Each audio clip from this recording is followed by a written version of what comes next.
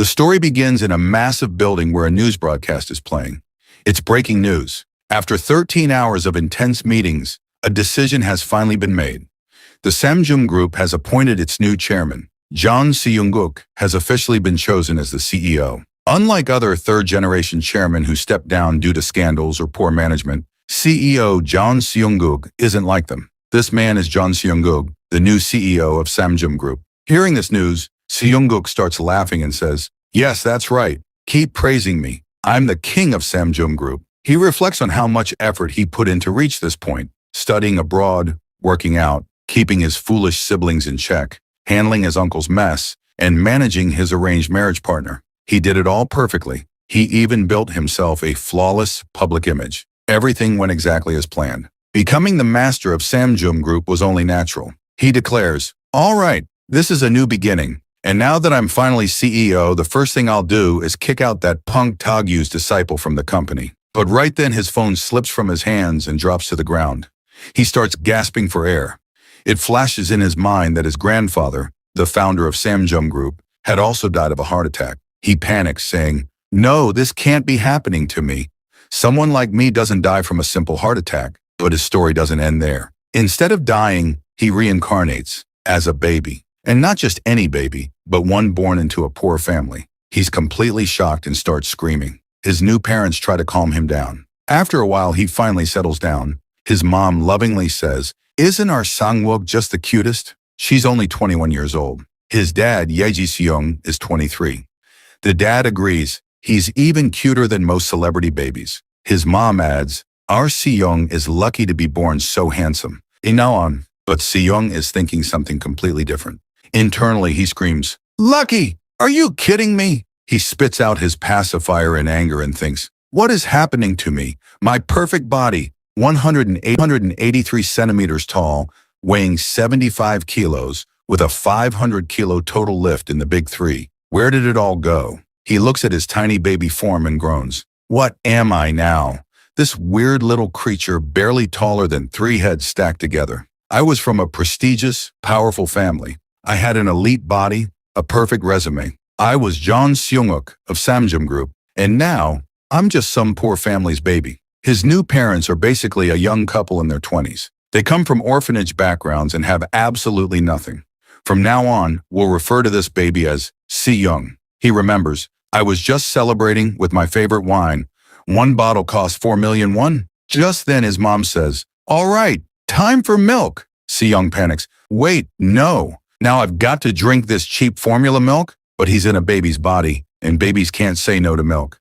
He starts crying as he drinks. His dad kisses him on the cheeks, and Seung thinks, men shouldn't show this much affection. Dying on the best day of my life, turning into a baby. Everything just feels miserable. But honestly, the hardest thing is dealing with these two. They're so clingy, so lovey-dovey. It's unbearable. Yet there's something about being cared for like this. Something I've never felt before. We see a flashback of his original parents. They never gave him proper attention. They'd always say, "Handle your responsibilities yourself. Take care of your younger siblings." Basically, he never had real parents growing up. Back to the present, he says, "Now's not the time to get sentimental." His dad asks, "Are you getting sleepy after eating?" Seung thinks, "Wait, oh right, I'm a baby now." He internally complains, "How can I possibly sleep right now?" But in a baby's body, you can't fight sleep. His dad whispers, "Looks like he's falling asleep," and Seung decides, "Fine, I'll sleep for now. I'll deal with all of this tomorrow." He drifts off and his dad says, "Good. While he's sleeping, you should rest too." Seung's mom replies, "No, we should work together. You still have to leave for your job soon." He says, "Just relax. Watch some TV." He turns on the TV and the news is still on. This time it's reporting a scandal. Samjum Group's chairman, John Josh, is accused of accepting bribes. The chairman himself has come forward to answer the press. As soon as Seung hears the company's name, he suddenly wakes up and sits straight. His mom gasps, "Honey, did you see that? Our Seung sat up all on his own." But Seung is panicking inside. "This can't be. That's my grandfather, but he's supposed to be dead. This boy, he's been reborn in the past, but into someone else's family." The news continues. Seung sits close to the TV, watching carefully. He clearly remembers this moment. When he was 10 years old, his grandfather was caught giving bribes. The people who feared their power took advantage of the situation. They started calling their company a shady corporation that runs on bribes. What nonsense, he thinks. Money is power. And connections, they're superpowers. Thinking you can become rich just by saving money? That's a poor man's dream. His parents are overjoyed that their baby is starting to sit up on his own. But Seung recalls clearly, before the prosecution, his grandfather told him to crash into his wheelchair. It was all staged to gain public sympathy. But for Seung, that moment had felt like a brand new beginning. That was the day I proved to the entire world that I was the true successor of Jeon Seung. After my grandfather and my father, it was my turn. But at that moment, the one pushing my grandfather's wheelchair was my younger brother, Jeon Taegu. I thought to myself, that foolish, greedy little brother. He went abroad to study, but only managed to become an addict. He spent his whole life trying to take my place. The real issue wasn't that I had turned into a child, or even that I had traveled back to the past. It was that my fate, my position, my everything had been ripped away from me. Tears began to fall from my eyes. Later that night, my mom brought me some apple juice, but I knocked it away in anger and turned back to the TV. A moment later, my dad walked in and said, "Honey, I'm home. My boss gave me all the leftover meat from work. He works as a chef at a nearby restaurant." He smiled and said, "I'll whip up something delicious." But my mom stopped him and pointed at me, saying, "Our son's still watching TV." She added, "He only watches the news. If we change the channel, he starts crying." My dad said, "Leave it to me. Daddy's home, cutie. How about you stop watching TV and play with Daddy instead?" But I grabbed his finger tightly and thought, "Turn the TV back on." My poor dad looked a bit downhearted. In my head, I was thinking, I don't have time for distractions. I need as much information as possible about my grandfather, Samjum Group, and how to get back to my original body. But right then, my mom turned off the TV. She said, "That's enough. You haven't eaten anything all day. It's time for food and rest." I started crying, thinking, "Let me go. Do you even realize how hard I worked to secure my place as Samjum Group's successor? Am I really going to lose everything to Taegu? I need to get my position back." My mom started patting me gently and said, "Be a good boy, Seongu. Get some rest now. I'll let you watch TV again tomorrow." I thought to myself, maybe I really am starting to lose my mind because I'm a baby. My emotions are everywhere, and my thoughts are getting blurry. Every time this woman pats my back, I just fall asleep, without even noticing. And with that, I fell asleep. My dad came in and said, "He's finally asleep. Has he been like this all day? That must have been hard on you." My mom replied, "I'm worried about Seong. He's almost 1 year old now, but he hasn't called us mom or dad even once. All he does is watch the news. I don't know much about parenting, and it scares me. What if I'm raising him the wrong way?" My dad gently said, "Sweetheart, even if we don't know much, our love for him is real. That's what matters. Don't worry, our son will grow up just fine. We just need to have faith in Seong." A few days passed. We see Seong looking completely drained. "I'm done," he muttered.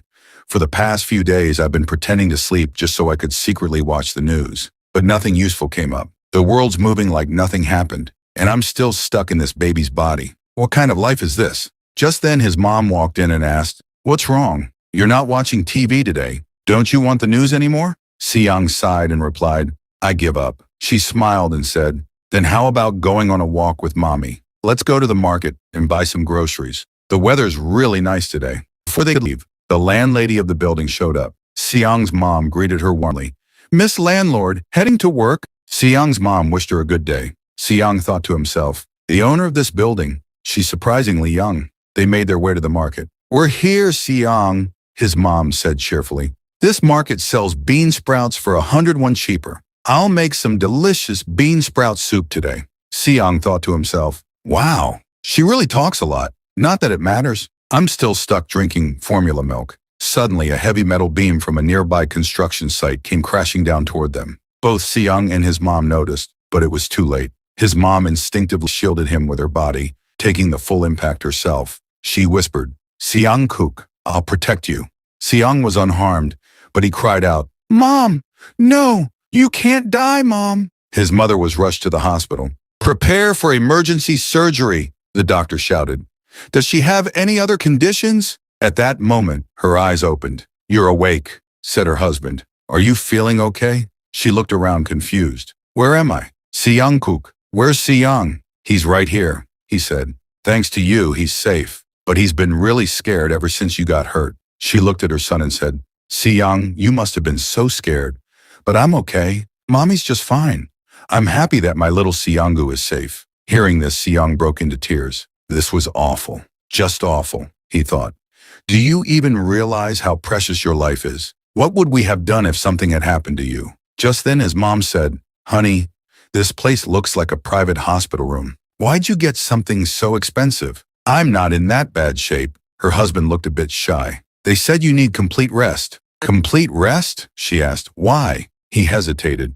And then we see the label on the hospital bed. It reads, Strict bed for pregnant mothers. That's right. Seong's going to have a little brother or sister. They all shared a beautiful, happy moment together. Then a nurse entered the room and said, Excuse me, visiting hours are almost over. Seong's dad replied, Yes, I was just about to leave. He turned to his wife and added, Make the most of this time and rest. I'll be back tomorrow. She smiled and said, Take care of yourself, and Seong too. He picked up Seong, and the two of them headed home. On the way, he said, All right, Seong, time to head back. The bus stops near our place, but it's not that far. We can walk. We see his worn-out shoes. This man works so hard. Seong thought, So now we don't even have money for the bus? Can't even afford the fare? This family's really struggling. But then he looked again. A father who works tirelessly to support his family. A mother who would risk her life to protect her child. And finally, Seong softly called him,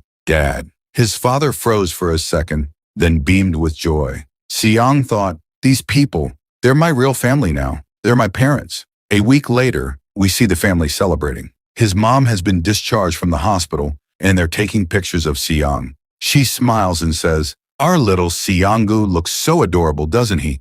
Yeah, his dad replies. He's even cuter than celebrity babies. They both look at him, filled with love. How is he this cute and perfect? But Seong, watching all of this, was angry inside. He thought, Is this really the time to celebrate? You struggled so hard just to pay the hospital bills, even saved on bus fare. When every penny counts, you should have ignored things like a first birthday celebration. The old me would have yelled at them for wasting money like this. But now I get it. This is love. The kind of love you can't buy with money. The kind of love where someone's willing to risk their life for someone else. Thinking that, Seong finally joined in and started enjoying the moment.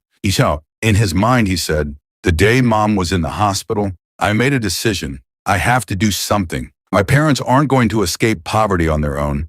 They have no idea how to invest or plan financially.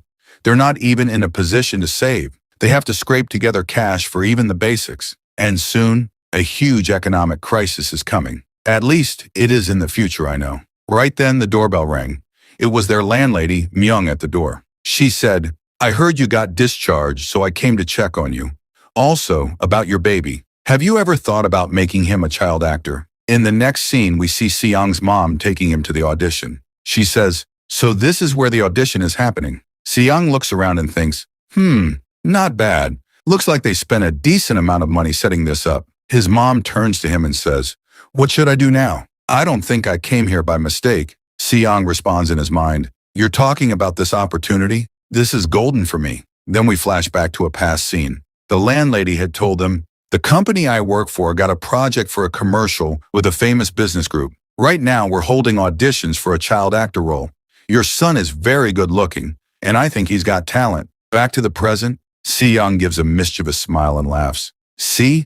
People who are meant for success, they just can't help but succeed. This is my chance to make money. Then we get another glimpse of his past. He says, I grew up surrounded by cameras, makeup, lighting, framing. These were basic skills for me. People always compared me to actors, said I'd make a great one. An audition like this? I'll crush it. I'll win the prize, the money, all of it. He laughs to himself, full of confidence. Then he adds, I'll invest the money I make. Suddenly, another woman yells at Seong's mom, What are you doing? Why aren't you going inside? His mom replies politely, Why don't you go in first? Now they're in the elevator. Seong glares at the rich woman and her child.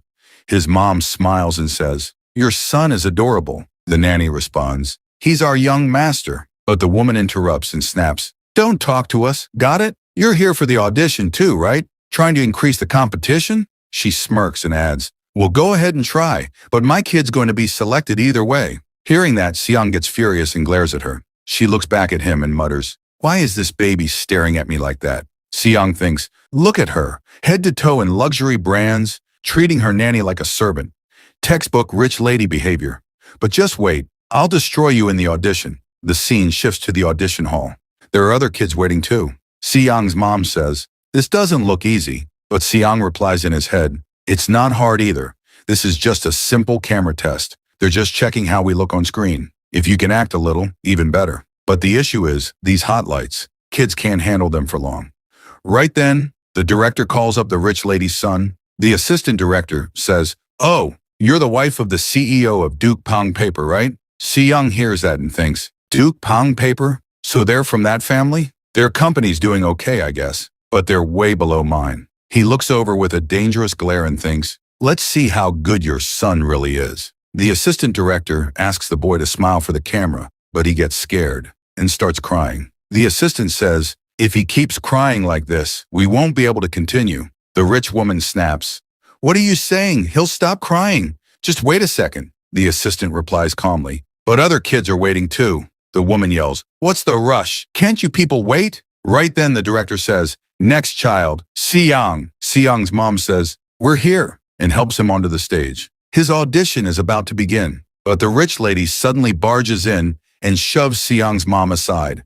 Move, I want to see this, she says. Seong, now fired up, thinks, yeah, you should watch carefully. I'll show you exactly how I get selected. He starts acting, and the director is immediately impressed. Get my camera, quick, bring my camera, the director shouts. Seong, look here, look this way. They begin snapping side-angle shots and giving him pose directions. Cute pose. Yeah, just like that. Amazing. This kid, he's a genius. We have to take him, he adds. Seong's mom watches in awe, thinking, our Seongguk, he really is a genius. The director comes over and says, I'm Director Kwaku. Your son is incredible. We'd like to sign a contract right away. Do you have any conditions? Seong's mom is still in shock. She says, Director, is my Seongguk really talented? All of this, it's so new to me. The director says, sorry, I guess I just got a little too excited. Of course Seong has talent. He wasn't just naturally confident in front of the camera, he was actually paying attention to everything I was saying. Like he really understood it all. And in fact, Seong was understanding everything. The director continues, I'm genuinely excited to work with him. But right then, the rich woman snaps, what the hell is going on here? The final audition hasn't even happened yet, and you all are acting like the winner's already been decided. That's not fair. I refuse to accept anyone else as the winner except for Jae. Then we see the final list of candidates. Seong and the rich lady's son, Jae, are both selected. One of the staff members asks them to wait. The woman's still visibly irritated. Seong's mom says, our Seong made it to the finals, and there are so many adorable and talented kids here. But even then, Seong stood out the most. Am I actually getting nervous? Jahee's nanny comments, is something wrong? Seong's mom replies, I just need to use the restroom. The nanny says, give me the baby. Go quickly. Seong's mom leaves. The nanny looks at Seong and says, the more I look at him, he really does seem like a happy kid. Hearing that, the rich woman explodes. Are you serious? I'm already furious that they're even comparing Jahe to this kid. Do you want to lose your job? If you like him so much, why don't you go raise him yourself? The nanny immediately apologizes. Seong hears all this, and he's fuming. He thinks, look at the way she talks. I really wish I could slap her. That would be so satisfying. Right then, the assistant director walks over and asks, is Seong's guardian here? The rich woman, pretending to help, says, nope, she's not here yet. You can speak freely. Seong starts getting suspicious. Suddenly, the woman yells at the assistant director, seriously? Are we really going to go with that kid? Jahe was already decided as the winner, wasn't he? The assistant director replies, yes, ma'am, that's true. Seong hears that and realizes, something's off here. Actually, everything is off. This whole thing's rigged. The winner was already chosen before the auditions even began. The rest of the kids were just being used as props to make their real winner look better. It was all planned. The assistant director says, ma'am, please calm down. If the director finds out, it could cause problems. The woman scoffs. The director? He doesn't know who our family is. The people above already made the decision. What's he going to do? The assistant replies, They've won a lot of international awards. Even the higher-ups can't touch the director right now.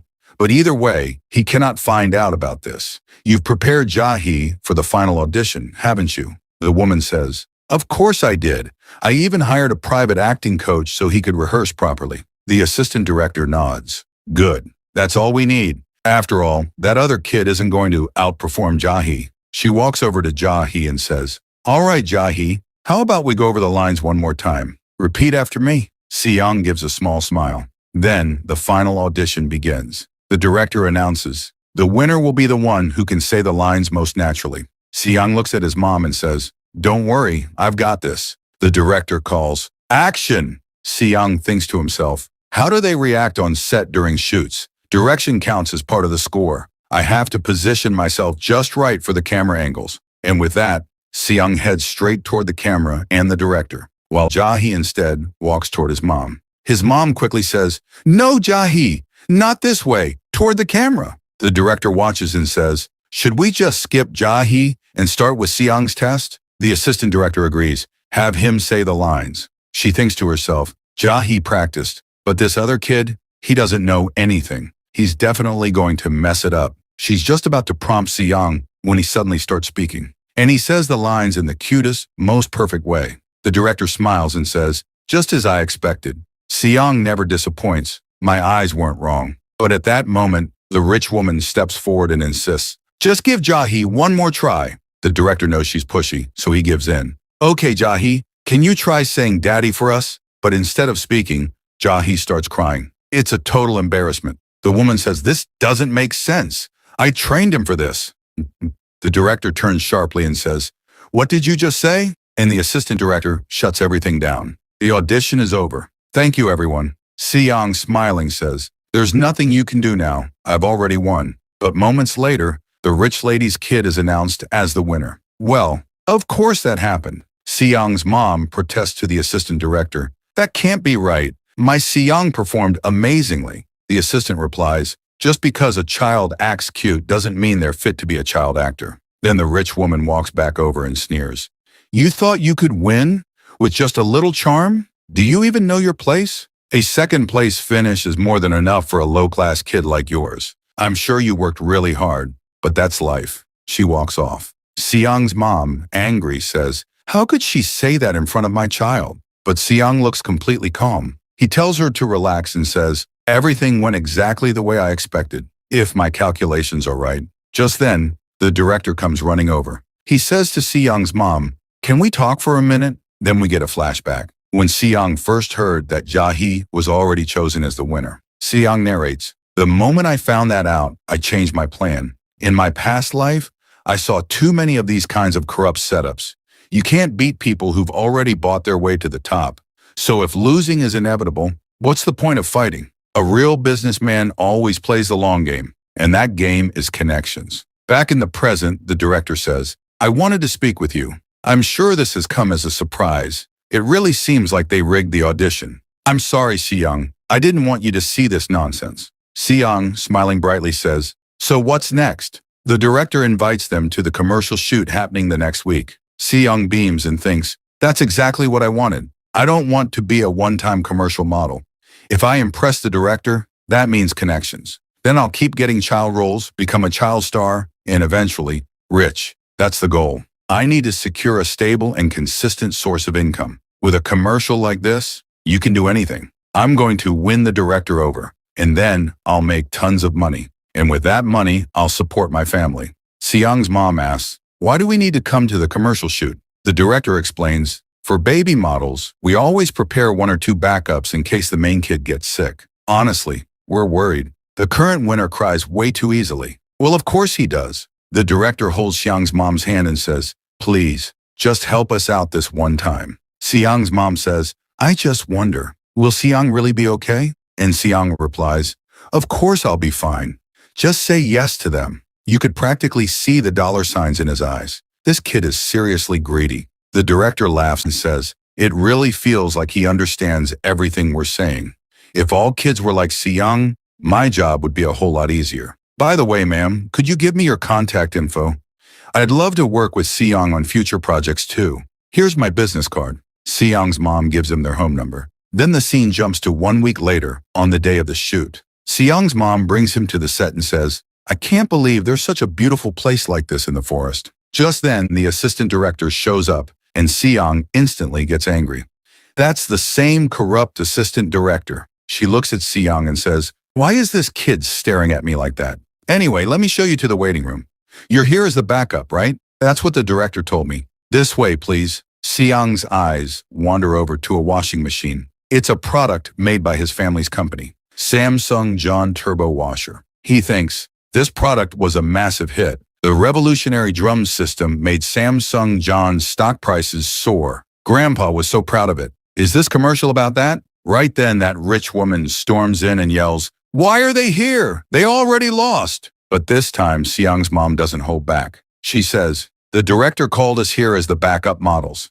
And please don't use that kind of language in front of the children." The woman snaps, "Why do we even need backup models?" The assistant explains, "In case Jae suddenly gets sick, we'll need a backup ready." The woman fires back, "Jae doesn't need any of that. What's so hard about this commercial anyway? He's in perfect condition." "Yeah, well, he sure doesn't look like it." She mutters, "Anyway, you people are useless. Just go sit quietly in the corner." Then a woman walks in. It's the lead actress, Senmi. She says, "Are these the kids I'll be filming with today?" The assistant replies, "Yes, you're right.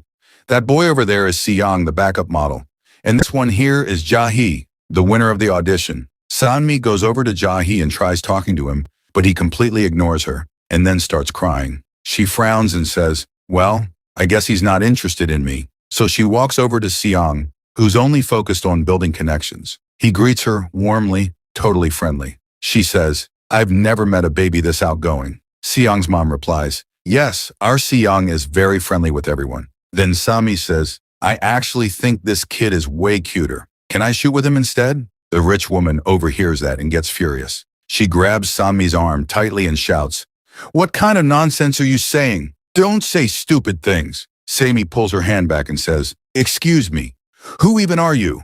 And do you even realize what you're doing?" Before the woman can say anything, a man places a hand on her shoulder. "I heard someone raising their voice. What's going on here?" Sanmi looks up and says, "Vice Chairman, what are you doing here?" The man says, "There's no way I'd miss the shoot for our new product." Seong sees him and is completely shocked. Because this man is his father, John Jong, Vice Chairman of the Samjeon Group. What kind of person is he really? Seong explains, "He's not like my grandfather John Yoshin, but he's a solid vice chairman. He handled the company well during crises, restructured everything, and wasn't afraid to invest in new areas. People see him as a smart business leader, a successful vice chairman of Samjeon. But as a person, as a husband and father, he was terrible." Seong says, "Seeing him brings back all the old memories." Then we see a flashback. Seong recalls, "My father had countless affairs. When I was 10, he introduced me to another woman. The woman said to him, 'So you're Seong Book. You're adorable. From now on, take care of me, okay?' Seong narrates, "She was just one of my father's many mistresses, and as soon as I saw her, I mentally erased her. That woman was none other than Sami." Back in the present, she says, "I'm shooting with some kids today, and I really like this one." Then Seong's father walks over and says hello to him, but a staff member interrupts. "Excuse me, sir. It's time to go." "Oh, wow, I'm running late. Sorry, I have to leave." Before going, the vice chairman tells the rich woman, "Please make sure everything goes smoothly during filming." She freezes, completely shaken. "Yes, sir. I'll do my best." After all, she's standing in front of the vice chairman of the Samjeon Group, someone leagues above her. Seong thinks, he always seemed like a flashy playboy who chased women. But in critical moments, there was a charisma in him that made him a true corporate leader. That was my father. The vice chairman pats Seong on the head and says, "Take care during the shoot," and leaves. Seong quietly says to himself, "Father, my new life is going to be completely different. I've found something I can finally call family, and I'll protect them. One day I'll build a company even bigger than Samjeon, and we will meet again." The assistant director announces, "All right, everyone, we're about to start filming.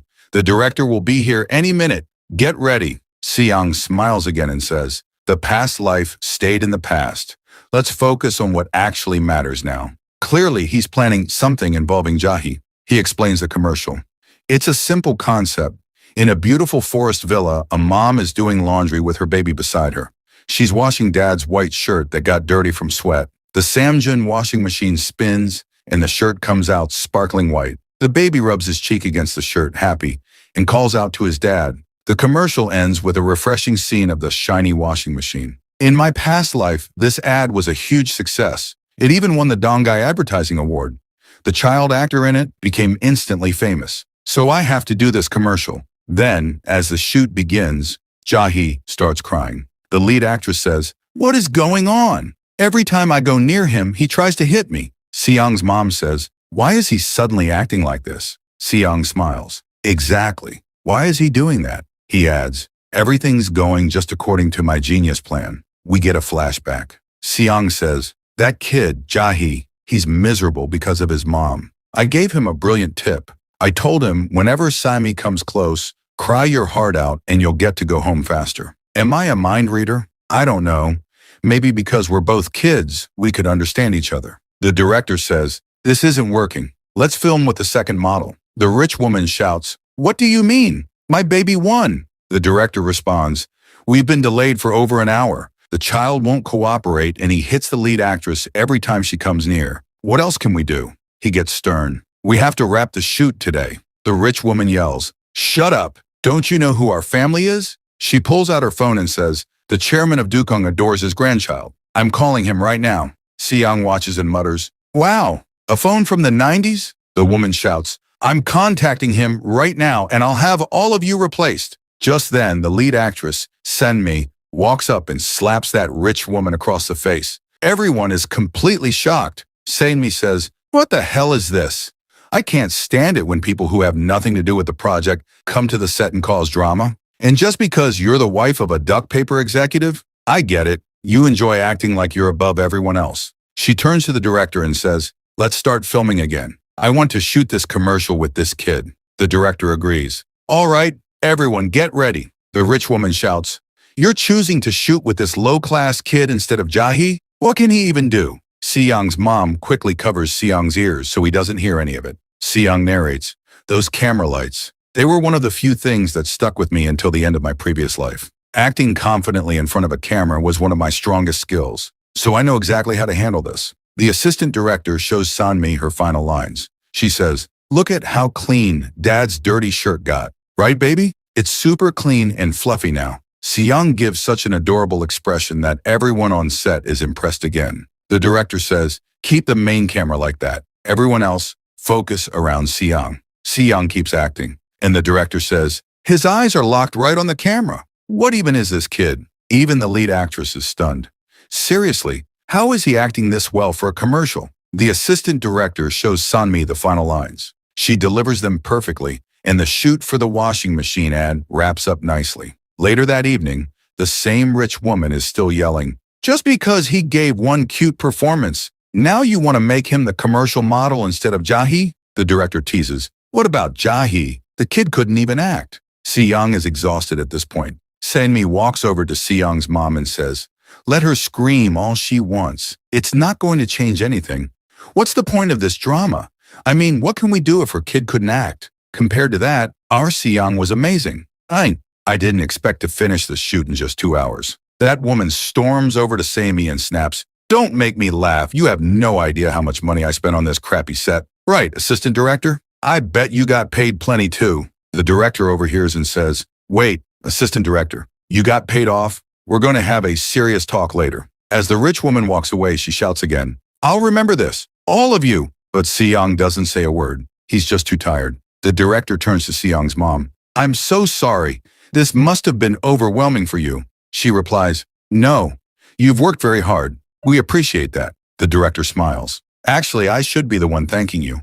I don't even want to imagine what would have happened if Seong hadn't been here today." Seong hears this and smiles proudly. The director continues, "That was our last shoot of the day. You're all free to go home now. The payment will be handled through the company, honestly and with full respect." Hearing that, Seong starts laughing, and his mom beams, "All right, time to head home. You must be exhausted." Senmi chimes in, "Would it be all right if I dropped you off in my van?" Seong's mom agrees. Cut to the van ride. Seong is fast asleep. Sanmi says, "He looks so adorable when he sleeps." His mom replies, he must be really tired. And thank you so much for giving us a ride in your nice car. But Sanmi says, no, I should be the one thanking Seong. That surprises Seong's mom. Sanmi explains, today Seong was an incredible lead actor. I should thank him. Because of him, I'll actually be able to get to my next job on time. His eyes were following the camera lights perfectly. He really understood the camera work and was syncing perfectly with my rhythm. It might just be coincidence, but he even matched the angle of my face. Then Seong, still half asleep, says, your right side looks better on camera. Sanmi laughs. See? He gets the flow of the camera.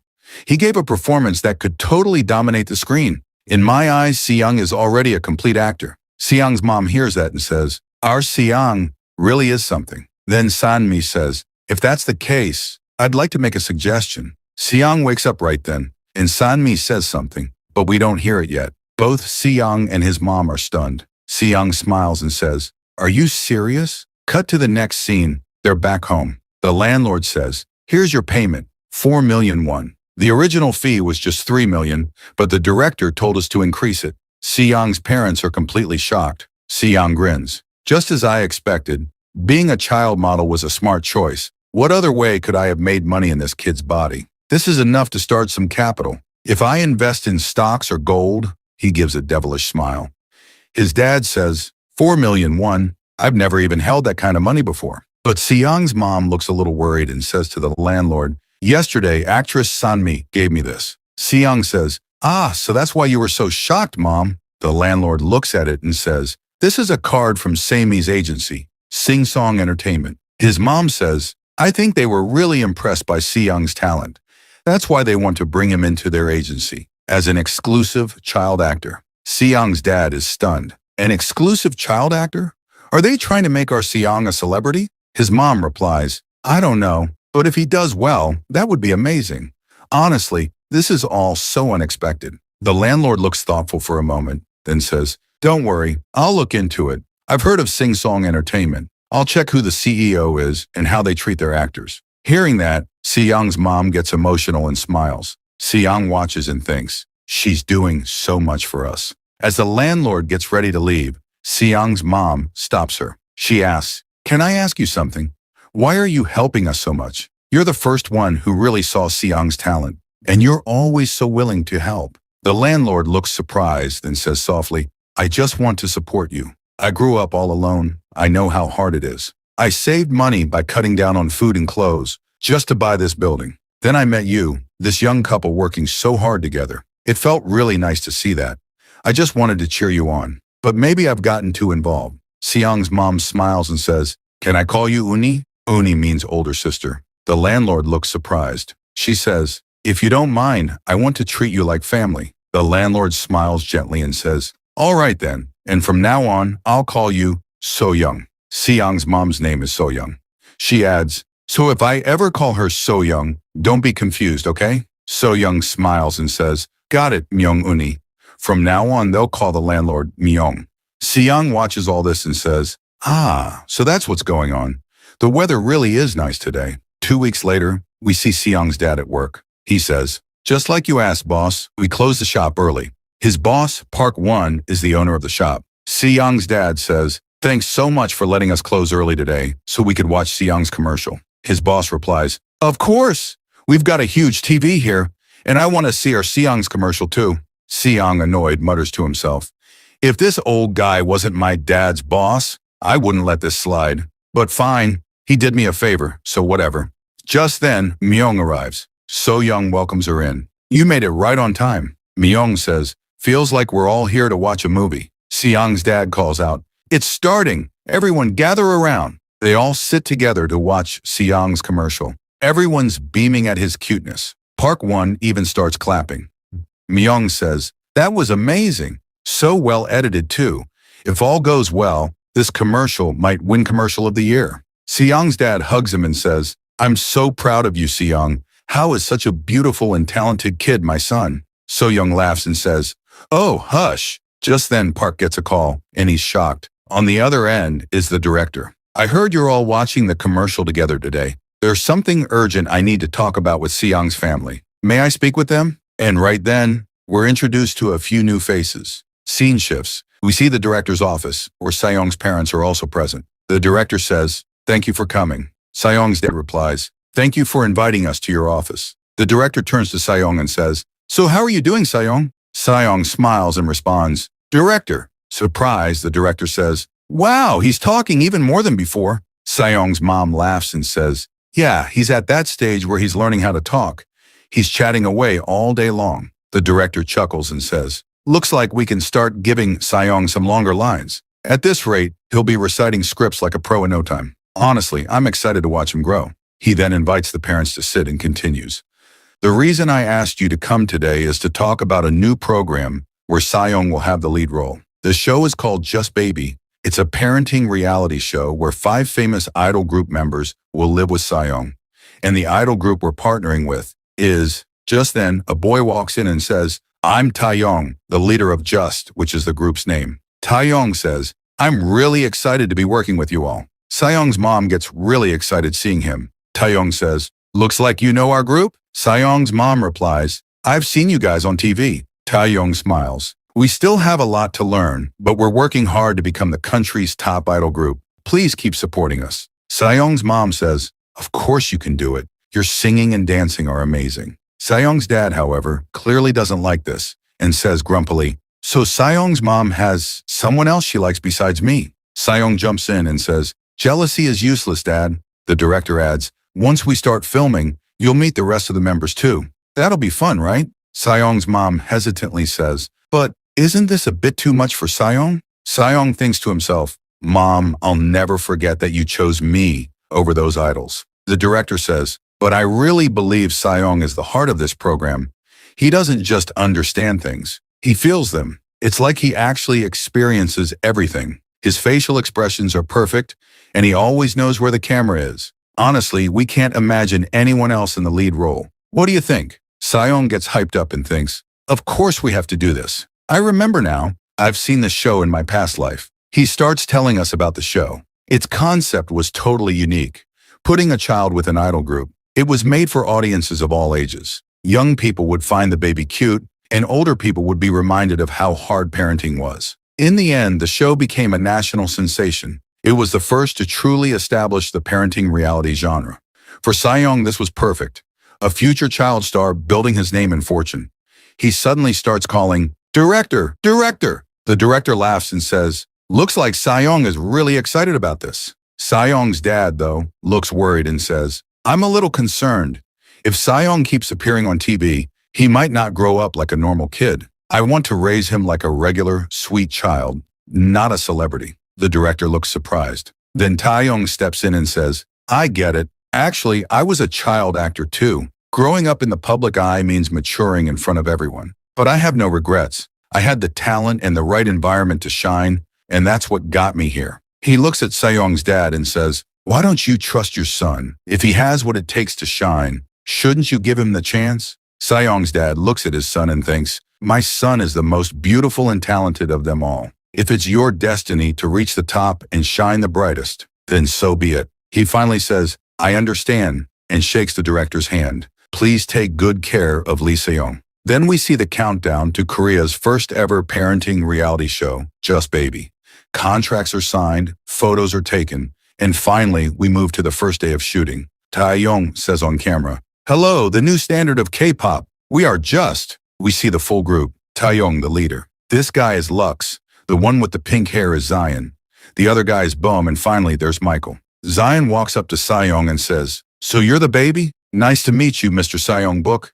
We're excited to work with you." Then he grabs Sayong's mom's hand and says, "Especially with you, ma'am. I heard you're a fan." Sayong's dad gets angry again. The director says, "From today, we'll be shooting in Just Dorm. We have high hopes for this show, so let's all do our best." Sayong thinks to himself, "These are the same people I met in my past life." We get a flashback.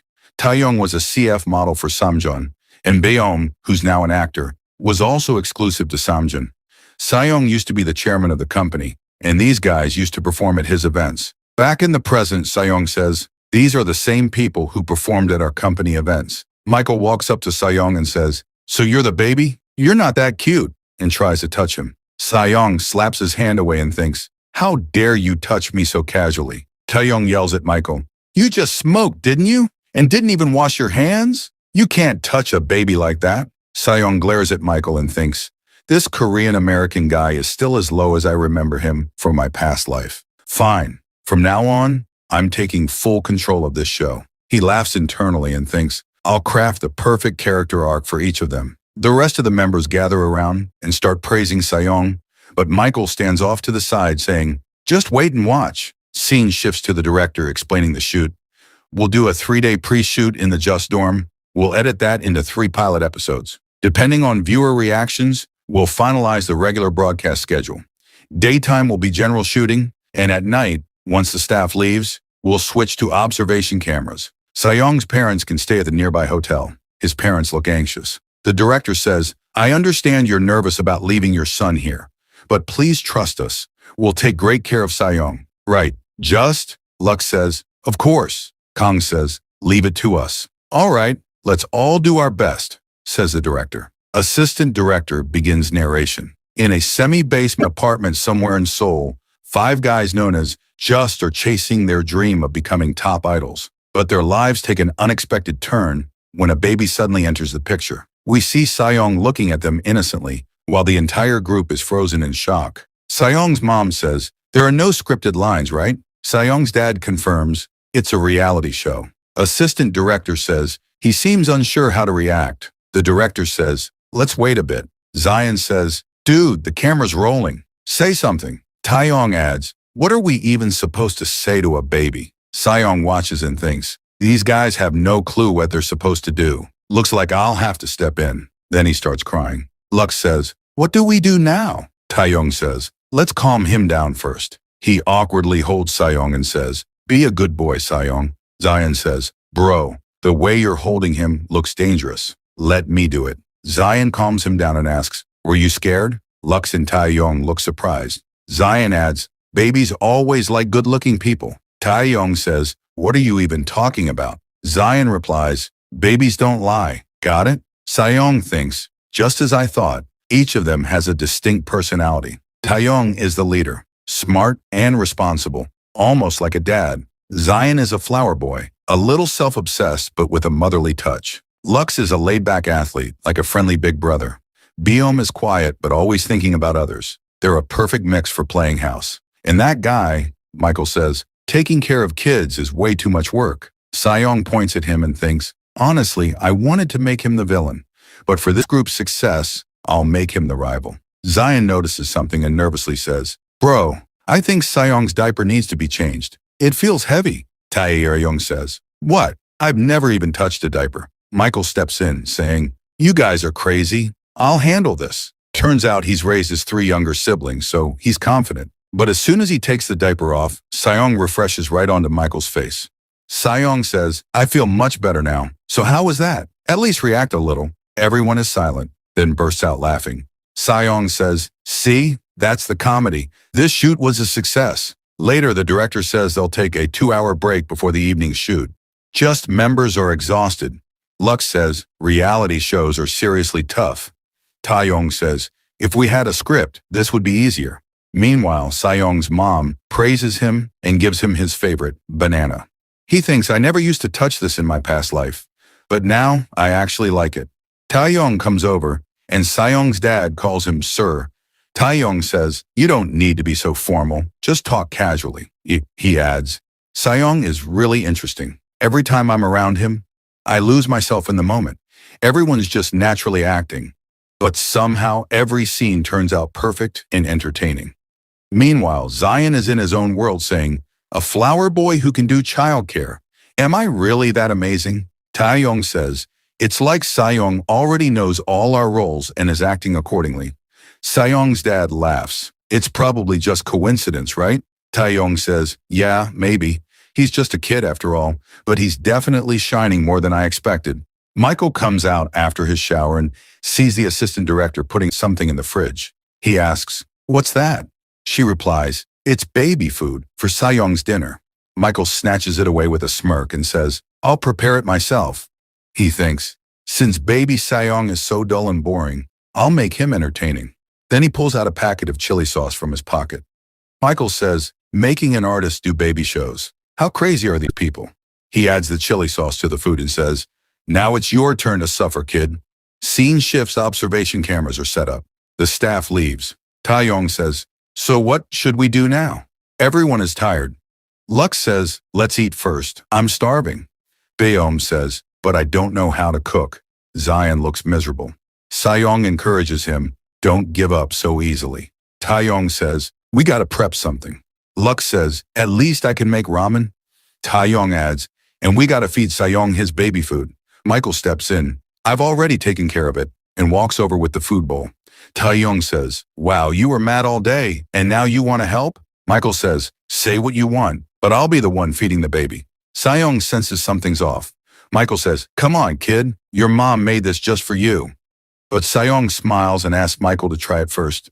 Taeyong laughs and says, "Sayong, are you asking Michael to taste it first? You're seriously too cute." Michael hesitates. Taeyong says, "What's the big deal? He's just asking you to try it. What's the problem?" Michael says, "Why should I eat baby food?" Taeyong rolls his eyes and says, "Fine, I'll take all of Sayong's love for myself," and goes to taste it.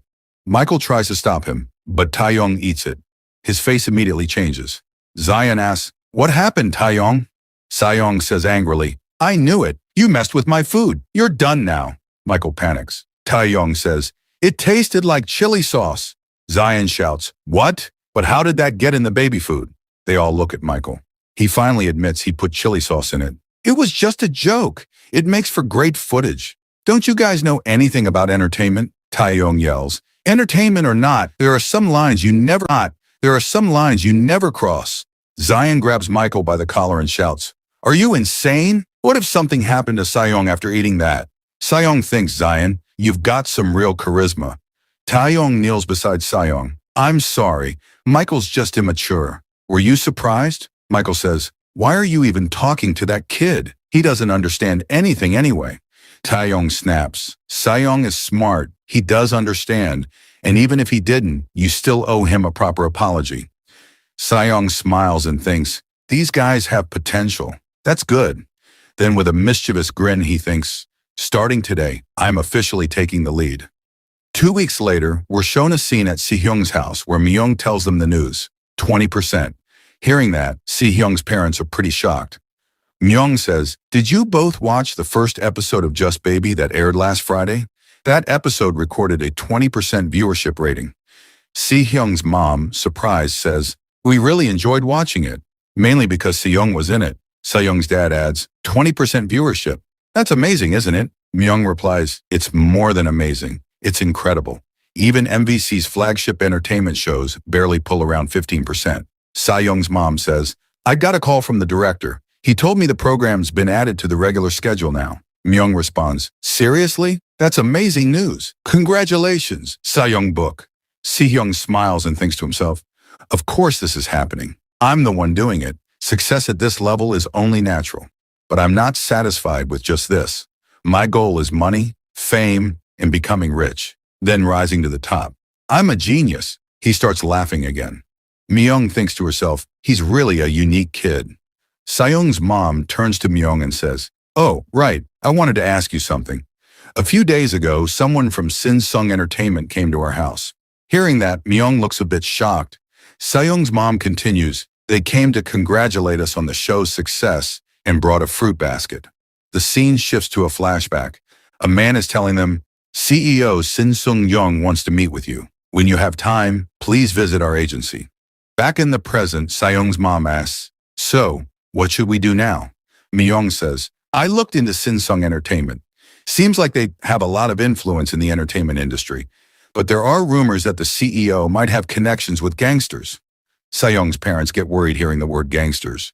Myung says, "Should we go? Refusing an invitation from Sin-sung's CEO could be hard. Let's just check it out. See what they want. I'll come with you. It'd be rude to decline without even hearing them out." Se-hyung thinks, Sin-sung Entertainment.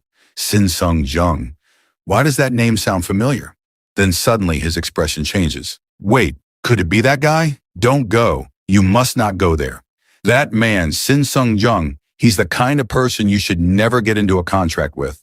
The scene shifts to the Sin-sung Entertainment office. CEO Sin-sung Young smiles and says, "Please come in. Make yourselves at home." Myung says, "Thank you for inviting us, CEO Sin Sung Young. But may I ask, why did you want to meet us?" Sin Sung Jung replies, "I wanted to discuss something for Sayoung's benefit." Hearing that, Si Hyung thinks angrily, "Our Sayoung? You don't even know me." He nearly kicks him out of frustration. Myung asks, "For his benefit?" Young says, "I'm talking about a contract, an exclusive contract. That means Sayoung would become a partner with Sin Sung Entertainment, Korea's #1 agency. It's a 10-year exclusive deal." Sayoung's mom looks shocked, and Si Hyung is silently thinking. Myung says, "An exclusive contract for 10 years?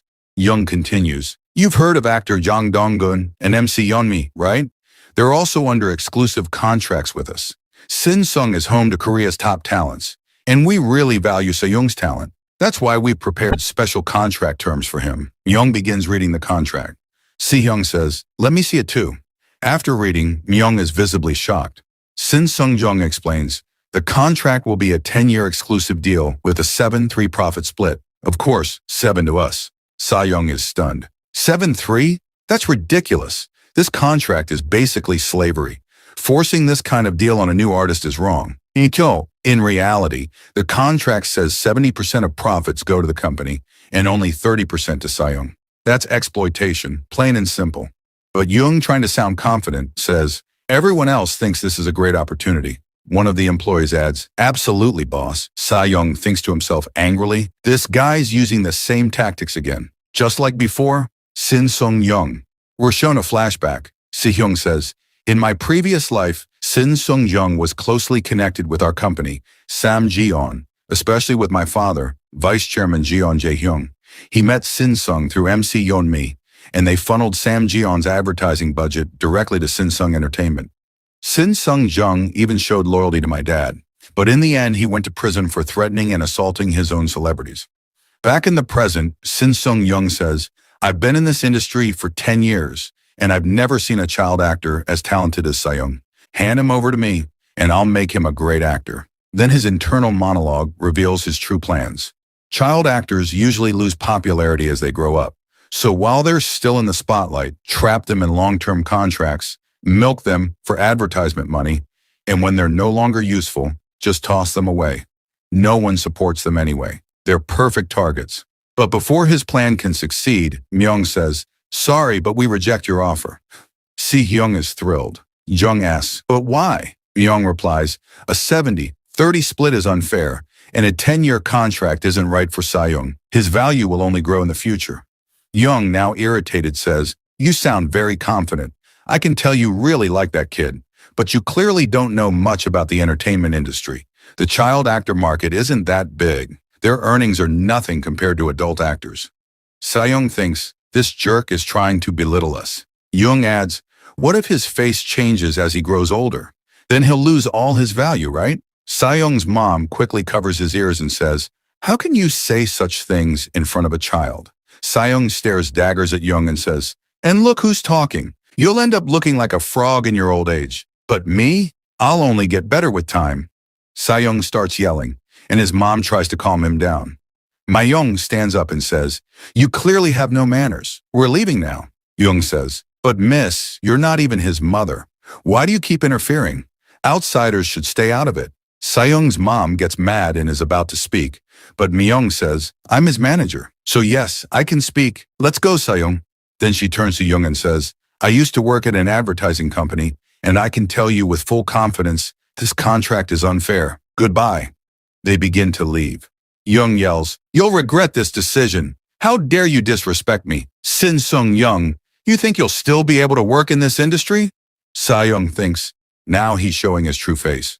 Myung replies calmly, "We'll see," and they walk out of the office. Outside, Myung mutters, "What a pathetic man, threatening a pregnant woman. Is he even human?" Sayoung thinks, "You said it." Myung turns to Sayoung and asks, "Are you okay? That must have been a lot to take in." Sayoung says, "Honestly, I think you had it tougher than I did." Myung smiles. People like that are everywhere in this industry, and there's no need to sign a contract with a company like that. Let's go. There should be a bus nearby. As they walk, Sayoung's mom calls out, "Ani, are you really going to be Sayoung's manager?" That surprises Myung. Sayoung thinks, that's not a bad idea. In business, you meet a lot of talented people, But trustworthy ones? Rare. And she's proven herself time and again. A person who's skilled and trustworthy? That's the real deal. Myung says, look, I'm not an expert in entertainment. But Sayoung smiles and grabs her hand. In his mind, he says, be my colleague, Manager Kim. Sayoung's mom says, Honey, I think Sayoung really likes you. And my husband and I, we don't know anything. Please help us secure Sayoung's future. Hearing that, Myung smiles softly. Because of you guys, I'm starting to dream again. I'll do my best as your manager. Sayoung's mom hugs her. Sayoung thinks, welcome, Manager Kim. Let's go make some serious money. Myung laughs. You will pay me, right? Sayoung says, of course, I'll give you everything, honey. Myung jokes, this doesn't feel right. Then we're shown a terrace where Sin Sung Jung stands. An employee approaches him and says, that woman claiming to be the manager, her name is Kim Myung. She used to work in advertising, and she's the landlady of the house where Sayoung's family lives. Young grins. Landlady, huh? What a weird little team. If they won't come under me, I'll show them just how harsh this industry really is. Call the reporters. The scene shifts. We see Taeyoung saying, stop! What are you doing, Michael? Michael's busy eating bananas with Sayoung. He says, I like bananas too, but you all only give them to Sayoung. Michael turns to Sayoung and says, hey, seriously, how much are you going to eat? Sayoung, annoyed, thinks, I'm eating more just so you can't have any. They start fighting over bananas, and the whole team bursts out laughing. Jaeyoung says, this is too much now, Michael. But the two boys keep arguing. Oh, Taeyoung says, all right already, just stop.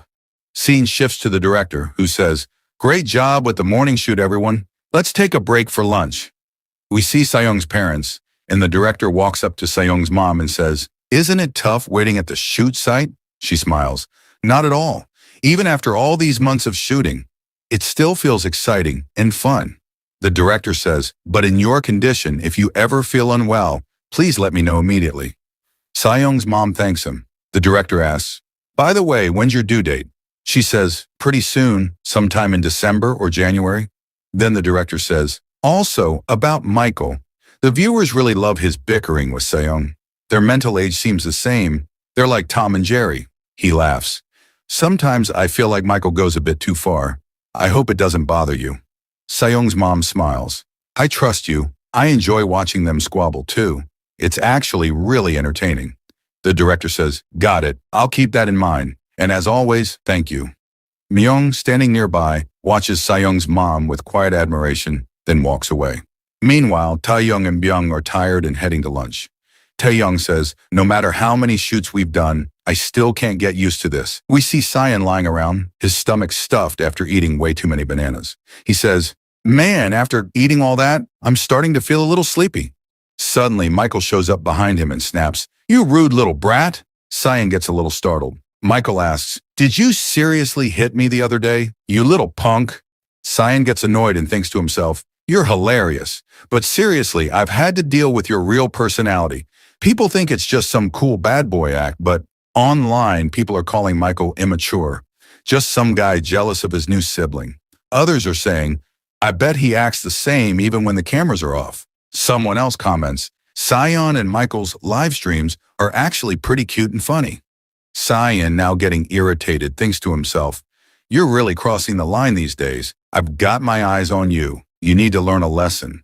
Michael laughs. What's with the anger, you crazy kid? Then he pulls Sayon's cheeks. Sayon starts tearing up and thinks, what the hell is wrong with you? Michael shrugs. Hey, quit crying. I didn't even pull that hard. Just then, Myung walks in. Seeing her, Michael instantly tenses up. Myung asks, did you just pull Sayon's cheeks? Michael stammers, no, it was nothing. He's just making a fuss over nothing. Myung replies calmly, Sayon doesn't get mad or cry for no reason. Sayon grins inwardly. Well done, my manager. Myung continues, I've noticed that during recent shoots, you've been picking on Sayon a lot. Please stop that. Michael flares up. Are you threatening me? And why are you so protective of that little brat anyway? Myung responds, a little brat, huh? You do realize it's because of Sayon that you even landed a bunch of commercial shoots, right? Michael gets embarrassed. Myung adds, so please try to act a bit more professional and stop laying hands on a child. I trust you understand now. She takes Sayon with her and walks off. Michael stands there fuming. I came to Korea to become a true artist, not a damn babysitter for some brat. Sang is ignoring me. The rest of the members just keep staring like I'm some villain. All because of that stupid chili sauce incident, he mutters. This whole show sucks. Is there any way I can sabotage this thing? I'd be successful without it anyway. Just then his phone rings. What? He snaps. I'm busy. Make it quick. But suddenly his eyes widen. Sin-sung Entertainment? On the other end might be none other than Sin-sung Young, who also has a grudge against Sion. The scene cuts to the massive MBC building. The director addresses everyone. Thanks for coming to today's special production meeting. Despite his busy schedule, Parong made it. And Sion's family, who's become like our own, thank you too. Before the meeting begins, the assistant hands out bonuses. Ming smiles, and of course Sion, being the little greedy guy, lights up too.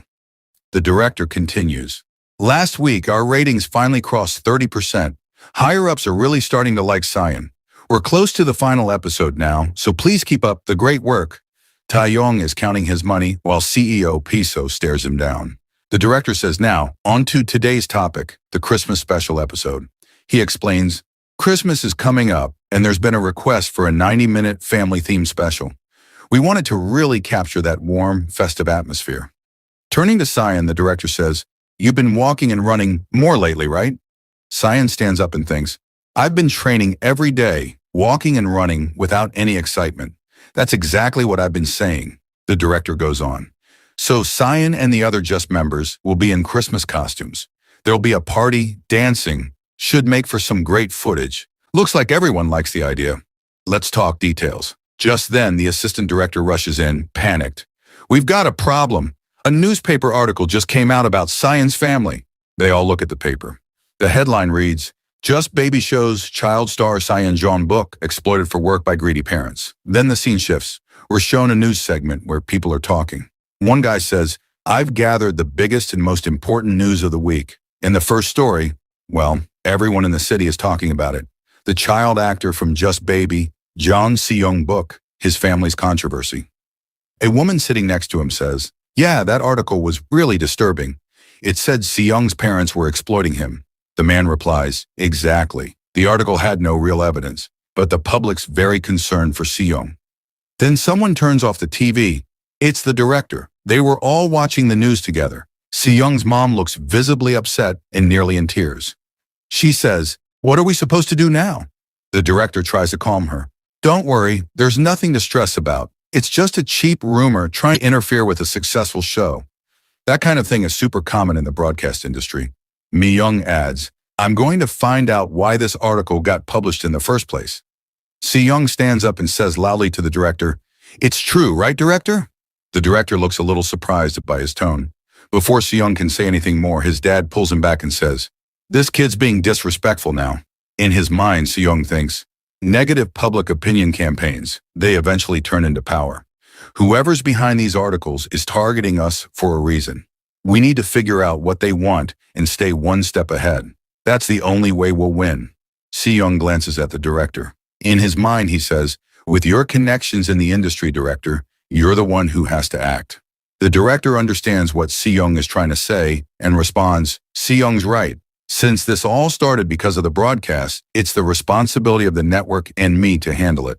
Seyoung nods. You made the right call. The director continues. There are probably reporters lurking outside right now. It might be a bit stressful, but I suggest staying home and even taking a break from coming to the set. Seyoung's mom looks shocked. But then, what about Seyoung? Mi-young steps in. I'll take care of him. Hearing this, Seyoung's mom feels relieved. The director smiles and says, That's good. I trust you, manager. Mi-young responds, Leave it to me. Oh, and director, I need to talk to you about something. The director adds, Don't worry too much. I'll try to resolve this issue quickly. It'll be okay. He steps outside the house where the assistant director is waiting. She asks, Director, did your conversation go well? The director replies, That article, it said that an insider claims Seyoung's parents show up at every filming site and interfere in everything. The assistant director stays silent. The director says, Feels like we've got a traitor among us. Is it you? You did something similar during auditions. The assistant director panics. No, I didn't do it.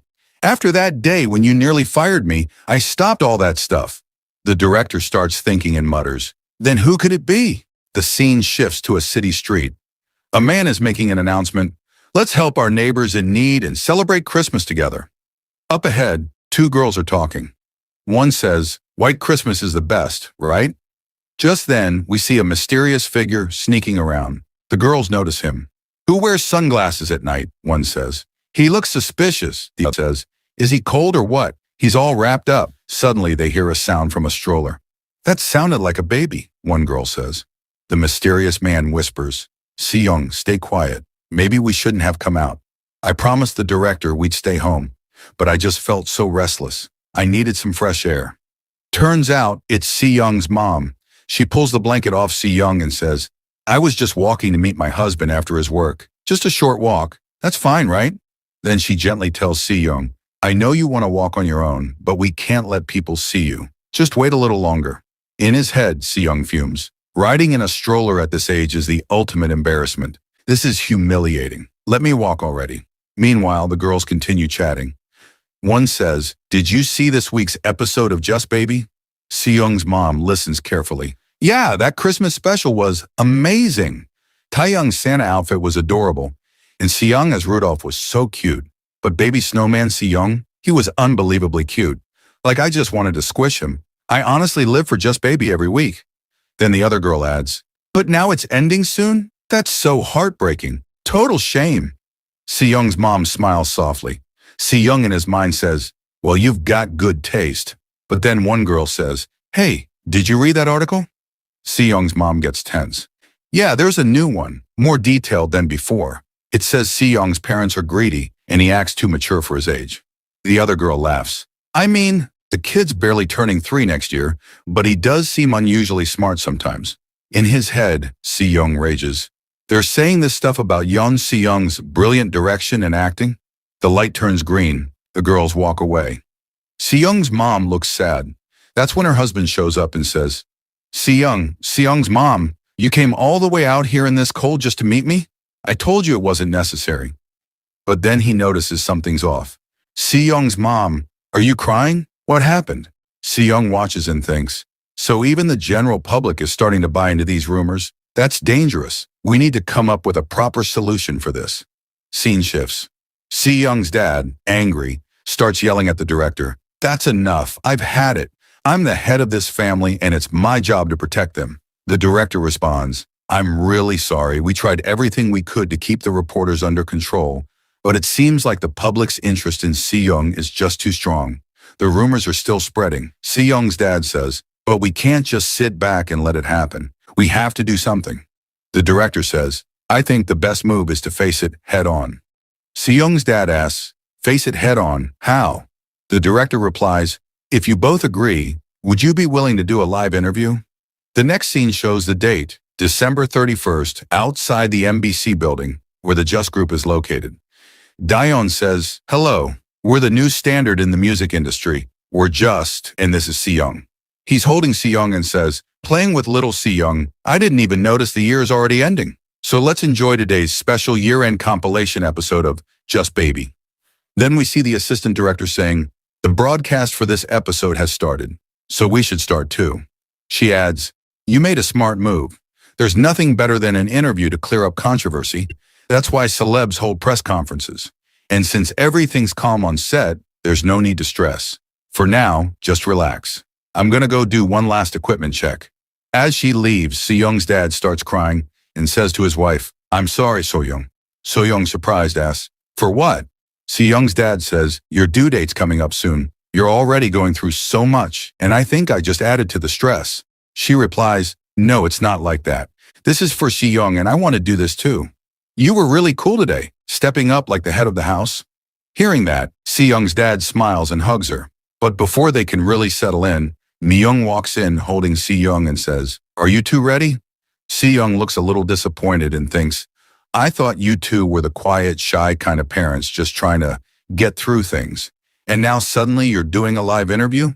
It's not bad, just why all of a sudden?" He's confused. His mom picks him up and says, "You look so handsome today, baby. Just trust mom and dad. We're going to make sure all those nasty rumors go away." Hearing that, Si-young gets emotional and asks, "Wait, Are you really doing all this for me? Then he hugs his mom tight. Myung and the assistant director watch, smiling. The assistant director thinks the director is at the gate, so she goes to open it and says, all preparations for the interview are done. But she sees something that shocks her. In the next scene, Daeyeon and the assistant director are rushing down the hall in a panic. Daeyeon asks, what are you saying? A live interview? She replies, well, we were going to calmly address all the rumors, but out of nowhere, all these reporters showed up. Someone leaked it. We've got a traitor in the team. She was shocked earlier because she'd seen the reporters. Daeyeon pushes through the crowd and makes his way to the director. All the reporters start recognizing him. That's the leader of Just. That's Daeyeon. Daeyeon says, this has to stop. Even I get nervous around this many reporters. But the director says, it's already started. I did everything I could to stop it. But now, there's no turning back. They're here, and they're not leaving. Cut to Seyoung's parents surrounded by the press. Reporters are shouting, look here, why are you doing this interview? Was that article true? Please respond. Soyoung looks anxious. Seyoung's dad raises his voice and says, please calm down. My wife's in her final stage of pregnancy. Lower your voices, turn off those camera flashes. I'll answer your questions if you speak calmly. But one reporter cuts him off, shouting, oh, really? Then tell us why you're making such a big scene. Seyoung's dad responds, you all know about the article that dragged our family's name through the mud. Then he continues, yes, it's true. My wife and I both grew up in an orphanage. We had nothing. And when we left that place, we had no one but each other. We worked day and night to build a life. We're proud that we've lived honestly. Now, earlier we knew Seyoung's dad is a chef at a restaurant. But now we also find out Seyoung's mom works too, attaching eyes to dolls. She gets paid almost nothing, like 10 per doll. Back to Seyoung's dad, he says, a neighbor was the one who discovered Seyoung's talent. That's how this journey began. And now, I just want to say from the bottom of my heart, we are not the kind of parents who'd make our child suffer for money. Please stop spreading lies that hurt our family. But that same loud reporter yells again, why should we believe you? How much money have you made from your son? Show us your bank account. We need proof. Okay, seriously, this reporter needs to chill. Seyoung, hearing all this, gets angry and climbs down from Young's lap. He says, enough! Stop bullying my mom and dad. In his mind, he's raging. Shut up, you jerks, that's what I want to say. But I can't yet. He's still just a little kid after all, so he can't pronounce everything right. But even then, the reporters are shaken seeing him like that. Kang gets emotional watching him and says something to the director. The director then says, we're ending the interview now. Daeyeon tells the assistant director to cut the live broadcast. Seyoung turns to his dad and asks, are you okay? His dad hugs him tight, emotional. Seyoung thinks, it's all right, Dad. You did your best. You're kind of cool, actually. Then he looks at his mom and asks, Mom, are you okay? But his mom looks like she's in pain and says nervously, Seyoung, honey, I think I'm going into labor. Both Seyoung and his dad panic. The next scene, they're in an ambulance. Seyoung's dad is holding his wife's hand, freaking out. Just a little longer, honey. We're almost at the hospital. Seyoung looks worried. His mom says, I'm okay, Seyoung. But in his mind, he's thinking, no, you're not. You look like you're in real pain. He's screaming inside. What am I supposed to do? I don't know anything about this stuff. Truth is, Seyoung has no experience with marriage or babies. Not in this life or any past life. But still, he thinks, there has to be something I can do. Please, Mom, hang in there. The scene shifts again. The director and assistant director are smiling and say, he's so cute. And we see Seyoung, now holding his new baby brother. Everyone around them is filled with joy. The assistant director says to Seyoung's mom, you went through so much pain. How are you feeling now? Seyoung's mom replies, I'm okay now. Then the assistant says, I used to think, could there ever be a baby as adorable as Seyoung? But Mingguk's right up there too. Maybe it's because their parents are just that beautiful. That's when we find out Seyoung's baby brother's name, Mingguk. The assistant director reaches out to touch Mingguk, but Seongguk quickly slaps her hand away, not letting her touch his little brother. In the sweetest tone, he says, no, you can't touch the baby, and thinks to himself, don't you know you shouldn't carelessly touch little kids? Go wash your hands first. The assistant director laughs. Look at Seongguk, already acting like a big brother. Seongguk, thinking to himself, says, why not? In my past life, all my siblings were useless. Then looking at Minguk, he smiles strangely and says, "But I'll raise you right." Then the doctor turns to Seongguk's dad and asks, "Can we film a video of Minguk and Seongguk?" After that broadcast, the public went absolutely crazy. All over the internet, everyone's talking about Seongguk's family. Some are asking about Seongguk's mom, others are angry at the reporters, and many are curious about Seongguk's siblings. The director says, the comment section's completely blown up. Seongguk's dad agrees to the video shoot, and the assistant director starts recording. Then the dad asks the director, "What happened after we left?" The director replies, "There's nothing you need to worry about anymore. Everything's been taken care of. We even caught the traitor." We're taken back to a scene from earlier. Byun and Taeyang have Michael cornered. Taeyang demands, "What is this, Michael?" Michael replies nervously, "That's my pager. Where did you get that?" A pager is basically a device that sends voice messages. Taeyang continues, "Strange things have been happening. Things only the staff or people on set would know are suddenly showing up in articles. Even interview questions that not even staff knew about. Reporters somehow found out." Michael looks panicked. "Still," he says, "So what? What did I do?" Taeyang says, "Well, your behavior's been pretty suspicious, like disappearing in the middle of a shoot. That's why I asked Lux to keep an eye on you. And thanks to that, we found out about your connection to CEO Samjeon-young." Turns out, Seongguk's manager had already been suspicious of Samjeon Entertainment's CEO. All those reporters who posted those nasty articles, they're all connected to Samjeon Entertainment. And Michael's pager had voicemail numbers that matched Samjeon's contact list. Taeyang and Jaeyoung both get furious. They say, "Getting involved with a creep like him just to mess with Seongguk's family? What the hell were you thinking, Michael?" Michael freezes under their glares. Taeyang says, "You and CEO Samjeon-young are both going to be held responsible for what you've done." The next day, the entire news cycle is dominated by just one story. Samjeon Entertainment bribed reporters to publish negative articles and bullied their own actors. CEO Samjeon-young is arrested. Reporters are shouting questions. "Mr. CEO, is it true you ordered the negative press? Why did you do it? What about the controversy involving threats to your own actors?" Samjeon-young yells, "I don't know anything about this. I said I don't know." Cut to Seongguk's dad, shocked as he hears all this. The director says, whatever issues Michael had, Taeyang's going to take full responsibility. He'll bring him to apologize and even offer to cover the hospital bills. Our team will contribute too. Then the director adds angrily, "If you feel like taking further action, just let us know anytime. Honestly, I should have punched Michael myself." But Seongguk's dad says, "It's all right. Thanks to all this, you gave us a really nice private room. Our whole family is together, and Seongguk's recovering well. We don't need anything else, as long as the bad rumors go away." The director smiles. "Got it. Don't worry. After the interview, everything got back on track." Meanwhile, those same girls from earlier say, "Looks like people misunderstood Seongguk's family. They were just tricked by bad people. I feel so ashamed." Now we see tons of support pouring in for Seongguk's family. The director says, "The manager and I will take care of cleaning everything up." He means they're going after the reporters who went too far. Then the director adds, "We're also thinking of taking a 2-month break.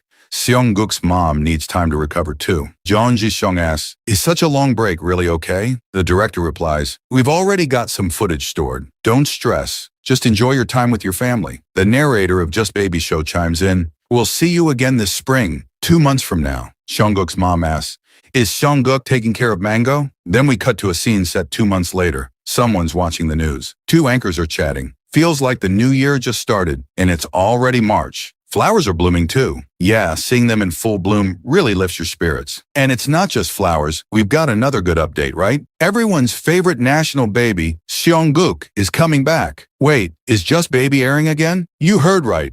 A broadcast update is coming soon. At that moment, a girl steps out of the shower and asks, "Honey, what are you watching?" The girl is Seyeonmi, and the man is Seongguk's father from his past life. Seyeonmi notices the screen and says, "That's Seongguk on TV." The chairman says, "You know this kid?" Seyeonmi replies, "Did you forget so soon? You even met him on that commercial shoot." The chairman nods. "Oh, right. I was just watching TV, and for some reason, couldn't take my eyes off this kid. There's something different about him. He's interesting." Seyeonmi sits on his lap and says, "Well, that's because he's a genius." "A genius?" he asks. "Yeah, Seongguk has all the qualities of a great actor. He's the kind of kid who can become anything in the future." The chairman says, "That good? Isn't he just another cute child actor?"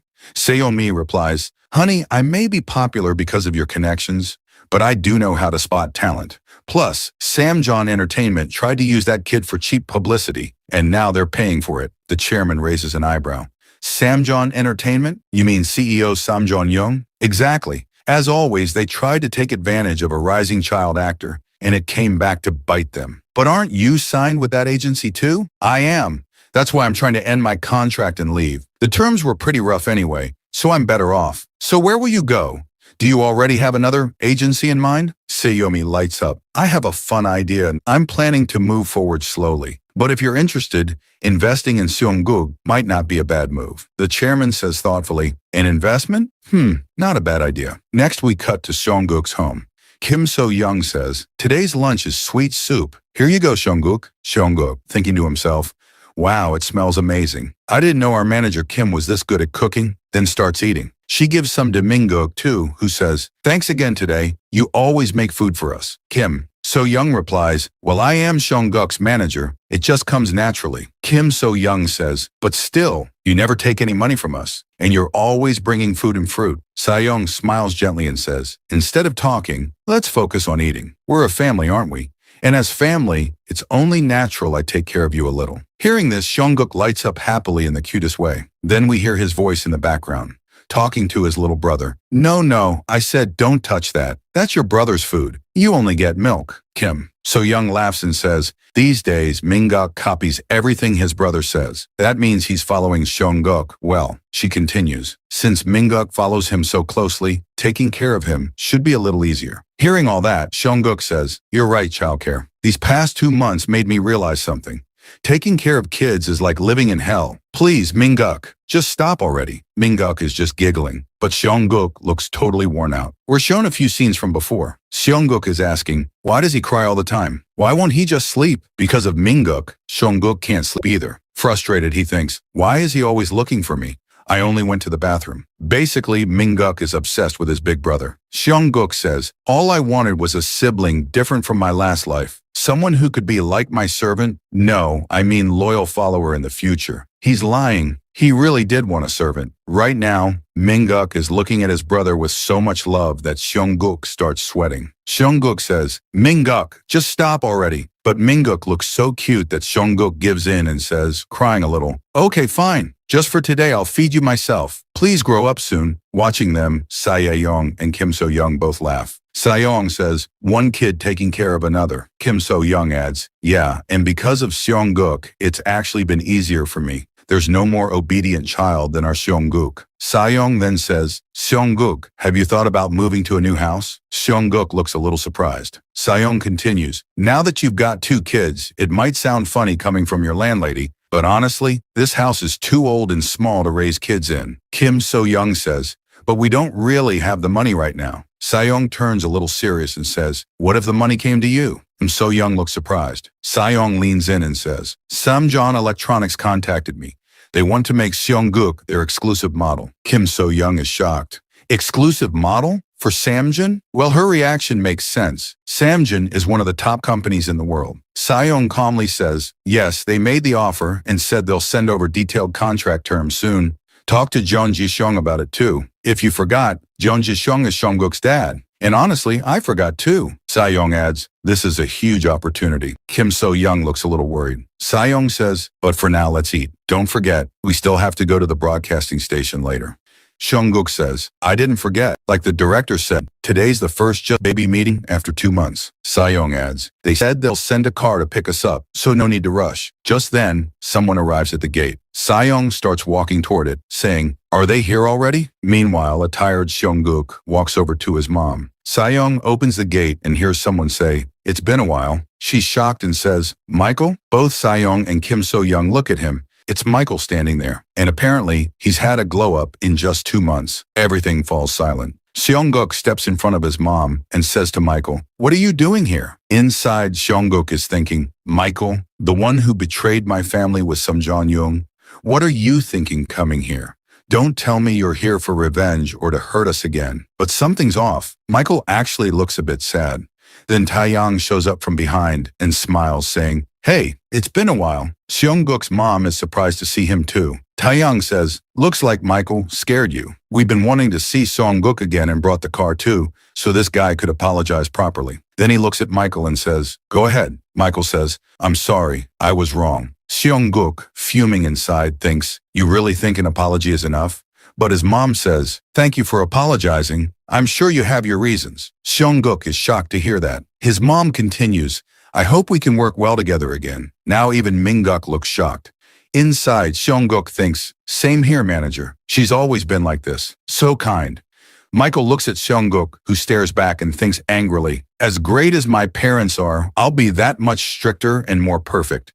There won't be a next time. Got it, idiot?" Just then, Taeyang says, "All right, let's get going." Everyone's waiting for Seong-guk's family. Next scene, the director comes running towards Seong-guk, and Seong-guk runs toward him too. They hug each other tightly. The director says, "Is it because it's been a while? You've always been a little distant, but today you're being so sweet. It makes me happy, Seong-guk." Seong-guk smiles and thinks, "Director, I realized something. I was made to work. I'll live for work and I'll die for work." But the real reason? He's just totally exhausted from childcare and is dying to get back to work.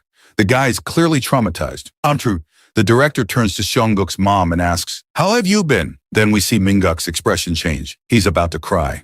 The director walks over and says, "Min-guk's gotten even cuter these last 2 months." And right then, Min-guk starts crying. He wants to be with his brother. Surprised, the director asks, "Why is he crying all of a sudden?" Seong-guk's mom smiles and says, "Min-guk always tries to stay close to his brother. He's crying because he can't see him right now." In the background, Seong-guk pleads, "Director, please save me. Start the shoot already." The director realizes why Seong-guk was being so affectionate earlier. Then he turns to Myung and says, "It's been a while, manager. Over the past 2 months, there have been a few small changes. Now that everyone's here, let's get started." He adds, "We still have about 20 episodes left until the final one. If everything goes according to plan, the last broadcast will be in September." Seong-guk's mom looks a little surprised, and Myung listens carefully. The director says, "For the first broadcast of the year, I'm thinking of starting with a cherry blossom picnic." Next we see Taeyang and Jaeyoung.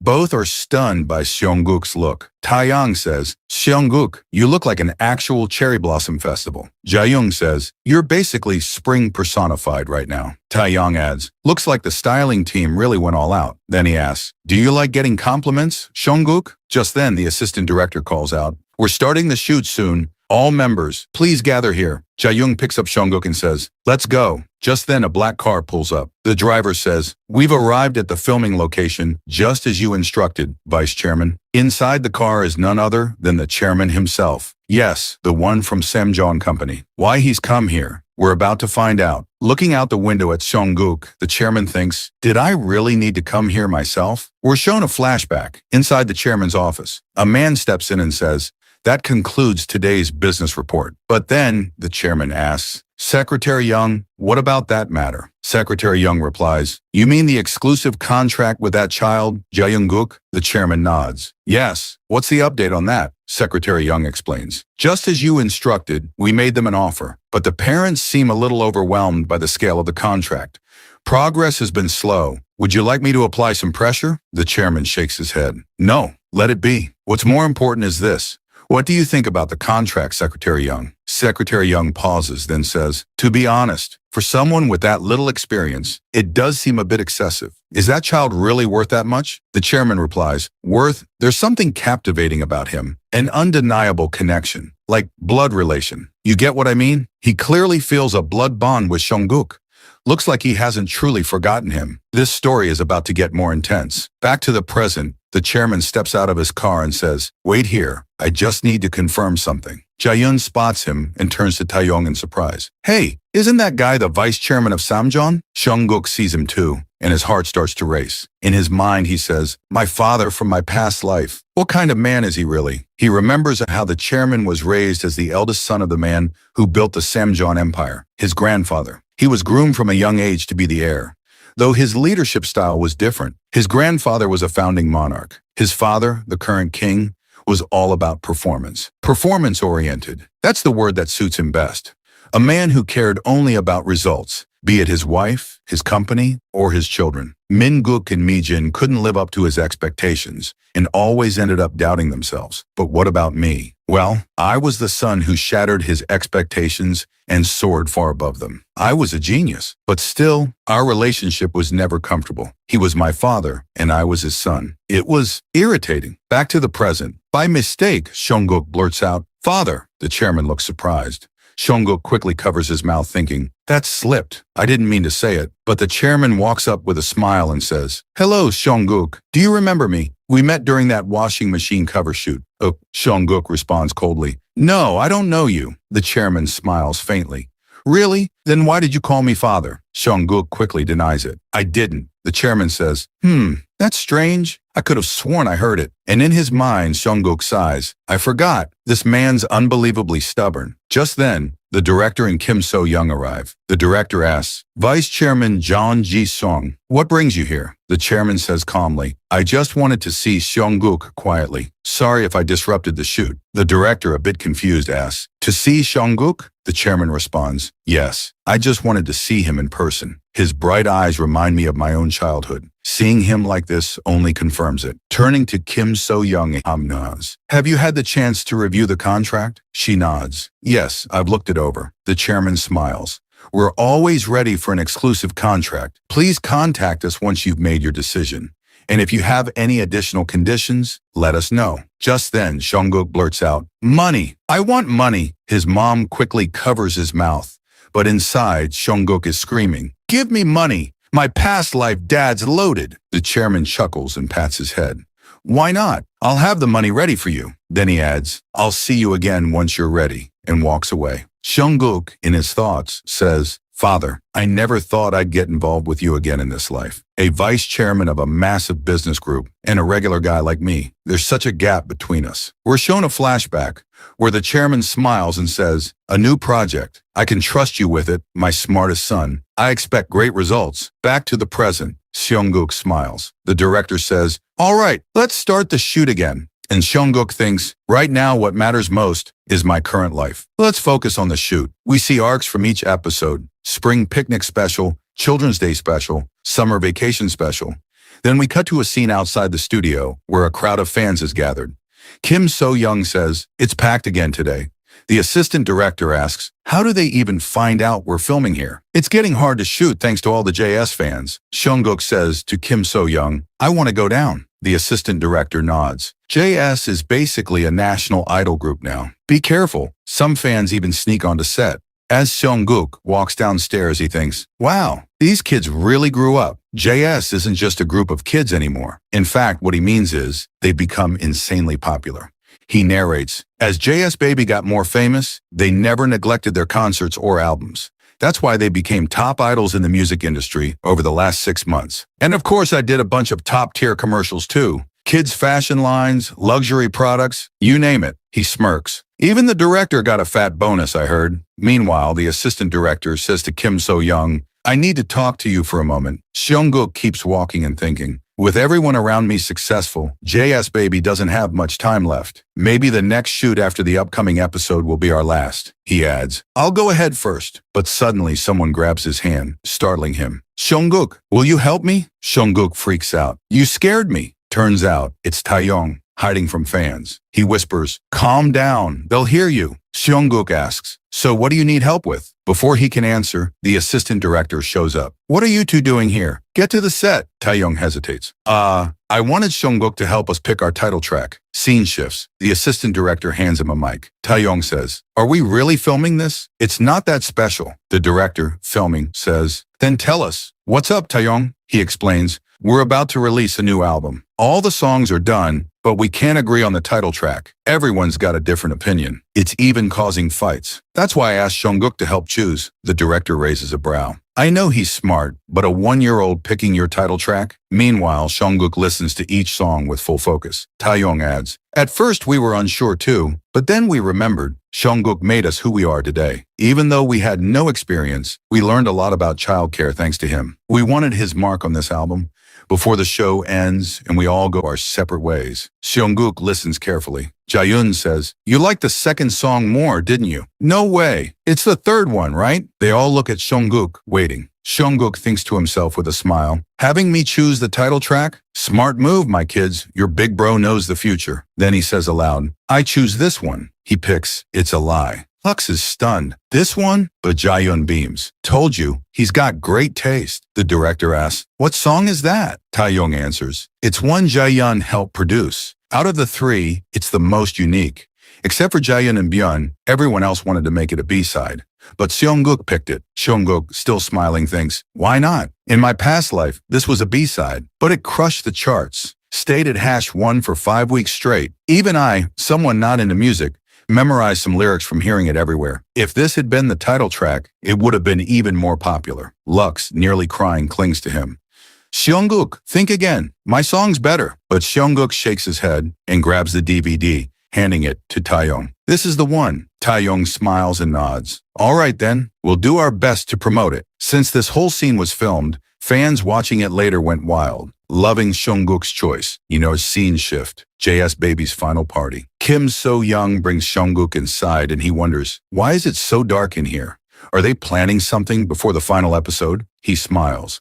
Well, I'll play along like a good little kid. As soon as he enters, the lights switch on and everyone shouts, Happy birthday, Seongguk! The director laughs and says, the JS team wanted to celebrate your birthday, so they planned it with the final episode party. How do you like it? Seongguk looks down, then suddenly lights up. I love it, and thinks, I thought everything would be predictable, but it really does feel nice when people celebrate for you. The director calls everyone for food, and the party kicks off. Kim So-young is all smiles. Then a man walks in. I'm here on behalf of Vice Chairman Jeon Ji-seong to congratulate you on the final episode.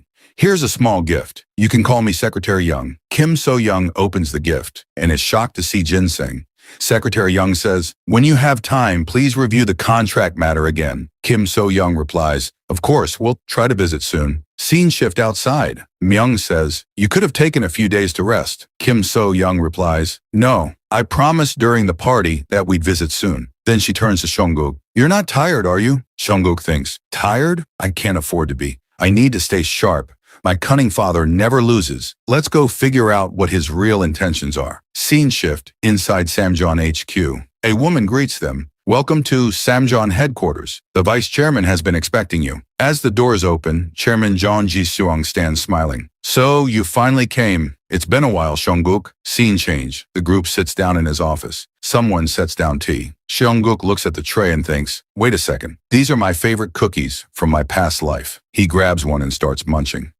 Myung smiles and says, thank you for the warm hospitality. Chairman says, there's no need for that. So did you go over the terms of the contract? Myung looks a little nervous and says, yeah, this offer sounds way too good. But it's hard to trust. A 1-year exclusive contract and a signing bonus of 1 million won? Is that real? Hearing that, Seongguk drops his cookie in shock and stares at the chairman.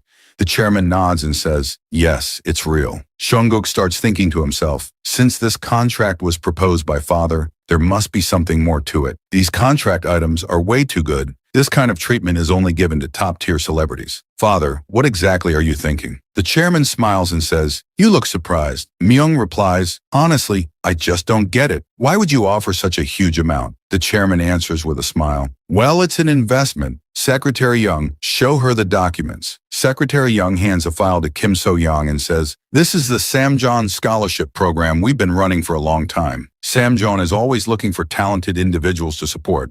The vice chairman judged that Seongguk is a gifted child worthy of that scholarship support. Kim So-young is shocked. Our Seongguk is gifted and smart, yes, but still, this is a lot to take in. Oh, the chairman continues. Seongguk, in my eyes, you're very special. You're smart and brave. With the right support beyond your expectations, I believe you can become someone truly great. What do you think? Kim So-young looks even more surprised and is about to say something when Seongguk interrupts. Why not? Inside, he's thinking, he's obsessed with results. In my past life too, father liked talented people. Your judgment's on point. I'll become more capable than all the talents you've surrounded yourself with. Then Seongguk confidently looks at the chairman and says, I'm going to be the best. Kim So-young asks, Seongguk, what are you saying? But seeing his determination, the chairman is impressed and says, at this age, you already have more spirit than my own kids. Now I'm even more convinced to support you properly. Let me hand you the contract draft again. Both Myung and Kim So-young are shocked. The chairman adds, take your time. I'll wait. This contract will definitely benefit Seongguk. The scene shifts to their home. Dae-dun, Kim. So Young says, Seongguk, Mingguk, it's bedtime now. She puts the kids to sleep and comes out. Seongguk's dad says, you worked hard putting them to bed. You're Kim. So Young replies, honey, what do you think? His dad says, it's not like I know much about this. But like you said, it's an incredible contract, 1 million bond. I've never seen numbers like that. Kim. So Yang admits, to be honest, I'm scared. It's scary how someone like the vice chairman of a huge company like Samjeon is so focused on Seongguk. What if we accept such a good contract too fast and something goes wrong? Seongguk, overhearing this, thinks, yeah, that makes sense. For people who haven't even saved millions before, 1 million won contract would definitely be scary. He tries to explain with an example. Think about a fly raised inside a jar. When it gets out, it can only jump as high as the jar was tall. Because we grew up poor, when we get opportunities or money bigger than our dreams, it scares us. That's the real danger of poverty. It scares people so much they stop even trying. Maybe I should try explaining it to them better. But just then his dad says, Kim So-yang, should we accept the contract? Seongguk is stunned. So is Kim So-yang. His dad continues, think about it. With this contract, Seongguk could live a totally different life. Not like ours, but going to a great school, landing a great job, maybe even living a life like the vice chairman of Samjeon. With this much money, we could even start a new life ourselves. Hearing that, Seongguk is happy. This is exactly what I wanted. His dad adds, for a better life, I want to take this chance. For that, hope. The next scene shows Secretary Young arriving. He says, thank you for reaching out. The vice chairman was thrilled you replied so quickly. He thought it might take over a week. Kim. So Young says, about the changes to the contract terms I mentioned over the phone, Secretary Young responds, yes, just like you requested. We shortened the contract duration to 1 year and lowered the signing bonus from 1 million won to 1 million bond. And taking Seongguk's well-being into account, we added a clause to prevent overworking him. So-young reviews the contract and thanks him. Seongguk says, I want to see it too. Kim So-young replies, all right, let's sign the contract. Just then, Secretary Young says, before that, we'd like to propose a few changes of our own to the contract, if that's okay. Everyone is surprised. Myung, Kim So-young, and Seongguk. Secretary Young pulls out 2 documents with a smile and says, there are 2 important points I'd like to explain first. But Seongguk snatches the documents from him and starts reading them carefully. Secretary Young smiles nervously. Seongguk, please give those back. They're for adults. But Seongguk innocently asks, stocks? Apartments? What does this mean, Secretary Young? Secretary Young is completely shocked. Trying to control the situation, Seongguk switches into child mode and smiles. What are stocks and apartments? I'm curious. Tell me. Inside, he's thinking, you're surprised, huh? Secretary Young? Acting like a kid at this age seems a bit much, but to figure out father's plan, I'll do whatever it takes. Again, with wide-eyed innocence, he says, I'm curious. Tell me, please. Kim So-young suddenly asks, wait, Seongguk, you can read? He replies, yeah, I can read. She asks, since when? Secretary Young is amazed. Wow, a 4-year-old taught himself Korean reading? Seongguk explains he learned by watching TV and reading newspapers. Back to Secretary Young, who says, can he really read such complex words? The vice chairman was right. This kid is a gifted talent. Investing in him will be worth it. He smiles and continues. Let me explain. Since you lowered the signing bonus from 1 million won, we'd like to compensate by giving you stocks in Sam Electronics worth the same amount. 1 million won in stocks, and a premium apartment in Samjeon's upcoming Jamsil development. Once construction is finished this year, we'd like to reserve a special Pyong unit for you. Kim So-young is shocked. Seongguk reads through the documents again and thinks, so the stocks in-house are here. The document says, if the required 1-year service period isn't completed, all gifted stocks will be reclaimed immediately. Any taxes on stock returns will be the receiver's responsibility. Seongguk thinks, just as I thought. This is father's strategy. Tempt people with rewards to earn their loyalty. But those rewards are only given if you prove yourself over time. The sweet promises are just bait to make people serve loyally. This tactic feels familiar. This is Jeon Yi-seong's style. He closes the documents and says, looks great. Hand it over, I'll sign. Secretary Young is surprised. Kim So-young stops him and says, you can't do this. But Seongguk insists, I'm going to sign this contract no matter what. Thinking to himself, do you even know how high Sam Electronics stocks will rise? And the value of those Jamsil apartments? This contract is a must. Then he shouts, I'm going to make all of this mine. Kim So, Yang gets angry and is about to scold him, but Myung stops her. Let's go ahead with the contract. This is a great opportunity for Seongguk and the family. Myung turns to Secretary Young and says, "Thank you for these excellent contract terms, but this contract is a bit much for one individual. So we're planning to establish a company. We'll sign the deal company to company." Secretary Young looks confused. Myung explains, "An agency solely for Seongguk. We're planning to create a one-person agency." Secretary Young is delighted. That's a great idea, especially since more contracts will come in the future. Seongguk smiles and thinks, this will be my first company, with my name on it. Manager Kim probably came up with this idea to help me. Then we flash back to a few days earlier. Myung had asked, how about forming a one-person agency? Seongguk had thought, how did she come up with such a smart idea? But I'm not stopping at just one-person agency. I'm planning to build a global company. Secretary Young smiles at Myung. Let me know if I can help in any way. I'm excited to work with you. And finally, Seongguk signs the contract, happy and confident. That night, Kim So-young tells her husband everything. He's stunned. Stocks and apartments? And now our son knows how to read? So many amazing things happened today. He hugs Seongguk and says, of course your dad's proud of you. Kim So-young sets the table and says, honey, let's have dinner now. Seongguk's dad gets excited. Wow, there's bulgogi and fish too? Kim So-young explains. They already sent part of Seongguk's contract money. I didn't spend too much, just wanted the family to enjoy a bit of luxury. That's okay, right, Seongguk? He smiles and thinks, of course.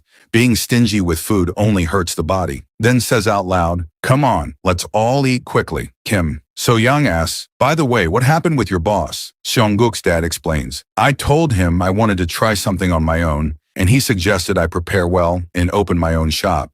Thanks to Seongguk, we received a nice amount. If we save properly, we might afford a commercial space by next year. And the boss said he'll teach me all the recipes and how to run the place. Kim So-young says, wow, that's amazing, honey. You should totally do it. Seongguk adds, I love the idea too. I'll support you. His dad smiles. Thanks, son. Because of you, I now have a dream I want to chase. Seongguk thinks, don't worry about money, Dad. Just move forward. I'll earn enough in a year to buy a dozen commercial properties. The scene shifts. Soon-mi is on a call with Secretary Young. She says, I was the one who recommended that boy to the vice chairman. I'm just a bit curious. Can you tell me how things are going? Secretary Young tells her.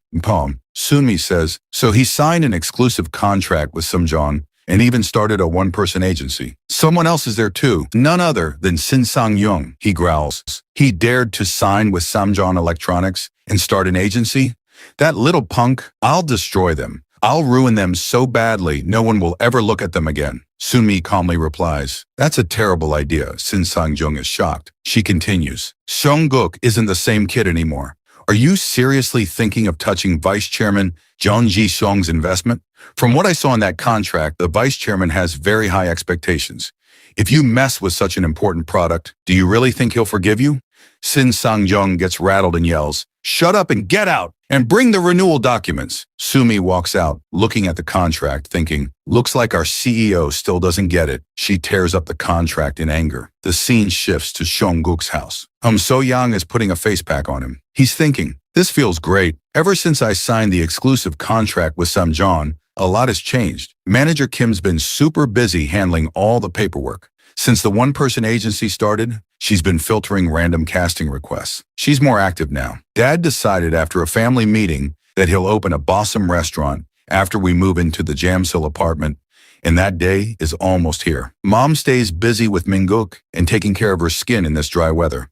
In my past life, I used to go to a skincare expert who charged thousands, but these cucumber slices feel even more relaxing. Maybe because it's Mom doing it. Kim So-young says, our son likes everything. Such a good boy. She tells him to stay with Minguk while she hangs the laundry. Dang, he lays down peacefully. Just then, the news plays on TV. This week's top music chart. First place goes to Lee by JS. They've stayed at #1 for weeks. While munching on cucumber, Seongguk thinks, these kids are doing well. They're performing the song I selected perfectly. You guys owe me big time. Someone rings the doorbell. A masked person is standing near his mom. As soon as they see Seongguk, they say, you've been doing face packs? It's been a while, and it looks like you've gotten a little chubbier. Kim So-young steps in. Who are you? The girl removes her mask. It's Soon-mi. She says, sorry, I just got really excited seeing Seongguk after so long. How have you all been? Kim So-young looks surprised. In the next scene, she's serving tea to Soon-mi. Soon-mi thanks her. But without wasting time, Kim So-young asks, "So why are you here?" Sunmi sets the cup down and says, "I wanted to apologize. I know it's sudden." Kim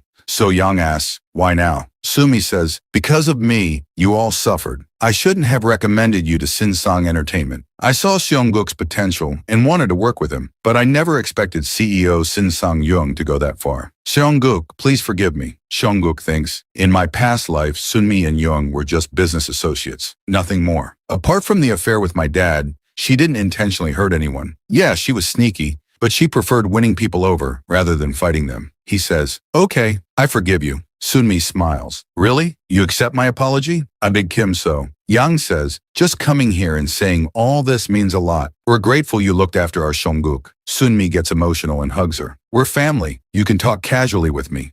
But Seongguk suddenly asks, "What about Samjeon? You said you were from there?" Sunmi smiles. "Wow. Seongguk's even talking now?" His speech has really developed. She pulls out a document and says, "I came to deliver this. It's related to the Samjeon contract.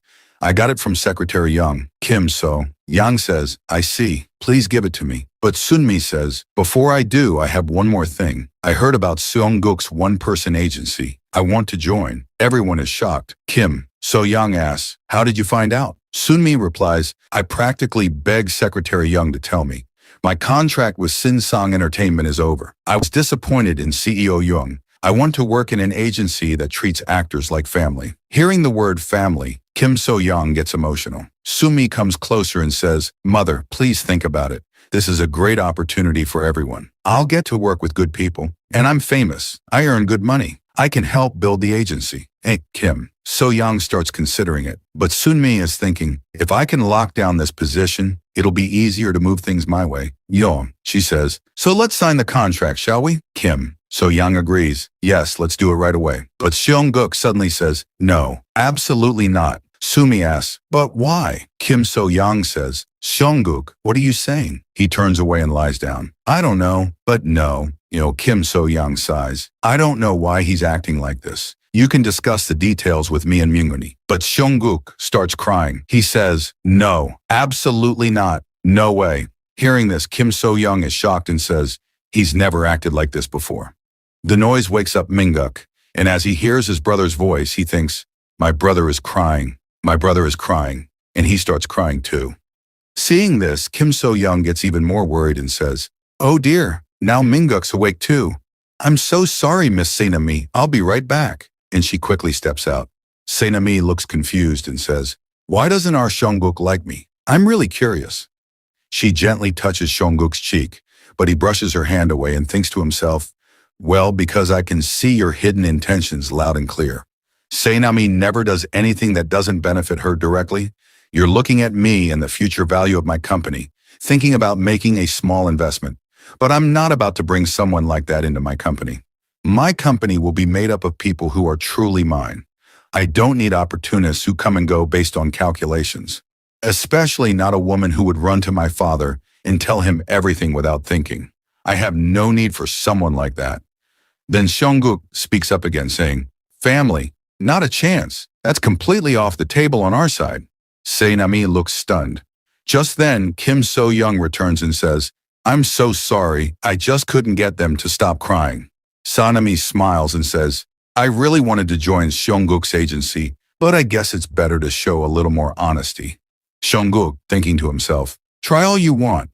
Sanami sets down some documents from Samjeon, slips back into her usual cool, masked demeanor, and says, "We'll talk again later," as she walks out.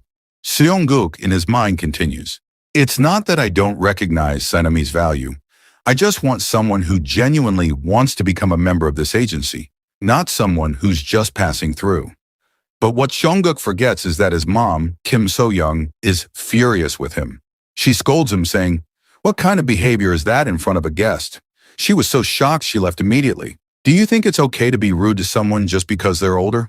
Trying to deflect, Seongguk quickly shows her the documents Sainami left behind. Kim So-young is still angry, but as she opens the documents, she sees they're related to an advertisement, an upcoming spinning product by Samjeon, rolling on the floor. The scene shifts to an outdoor location where they've arrived for a commercial shoot. Kim So-young says it's in Seoul. Today they're filming a new advertisement for Samjeong Company's latest vacuum cleaner. The director meets Seong and his mom, looking pleased. Seong's mom mentions that they've received sponsored clothes and says Seong looks really good in them. But Seong thinks to himself that Petit Cochon, a brand name, actually means little pig in French, which makes him feel a little insecure about his bulky figure. Just then, the chairman's car pulls up, and with him is Samjeong Company's founder, Jeon Yoshin, Seong's grandfather. The founder tells the chairman not to think of him as an old man. He faked being sick just for the media. He's clearly unhappy about the chairman's idea for the new ad, which centers around a child actor. He believes Samjeong has always produced classy and professional advertisements. The chairman tries to explain that change is necessary. He says this new ad style is trending and will help Samjeong move away from its boring old image. The founder gets annoyed hearing that, but seeing the chairman's confidence, he reluctantly agrees to let him do things his way. When he sees Seong, he asks why the chairman is putting so much effort into that kid. The chairman smiles and says, he's an investment. The founder is surprised and asks what's so special about the kid. A flashback plays where the chairman is convincing Seong-mi to let Seong join their agency. Seong-mi explains it's an investment because the entertainment and advertisement industries are changing fast. These days, it's all about looking relatable and approachable. Seong is adapting his image to fit market trends, which could make him a valuable asset in the future. Back in the present, the founder watches Seong reading and is stunned when the chairman tells him Seong is only 3 years old and already knows how to read. The founder's shocked, even a bit regretful, saying that none of his grandkids are on this level and wishes Seong were his own grandson, not knowing he actually is, and even better than he imagines. Seong, in his mind, resolves to make this ad a huge success and raise his own value. That's when Xian, Ayong, and Lucas from the jazz group come running over. Xian greets Seong's mom, and Seong looks a little annoyed. Lucas tells Seong that the title song he picked for them has been at #1 for 30 weeks, making them a household name. Seong says they owe him now. At the shoot location, the assistant director calls for Seon and Byun. Seong asks about Michael, and Taeyong tells him Michael left the group. Seong is shocked. This wasn't supposed to happen. In his past life, Michael had stuck with Jazz till the end. The assistant director watches Xian and Byun argue. Xian's upset, thinking Byun is looking down on him just because he's struggling with acting. But Byun's just frustrated with Xian's attitude. Xian starts acting, but it's a bit too exaggerated. Seong figures out Xian is a pure idol. Fans love his sweet and innocent personality, but when it comes to acting, he's still green. Byun, on the other hand, is more straightforward and unfiltered, and surprisingly a good actor. Seong asks Byun to give it a try, and he nails the scene, leaving everyone impressed. The assistant director starts considering giving the role to Byun, but she's worried about upsetting Xian. Seong thinks to himself that Xian is quick to understand and not the type to let his ego get in the way. Xian proves him right. He compliments Byun and tells him to take the role. Seong is glad to see that maybe in this life, things can go differently. Xian and Byun are working together better, not clashing like in the past. Seong feels ready to leave his past life behind and change the future. Later that night, Seong is exhausted and just wants to go home. A girl approaches him. Seong's mom is surprised. It's Seomi who comes up to her and says, "After such a long commercial shoot, I came to help Seong's team. I even brought my car." In his head, Seong thinks, this clever woman. She said she'd try her best and she's already making her move. I'm too tired for this, so I'll just pretend not to notice and accept her kindness. Seonmi says, "Please get in the car and relax. I'll drive you home. Oh, and I also made a reservation at a great place." The next scene cuts to a large building where the car stops. 2 women welcome them. Seonmi says, "I booked us a room here." Seong is stunned. In his mind, he says, "This place? It used to be my favorite in my past life. The black bean noodles here are the best. I can't believe I'm seeing this place again. Back then, I used to sneak out here, sit alone and eat my heart out. In this life, I never thought I'd even get to think about this place, let alone come here. I figured I wouldn't see it for another 10 years. Thank you, Seomi." Then he starts eating. Kim So-young says, "These dishes look pretty expensive." Seomi smiles and says, "I told you, I'm giving my all to join your agency. You just enjoy your meal. Oh, and to prove how serious I am, we also dealt with Si Seong-young." Kim So-young is surprised. Seonmi explains, "Even after doing Seong wrong, he kept spreading rumors about me and the chairman, so we taught him a little lesson." Seong finishes eating and says, "So that's what she meant by being honest." Then he tells her, "All right, Seonmi, you can join. I'm ready." Seonmi lights up and asks, "Are you accepting me just because you like the food?" Seong thinks to himself, it wasn't just the food. It's confirmed. The future can change. And Seyomi, maybe you'll turn out better than I ever knew. Maybe you'll even become a reliable partner. Seyomi smiles and tells Kim So-young, did you hear that? Seong said yes. I promise I'll work hard and be a huge help to the agency. Please let me in. Kim So-young smiles softly and says, well, I'll talk to my husband and get back to you. The scene shifts to their home. Kim So-young is telling Seong's dad, Jeon Ji-seong, about everything. He listens and says, I get it, but I'm still against it. Kim So-young asks, you're against letting Seyomi join our agency? He says, think about it. We call it an agency, but we have no office, no employees. How are we supposed to manage her? Seong starts thinking, he's not wrong. Right now, we only have one person running everything, our manager. Even if I help with HR and planning, we need someone to handle the company's finances. But finding good employees isn't easy. We need someone we can trust. Just then, Seong gets an idea and runs off. Ji-seong says, we should hire staff first. Ma-young agrees. We need at least an accountant. Hearing the word accountant, Kim So-young starts thinking.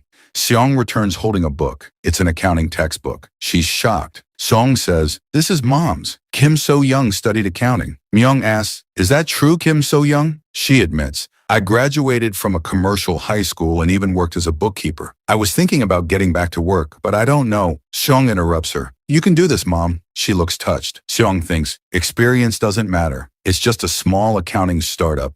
Trust matters more, and she's perfect for this. Hearing this, both Myung and Ji-seong smile. Myung says, Seong's right. You should give it a try. Ji-seong adds, you've mentioned going back to work so many times. I'll help too, honey. Kim So-young agrees, and everyone's happy. Seong thinks, I can trust this company with Mom. As her son, I'll focus on my talent and passion, and with her, my money will be safe. Seyomi is obsessed with herself, and I'm obsessed with my money. Myung says, the upstairs room is empty. We can set up an office there. It's my building, so no need to worry about rent. Kim So-young is surprised. Are you sure about all this? Myung says, of course. This is my business too, right? Seong smiles and thinks, well done, manager. Having a sense of ownership is so important. Let's build something big with SKJ. The scene shifts. Seyomi comes to Seong's place with a watermelon. She says, I heard you're setting up your office today, so I came over. These desks and supplies look really professional. Kim So-young says, it's just 2 desks in a small upstairs studio. It's old. I feel embarrassed. Seyomi replies, what are you saying? I like places that are clean and efficient. Size doesn't matter. A fancy office means nothing when people like Si Seong-young are outside. Oh, and I wanted to show you this. She pulls out a newspaper article. Top star Seyomi signs exclusive deal with SKJ, Seong's one-person agency. Kim So-young says, there's already an article? Seyomi smiles. Now that I'm in, you can't back out. By the way, where's Seong? Kim So-young invites her in and says, Seong's busy taking care of his little brother. Seong is reading a fairy tale to Manga. Seyomi is touched. That's so cute. You're reading a fairy tale for him. Kim So-young says, Minguk's learning to walk again and he's glued to Seong like glue. It's hard for Seong to manage him. Seyomi says, Seong's such a good kid, but if Minguk is growing up, maybe he can come with us too. Seong is startled and wonders, wait, where are we going? Seyomi explains, Vice Chairman John Jae's son, John Taegu, has his 10th birthday coming up. Seong looks surprised. Kim So-young asks, birthday party? Seyomi replies, yeah, it's in July at the Samjeon Hotel. It'll be fun. Seong thinks, Taegu's birthday party. In my past life, he never helped me. My careless little brother. Am I really going to see him again? Just then, Minguk touches Seong's cheeks and smiles. Seong says, that's right, you're nothing like him. You don't just follow me, you cling to me a little too well. But wait, July? Why does that date stick in my head? What happened that day? The scene cuts. Everyone's sleeping when a call comes in. Kim So-young picks it up. It's Secretary Young. Hearing the voice wakes Seong up too. Kim So-young says, you mean today's party? Everything was ready, but it's been postponed. There's some major breaking news on TV. Seong rushes to turn on the TV. His dad wakes up too. Seong thinks, July. That's why this date kept bothering me. On TV, the news is reporting, the country's supreme leader has passed away. The government is responding quickly. Cause of death, heart attack. The family is stunned. Seong thinks, that's right, July 1994, the day Kim Il-sung died. Right before South Korea was going to sign a peace agreement with North Korea. Everything got shaken up. People feared another war. From the US to China and Japan, everyone was tense. North Korea went into internal chaos. Some were even hopeful it was time for reunification. What followed was the Arayus March. Everything became unstable, inside the country and beyond. That's why Taigu's birthday party got postponed over 10 days. Totally normal. Jeon Ji-seong says, the stock market has also taken a huge hit. Seong is shocked. Kim So-young asks, you know how to check stocks? He says, I started learning after the Samjeon Electronics chairman gave us shares. Kim So-young playfully calls him cool, completely unbothered by the global news. Then Seong says, Dad, let's buy stocks. Ji-seong looks surprised, but Seong insists. In his mind, he says, after Kim Il-sung's death, the Kospi index dropped hard. People feared war and started selling to secure cash. That's exactly when to buy, when the market is on its knees. Sell when it's on your shoulders. He says, buy this stock for me. Don't use your money, use mine. If you don't, I won't eat. His parents look stressed. Kim So-young says, what do we do? When he acts like this, he really won't eat. Ji-seong says, kids do this stuff. Let's just pretend we bought the stocks. But then Seong's greedy aura flares up and he yells, don't even think about fooling me. His parents are stunned. Kim So-young says, it's not that expensive. Let's buy it as an early birthday gift. Ji-seong agrees. All right, should I do it now? Seong thinks, that one share is enough. It'll skyrocket soon. He grins, thinking, now they'll listen to everything I say. Seong ends the scene thinking, big changes are coming. I don't know how much I can control, but one thing's for sure, I'll protect this family. Just the scene shifts to Taegu's birthday party. There are a lot of guests in attendance. Seong's mom, Kim So-young, and Myung look around, completely stunned by what they see. Myung says, all this, just for a 10-year-old? This really is a whole different world.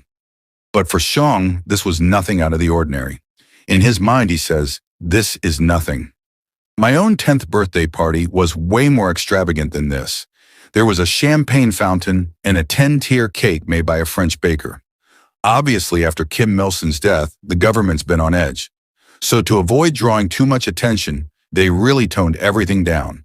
Just a 5-tier cake and a simple decoration setup.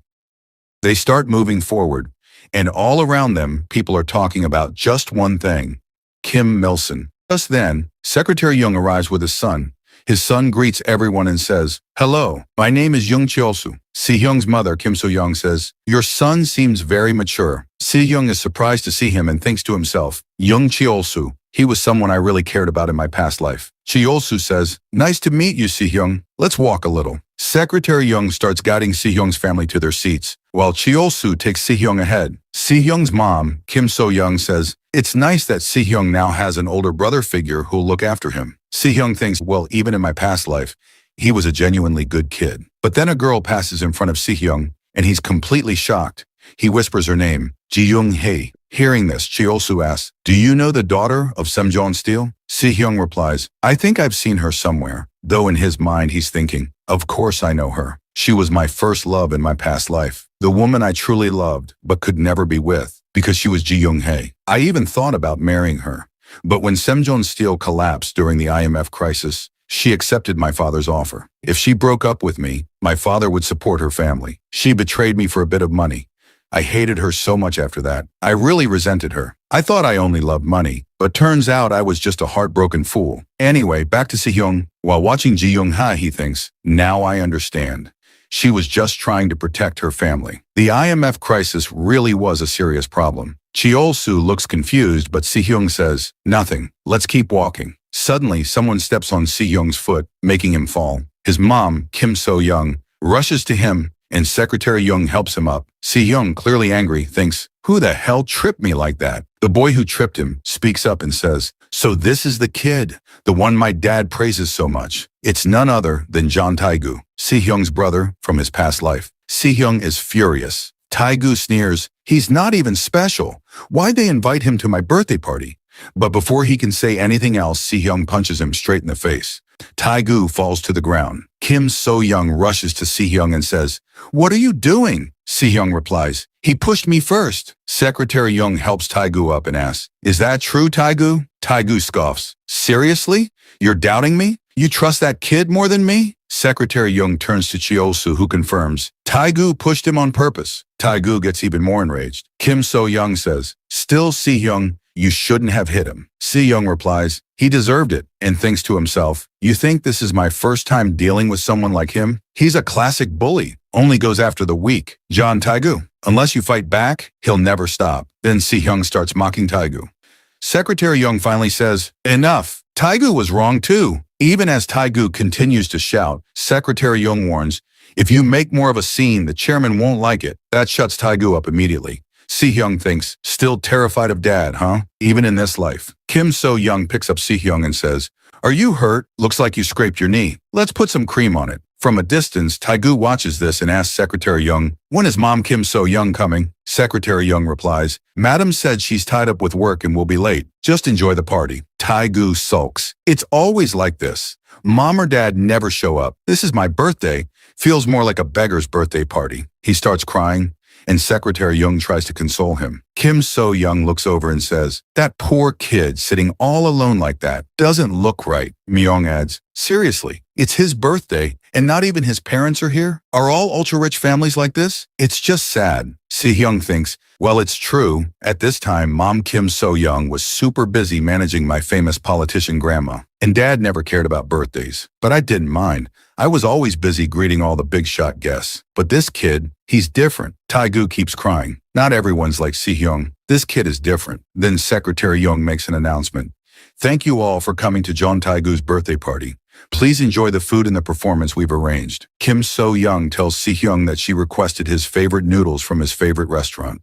Hearing that, Si-young lights up and starts eating happily. Secretary Young then announces, today's performance is by the national idol group Just. They'll be performing just for us. Si-young starts watching them.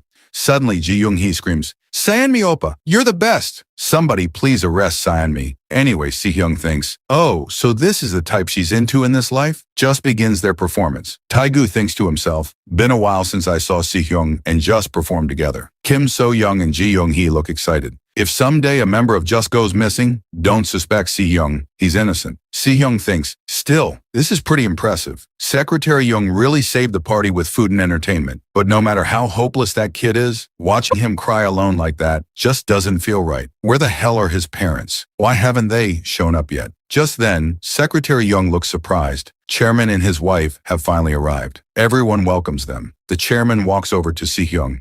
His wife says, so this is the boy you've been talking about. He's cute. This woman helped Si-young in his past life. Si-young looks at her and thinks, don't say cute with that face. Cold and sharp, just like always. The kind of woman who only knows how to work. Taegu is thrilled to see his mom, Kim So-young. Si-young's mom says, looking at everyone together like this, it almost feels like a happy family. Si-young thinks, please, don't say things like that. What you see isn't what it is. My past life family had no love, no warmth, just money and achievements. But now, I have a new family. And with them, it feels like I can go anywhere. I'll go further with this family by my side. Scene shifts. It's 1995. Si-young is now 5 years old. We see his parents panicking, saying, Si-young, please wake up. He's lying unconscious with an oxygen mask. Wait, what just happened? Everything was fine a second ago. Why is he in the hospital? Next, we see two guys who've just finished moving furniture. One of them says, it's all done. We set up the place just the way you asked. Si-young's dad, Jun Ji-sung, walks in and says, thanks, I can't believe it all came together so well. The mover replies, well, you paid extra for Samjeon to handle everything properly. Then chuckling, he says, anyway, we'll be heading out now. Before they leave, Si-young's dad calls out, Si-young, come here. You should thank them. Si-young runs in. Did you call me? He's safe. So what was that hospital scene? Was it past or future? We'll find out later. Anyway, the mover gets excited seeing Si-young and says, we're big fans of your whole family, ever since Judge Baby aired. Then he hands over a teddy bear. My wife made this herself. She really wanted to give it to you. Si-young smiles sweetly and says, thank you so much. The mover leaves, clearly delighted. Kim So-young steps out and asks, all done. Min-guk's asleep.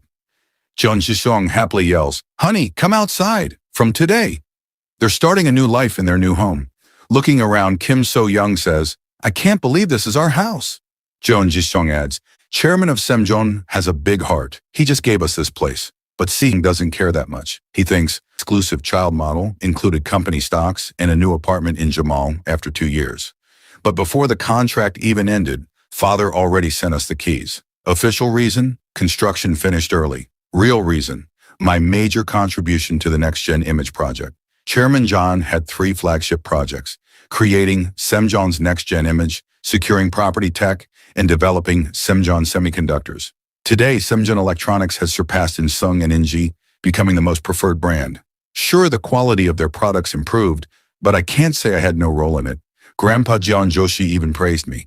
He should have given me more perks or bonuses. Suddenly, Jisung asks, Si-hyung, what should we do today? Si-hyung is confused. What's he talking about? Then the news pops up on TV. The stock market is tanking. People are selling off everything. Si-hyung realizes what his dad meant, stocks. He says, Dad, we should buy more Semjon Electronics stocks. Ji-sung replies, their stock just dropped a lot. Si-hyung gets annoyed and thinks, this year's global economic coal wave tanked the entire market. Small-minded investors are panic selling. But Semjon has a bright future. The real story of Semjon Semiconductors is just beginning. They probably secured drum protection tech in secret early this year. Then he tells his dad, anyway, I really think we should buy more Semjon Electronics stocks. Ji-sung asks, is this just a gut feeling? Si-hyung nods. Ji-sung says, then we should definitely buy. Si-hyung then explains in his thoughts, Dad basically became my stock manager. One defense stock I told him to buy went up more than 10 times. Since then, even with some doubts, he always asks me first. Then Si-hyung asks, Dad, why are you so into stocks? You're not just chasing money, are you? Ji-sung blushes and says, no, not at all. It's just seeing you make all the right predictions and helping us make some money. It's exciting. Plus, I've been thinking, if I save up enough, I can finally give your mom a proper wedding gift. Si-hyung is touched. He hugs his dad and says, I'll help you all the way. Ji-sung gets emotional too. Just then, little Minguk walks in, now 3 years old, and says, brother, read me a book. Si-hyung replies, you're up? I'm kind of busy, but mom's caught up in kitchen work. All right, come here. Minguk happily sits beside him. Si-hyung says, let's see what book you brought today. Crime and Punishment? Not bad. Ji-sung is shocked hearing the title. Wait, what are you reading to him? Si-hyung starts reading and thinks, I'm personally giving Minguk the elite early education I got from Semjon. Everything from humanities to economics to multiple foreign languages. This kid has potential, unlike John Taegu, who was a total idiot. I'll train him well and turn him into someone smart and useful.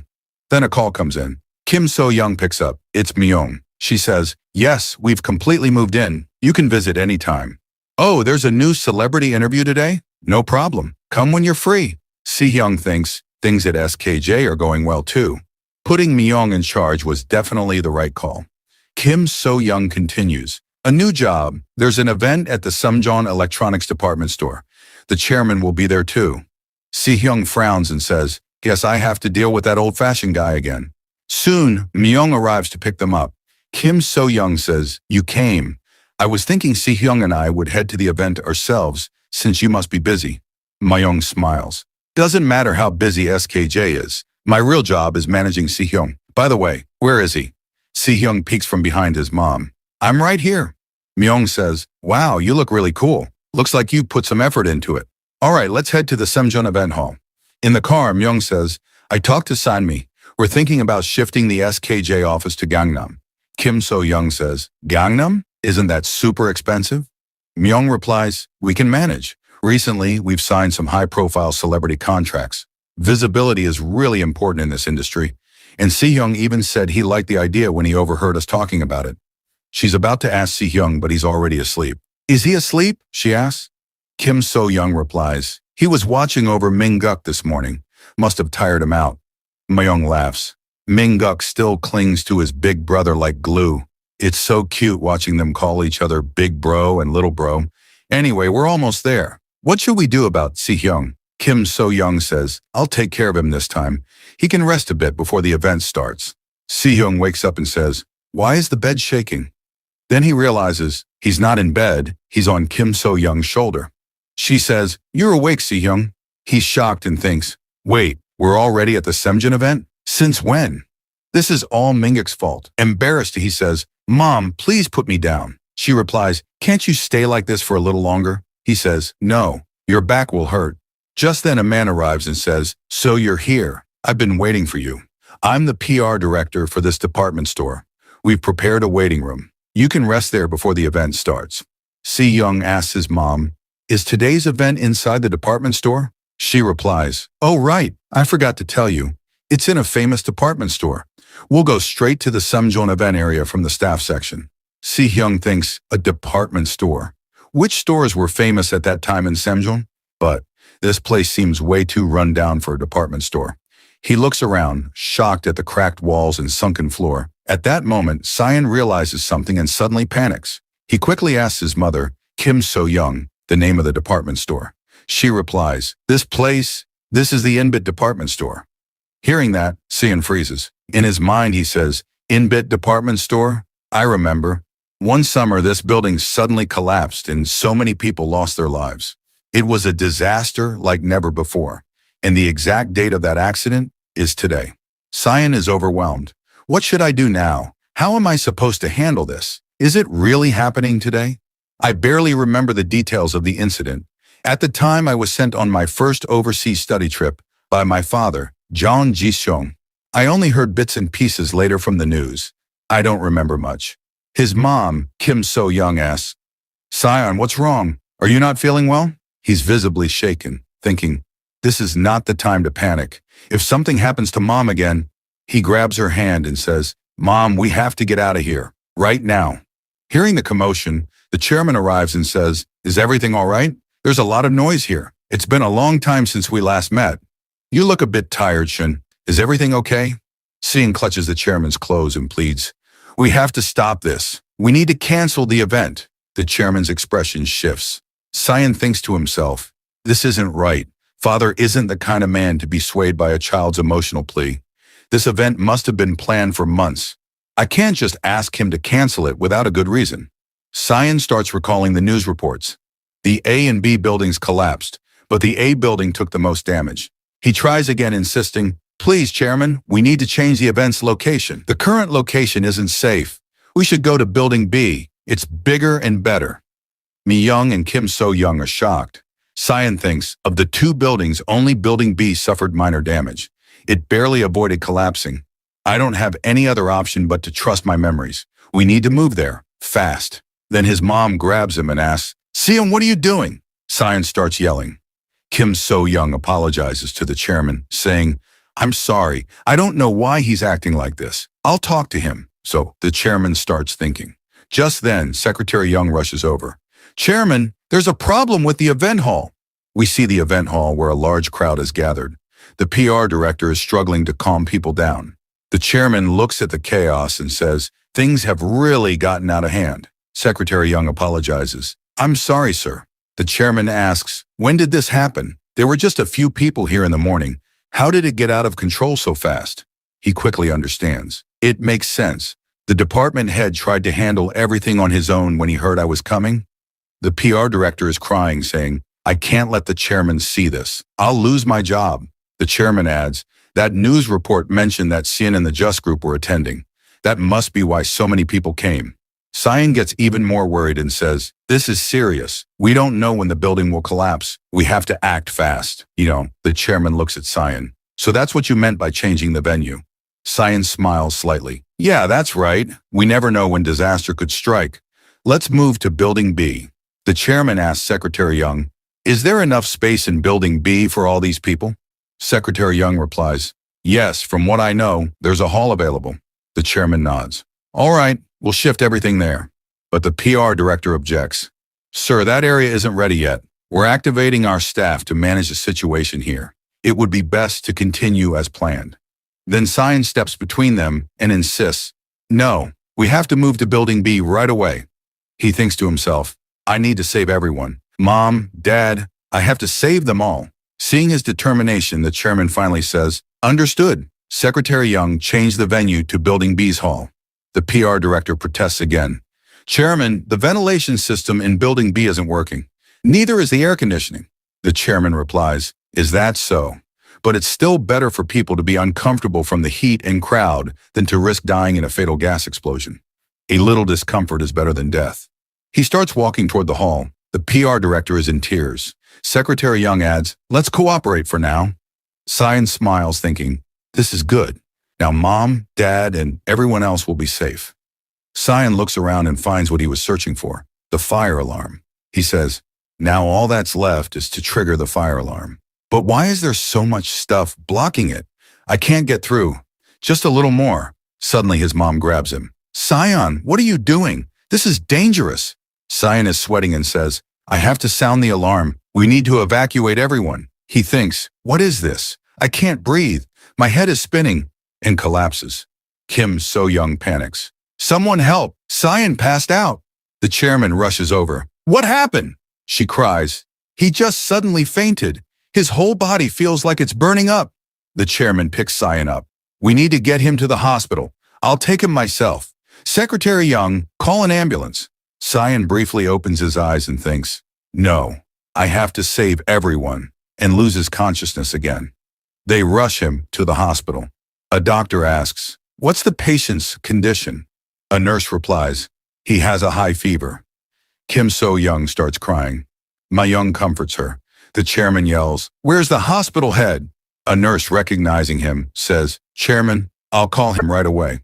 Later in the hospital room, Cyan opens his eyes. Where am I? A hospital? His mom is beside him. He wakes her up. Mom, what happened? Where are we? Just then a news report plays. Continuing coverage. Around 7 p.m., the fifth survivor was pulled alive from the rubble of Inbit department store. Over 100 casualties have already been confirmed. Authorities say they'll do everything possible to save more lives. Seeing him awake, Kim So-young hugs him and cries, Cyan, do you even know how scared I was? She hugs him tightly. Cyan asks, What is all this? We see his hospital room filled with gifts. His father, Jeon Ji-seong, is crying and shouts, You have any idea? All of this was sent by your fans. When they heard you fainted and were unconscious for 3 days, they were shocked. Cyan thinks, 3 days. I've been unconscious for 3 days? The doctor arrives and says, There's nothing to worry about. The boy is perfectly healthy. He just collapsed from stress. Minguk hugs him. Big bro, don't get sick again. The doctor adds, Please take care of him and make sure he doesn't get too stressed. Jeon Ji-seong thanks the doctor. Mi-young says, Good thing it wasn't serious. The family surrounds Cyan. His dad says, Don't ever pass out again. Always stay healthy, my son. Seeing their love, tears fill Shin's eyes. He thinks, Mom, Dad, Minguk, I'm so sorry for worrying you all. Then Shin asks his mom, Did something bad happen? She looks troubled and says, There was an accident. Actually, a very big one. Shin blacks out again. We see a news report. Following the collapse of Inbit department store last Monday, questions are being raised about the building's low-quality construction. Watching the TV, Cyan thinks, So, it finally happened. The great disaster. Over 300 casualties have been reported. I couldn't change anything. I really wanted to stop that disaster. But did I really have no way? Was this all I could do? Is this all John Xian was capable of? Seeing him upset, Kim So-young walks over. Cyan, I don't know what's going through your head, but because of you, we were able to move the event hall in time. That saved a lot of people. She continues. Even the chairman said he's thankful to you. Cyan thinks Father is safe too. She adds, Thanks to you, I and Mi-young Uni survived that accident. I'm so proud of you, Cyan. Hearing that, Cyan gets emotional. Tears roll down his cheeks as he thinks, So that's what it is. I couldn't stop the disaster, but maybe I changed the future a little. As much as I could. Cyan hugs his mother and breaks into tears. Meanwhile, Mi-young makes a phone call. Cyan's awake now. Thank you for covering the VIP room and hospital bills. On the other end, Secretary Young stands beside the chairman. Chairman, Cyan has regained consciousness. The chairman asks, How is he?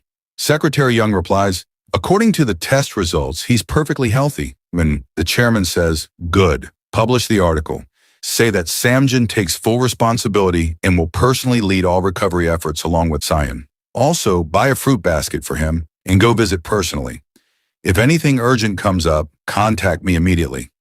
Secretary Young nods and leaves. The chairman thinks to himself, Cyan really is a strange kid. That day, not just me and Secretary Young, but many senior executives from Samjin were supposed to be at that event. If we hadn't listened to him, we could have died, and so would have Just and the other guests. It would have been catastrophic for Samjin. The company's stability would have collapsed. It's like, he's really my own son, he continues. His intelligence is far too advanced for a 5-year-old. Sometimes he does things that words can't explain. I need to know more. Just who is this child? And how is he connected to me? The scene shifts to a small house deep in the woods. A car pulls up. An old woman speaks to the chairman. You secretly hired people to get someone else's child's horoscope, didn't you? So this is the child. The chairman replies, yes, that's him, John Seon. He's quite famous. She says, I don't watch TV. I wouldn't know. He adds, anyway, I want to know how the child's abilities match up with me in the Samjin Corporation. I want his horoscope reading. You've been giving readings to Samjin since my father's time. She nods. I owe your father, so for old time's sake, I'll do it. You're curious about this child, huh? Want to know how he's connected to your life? It's simple. He'll devour you. The chairman is stunned. What? She continues. He's the kind of child who gives little and takes everything for himself. He'll leave everyone behind and build his own empire. He'll be the boss of it all. You'll mean nothing in front of him, she adds. In both your past lives and this one, you two were destined to meet. Your fortunes are aligned, so you'll benefit too. But as time passes and he meets water, his destiny will lead him to rule the oceans and dominate the world. He'll take everything from you and rise far above anything you could imagine. Shocked, the chairman asks, and what about Taegu, my son, Jeon Taegu? She responds, that child, he's nothing special, just ordinary. If he had an older brother, he'd always be in his shadow. But luckily, he was born first, so his life will be peaceful and uneventful. The chairman reflects. The old woman says, if someone's fate is to take everything from you, most people would avoid that person. But not you, right? The chairman sits calmly and laughs. To be honest, I want to see how he takes everything from me. Watching that will be fun. The old woman laughs. You're no ordinary man either. You keep your enemies close. That's a true sign of a ruler. Whether you embrace him or crush him early on, for now, he'll stand by your side. The chairman says, he's already helped me. That child saved my life during the in-bit department store incident. Shocked, the old woman asks, really? The chairman nods. And even after all that, he kept insisting we continue searching through the rubble. He wouldn't stop. He adds, we should do it. And I want to see for myself if he'll truly stand by my side. Then he takes out his phone and calls someone. Yes, founder. I called you to discuss something important. He's calling his father, founder John Yoshin. The scene shifts to Xiong's apartment, where the news is playing on the TV. Breaking news. The Samjong group continues to lead rescue efforts at the collapsed in-bit department store. It's been 10 days since the incident. While many believe there were no more survivors, just now, the 13th survivor has been found alive. The government has expressed its gratitude to Samjong group for continuing the search. Hearing this, Xiong's family is overjoyed. His mom, Kim So-young, says, Xiong, just like you said, there really were more survivors. Xiong, thinking to himself, says, I'm glad to hear that. In my previous life, the rescue operation ended way too early. That's why the 13th survivor wasn't found alive back then. I remember how much backlash there was because of the short rescue period. But this time, that person being found alive, that's real luck. Kim So-young says, honestly, when you insisted to the chairman, I thought I might pass out. But seeing how you saved lives, our Xiong is truly special. Then his dad, John Ji-xiong, adds, and you donated to the victims, just like you said you would, 4 million won. Watching both of them, Xiong thinks, Mom, Dad, even after I was discharged, you kept worrying about me. I acted like I was fine, but deep down I was struggling because I couldn't save more people. That's why I kept blacking out, and it made them worry more. But now, it's time. I need to put their worries to rest. Xiong speaks up. Thank you, Mom. Thank you, Dad. His dad replies, that's right, my son. You thought about helping others. I'm proud of you. Xiong turns to his mom and says, Mom, now that I'm better, I want to start working. Kim So-young responds, already? But you can still rest a bit. I think a kid your age should focus more on playing and enjoying life. But Xiong says firmly, no, I want to work, and I will. His parents look at each other and say, well, he's made up his mind. There's nothing we can do. Let him do what he wants. Xiong thinks to himself, I have to work, because soon, the scene shifts to a commercial shoot where Sae-nami and Xiong are working. Sae-nami suddenly shouts, what did you just say? Samjong's exclusive contract isn't going to be renewed? The director chimes in, ma'am, please focus here. Sae-nami apologizes and returns to shooting the commercial for a new Samjong product. After a short break is called, we move to the waiting room. Seinami looks at Seong and asks, "What do you mean?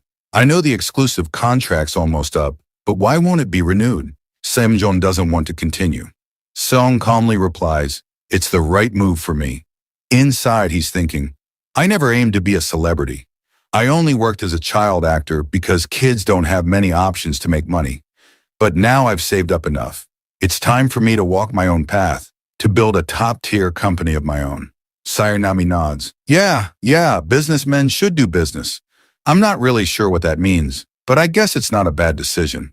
Why do I keep treating you like a kid? You're doing things grown-ups can't even manage. Thinking to herself, she adds, "Being Saimjon's exclusive model gives you insane fame and money, and you're just walking away from that." She then says out loud, "But whatever you choose, you're gonna crush it." Seong smirks. "Of course." She asks, "Did you talk to your manager and everyone else about this?" Seong nods. Senami thinks, "He's not joking, is he?" Suddenly, someone knocks on the door. It's the director. Sanami asks, "Director, is break time over already?" But then more people appear behind him, and the director says, "Actually, ma'am, someone's here to see Seong." These people enter, and Seong is visibly surprised. Among them is none other than the chairman, who looks at Seong and says, "Seong, I heard you're free after this shoot today." Seong nods. Then the chairman says, "So, will you have dinner with me?"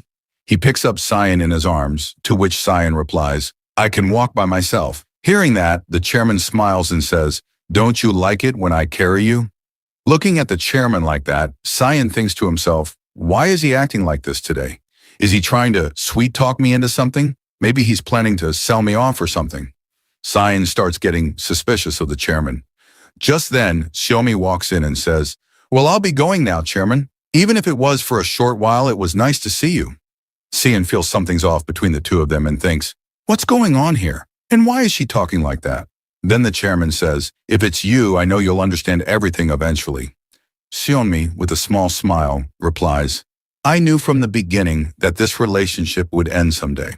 Once you become the owner of Samjong, this will be for the best. You should remove anything that could become a rumor later." The chairman has officially broken up with Xiaomi. Seeing this, Sion thinks, "Now I remember. There was a time when Xiaomi left my father's life. That's when they ended their relationship, probably to avoid any scandals once my dad became the owner of Samjong." As Xiaomi walks away, she says, "Goodbye, Sion. See you later." Watching her go, Sion thinks, she left just like that. No hesitation at all. "Xiaomi, you really are something." Then the chairman says, "All right, Cyan, let's go." Cyan gets nervous and thinks, "Where are we even going?" The scene shifts. We see a large building. It's a restaurant. And not just any restaurant. It's Cyan's favorite one. Cyan lights up and says, "Wait, this is my favorite Chinese restaurant." Just then, he hears someone call his name. He turns around, and it's his mom and dad. The chairman says to Cyan's parents, "Come on inside, they're waiting for us." Hearing this, Cyan thinks, "Someone's waiting? Who? And why did he call my parents here?" They walk in, and a man welcomes them. It's none other than the founder of Samjong, John Yoshin. He says, "So you're the kid, John Seong-guk." Dishes start coming out one after the other, and the staff says, "Please enjoy your meal." Cyan's eyes light up when he sees his favorite dishes. John Yoshin laughs and says, "Go on, dig in. You must be starving after coming all this way. Don't hold back. Eat as much as you want." Cyan's parents start eating, but they look uneasy. They're wondering why they were called here in the first place. Cyan glances at the founder and thinks, eating with the founder of Samjong. It's a little awkward. But hey, these are my favorite noodles. I don't care even if he kicks me out of the company. And with that, Cyan starts eating. Founder John Yoshin laughs and says, "Ha, you're really eating with your heart." Cyan thinks seriously, what's going on here? Why is the founder of Samjong, Grandpa himself, suddenly here? He built this company from scratch. Even my dad bows to him, and I've always respected him. So why show up like this out of nowhere? Then the founder turns to Cyan's dad and says, "You're not eating much. You don't like the food?" Cyan's dad replies, "No, it's great. But more important than the food, I want to know why we're here." No one says anything for a moment. Then John Yoshin says, "Because Cyan saved both my son and my company, I just wanted to thank him. But more than that, I wanted to meet this child in person, the one my son wants to adopt as his own." Cyan is completely shocked. what is happening right now? His dad is stunned and asks, what do you mean by that? The chairman gives a small smile and says, I'm thinking of becoming Sion's legal guardian. I want to give him every educational opportunity he could want until he grows up. From Korea's best kindergartens to studying abroad, if he wants it, it's his. Sion's dad is speechless. And the chairman continues, and when he grows up, if he wants to join Samjong, I'll hire him through a special recruitment program. Sion's dad asks, why are you doing all this? The chairman replies, he saved my life. So I owe him that. But more than that, I see potential in him. A child with this much promise. I want to see just how far he can go. Then the founder says, you're going overboard trying to make him your son. What can I even say? So, Sion, what do you think? Would you like to be my grandson? Sion starts thinking. I don't think Dad is hiding anything, but I'm not so naive as to think they're doing this just for my education. They've got another plan. Still, in my current situation, I don't see any reason to say no. So Sion says, all right, then it's a deal. The founder laughs and says, this kid's something else. But if you become my grandson, don't expect to take it easy. I'll make you the perfect successor for Samjong. Sion shrugs and says, I don't care. His dad tries to shush him like, hey, watch what you're saying in front of the elders. But Jeon Joshin laughs and says, haha, I like this kid. He turns to the chairman and says, all right, Jaeyoung, I'll leave the rest to you. Sion suddenly shouts, wait, I want to say something. He looks at the founder and says, please don't overwork yourself and cut back on the drinking a little. You need to rest. The founder looks confused. Sion thinks to himself, the grandfather I admire so much. He was obsessed with work and alcohol. Even on the day he died, he never stopped working or drinking. If he had taken better care of himself, maybe we could have spent more time together. That's why Sion says, health matters the most. The founder chuckles and says, you're right, health is important. Even Sion's mom is surprised to hear that. The founder keeps laughing, and the chairman turns to Sion's dad and says, think about it. Let me know your decision. Sion's dad replies, yes, chairman, I'll call you soon. But then we notice something. The founder's expression changes slightly, and he puts a hand over his chest. Is this the end of his story? We jump ahead, 1 month later. The scene shows Sion's apartment. His dad says, all right, let's eat. This is Jamsil Branch's special original bossum. Sion takes a bite and thinks, this is amazing. He starts eating quickly. Myung says, sorry I couldn't make it to the store opening. Sion's dad replies, sister, don't say that. I know how busy you are managing SKJ. Sion is enjoying his meal and thinks, the last month has been hectic for the whole family. Dad finally opened the store he always wanted, and Mom's been helping him a lot so they can focus on their work. That's why I've been looking after Minguk. Manager's been busy hitting SKJ's performance targets. After all, someone has to fill the gap left by a big star like me going on temporary retirement. That's not an easy role to fill. Then Myung smiles and says to Sion, so Sion, are you enjoying your childhood lately? This is your first real break. Did you do everything you wanted to do? Sion says yes and thinks to himself, based on the money I've saved, I've come up with a solid investment plan, and I've already prepped a strategy for the upcoming IMF crisis. Ha ha ha, yeah, that was a meaningful time. Just then, Sion's mom turns to Myung and says, sis, please scold Sion. Myung looks confused. So Sion's mom explains, Sion doesn't want to go to kindergarten.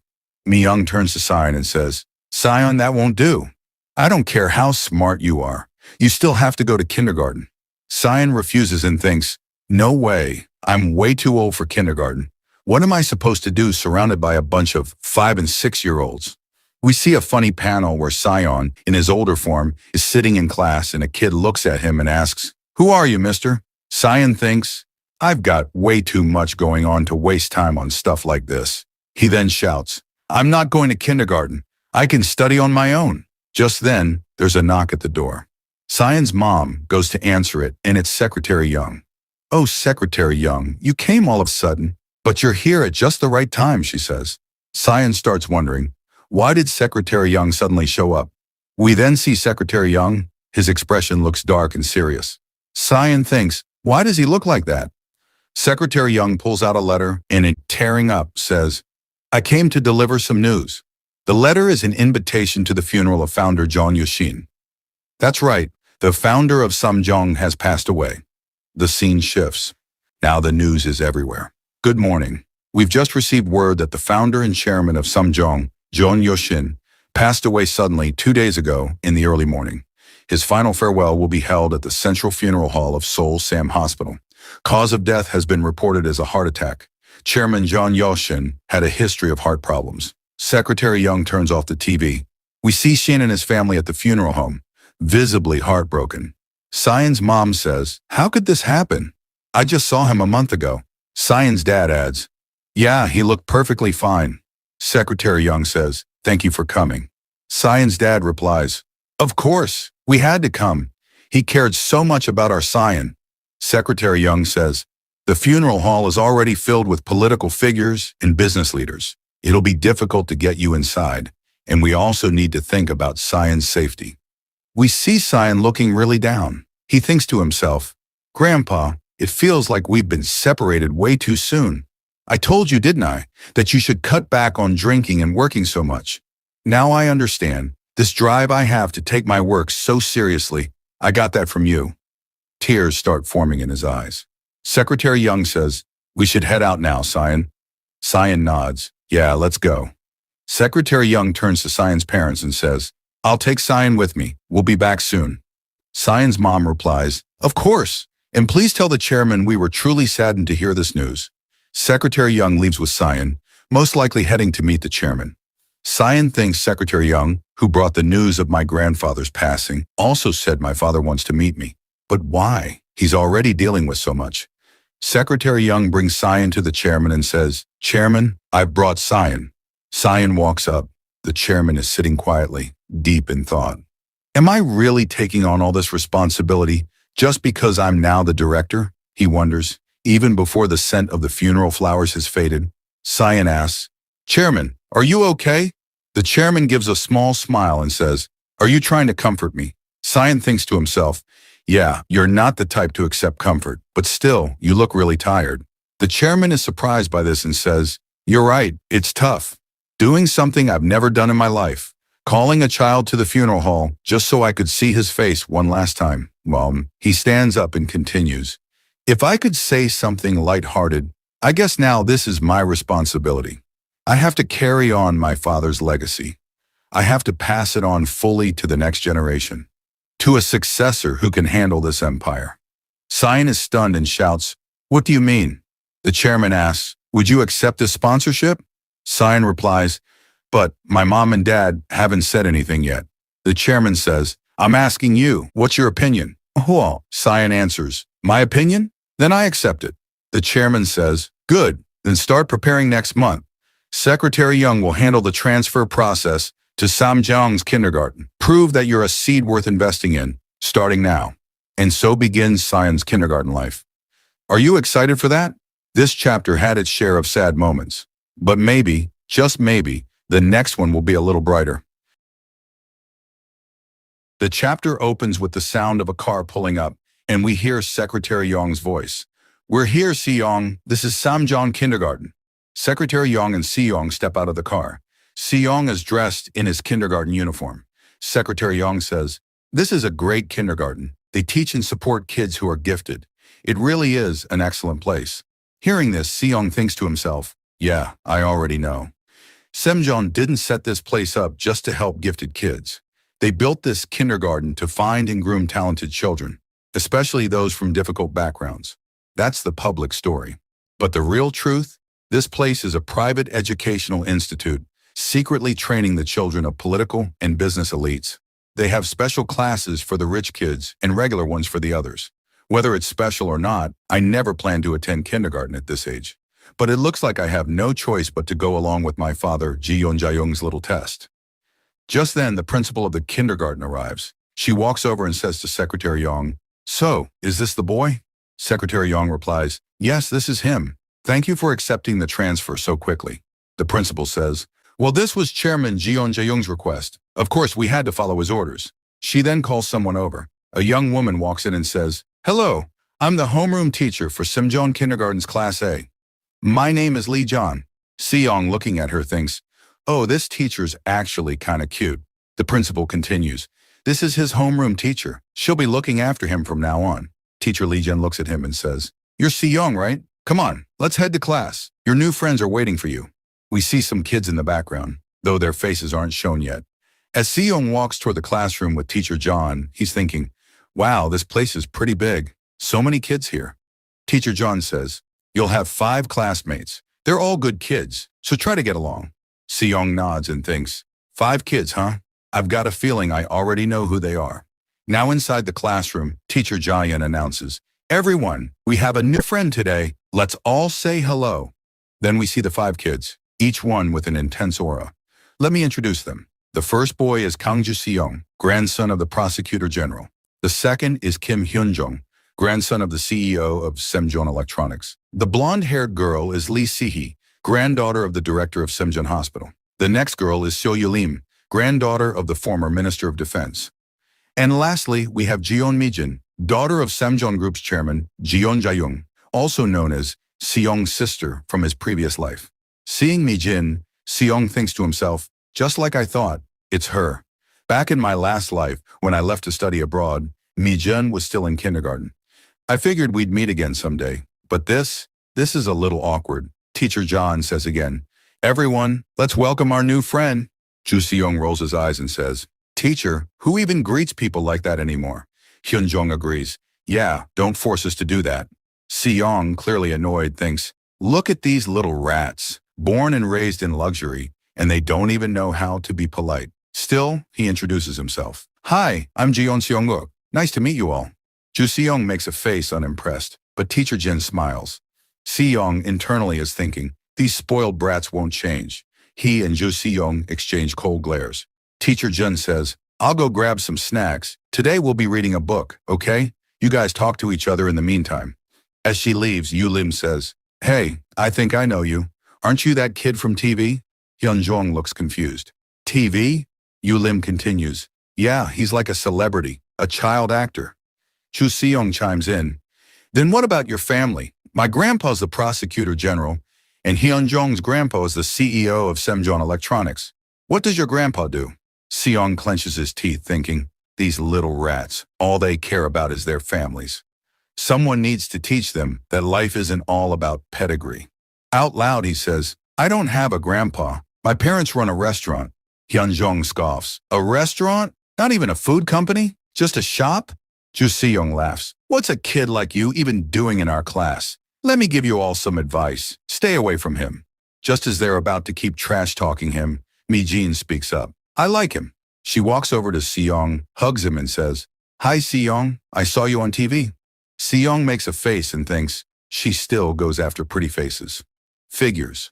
Mi-jin smiles brightly and says, I like you. What about you, Seong? He thinks, even in my past life, she chased after boys just for their looks. Guess she's always been like this. He awkwardly replies, I think you're all right too. Mi-jin giggles. Oh, he's handsome and has good taste. From behind, Ju-seong yells, Hey Mi-jin, why are you being so nice to him? But Mi-jin doesn't even look at him. She says, shut up already. I'm tired of looking at half-baked faces like yours. It's nice to finally have a good-looking guy in our class. She turns to Se-hee and asks, right? Don't you agree? Se-hee nods. Yeah, I think Seong looks really good. Mi-jin's totally right. Seong, hearing this, thinks, she's the granddaughter of the Semjeon Hospital director. She's completely under Mi-jin's control because of family status. How am I going to avoid Mi-jin? I'll need to come up with a plan. Suddenly, we see someone standing behind Seong, secretly taking pictures. The scene shifts to an office, where a man is saying, the Jeon Seong-guk you mentioned is currently enrolled in Class A at Semjeon Kindergarten. We've confirmed he's in the same class as the girl Mi-jin. Looks like Secretary Yong arranged everything himself. The woman he's reporting to is none other than the chairman's wife. She looks at Seong's photo and says, so this is Jeon Seong-guk. Then with a tense look, she continues, contact the chairman immediately. Tell him his wife wants to speak for the first time in a long time. Chapter 39 starts with the chairman talking to his wife. So what's the point of suddenly showing up here? We already agreed this is just a business relationship and we'd keep our distance. Ignoring that, his wife says, Jeon Seong, he's your child, isn't he? The chairman is shocked and stands up. What nonsense are you talking about? She replies, wasn't the contract enough? Now you've even enrolled him in Semjeon Kindergarten. If this is your child with another woman, just say so. She's clearly suspicious, but the chairman is a straightforward man. That's not true. If you have doubts, go ahead and get a DNA test, he says. She still looks unconvinced.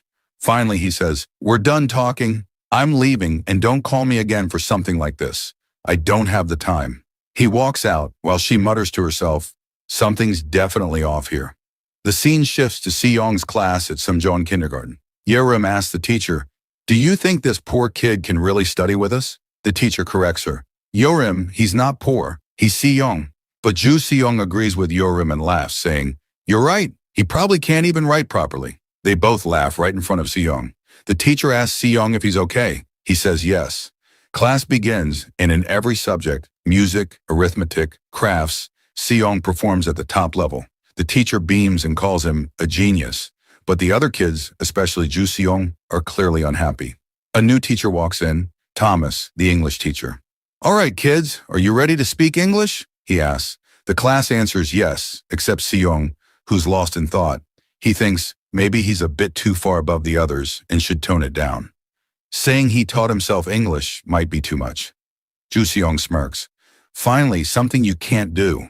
For someone who's been showing off all this time, you can't speak English, huh? The teacher looks surprised. Is that true, Si-young?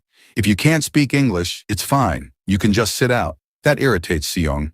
He answers in perfect English. Don't worry, teacher. I can speak English. You can ask me anything. Thomas is impressed and praises him, while Ju Si-young is in shock. How can a poor kid speak English like that? He mutters, just before Minji shoves him aside. She smiles at Si-young. You're amazing. You're great at music and everything else too. You're practically perfect. It's just basic knowledge, Si-young says. And more importantly, you're getting a little too close, Minji. Teacher Lee Ji-yoon is delighted. You're incredible, Si-young. How about we test your intelligence today? IQ test? He asks. It's just a normal placement test for Class A, she explains. We usually do it later, but you're so smart that I'm curious. Ju Si-young adds, I have to admit, I'm curious about his IQ too.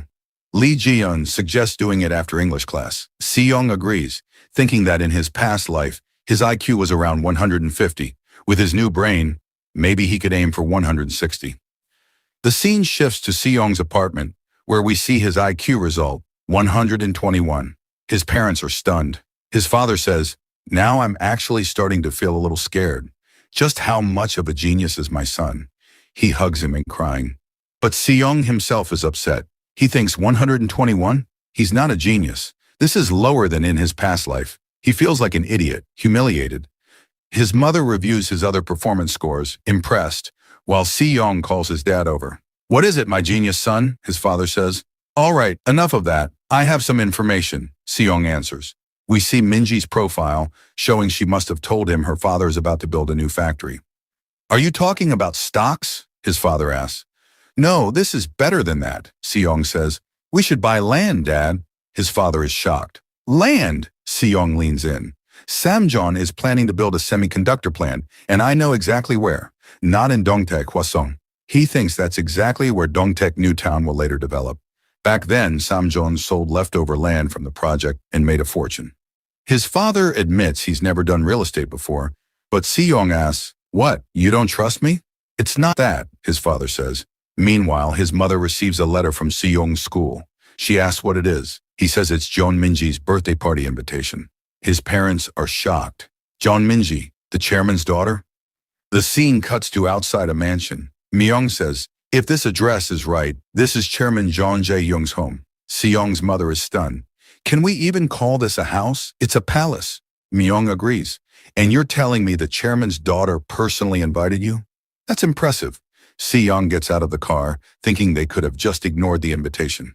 He's not in the mood to attend her birthday. What does it have to do with him?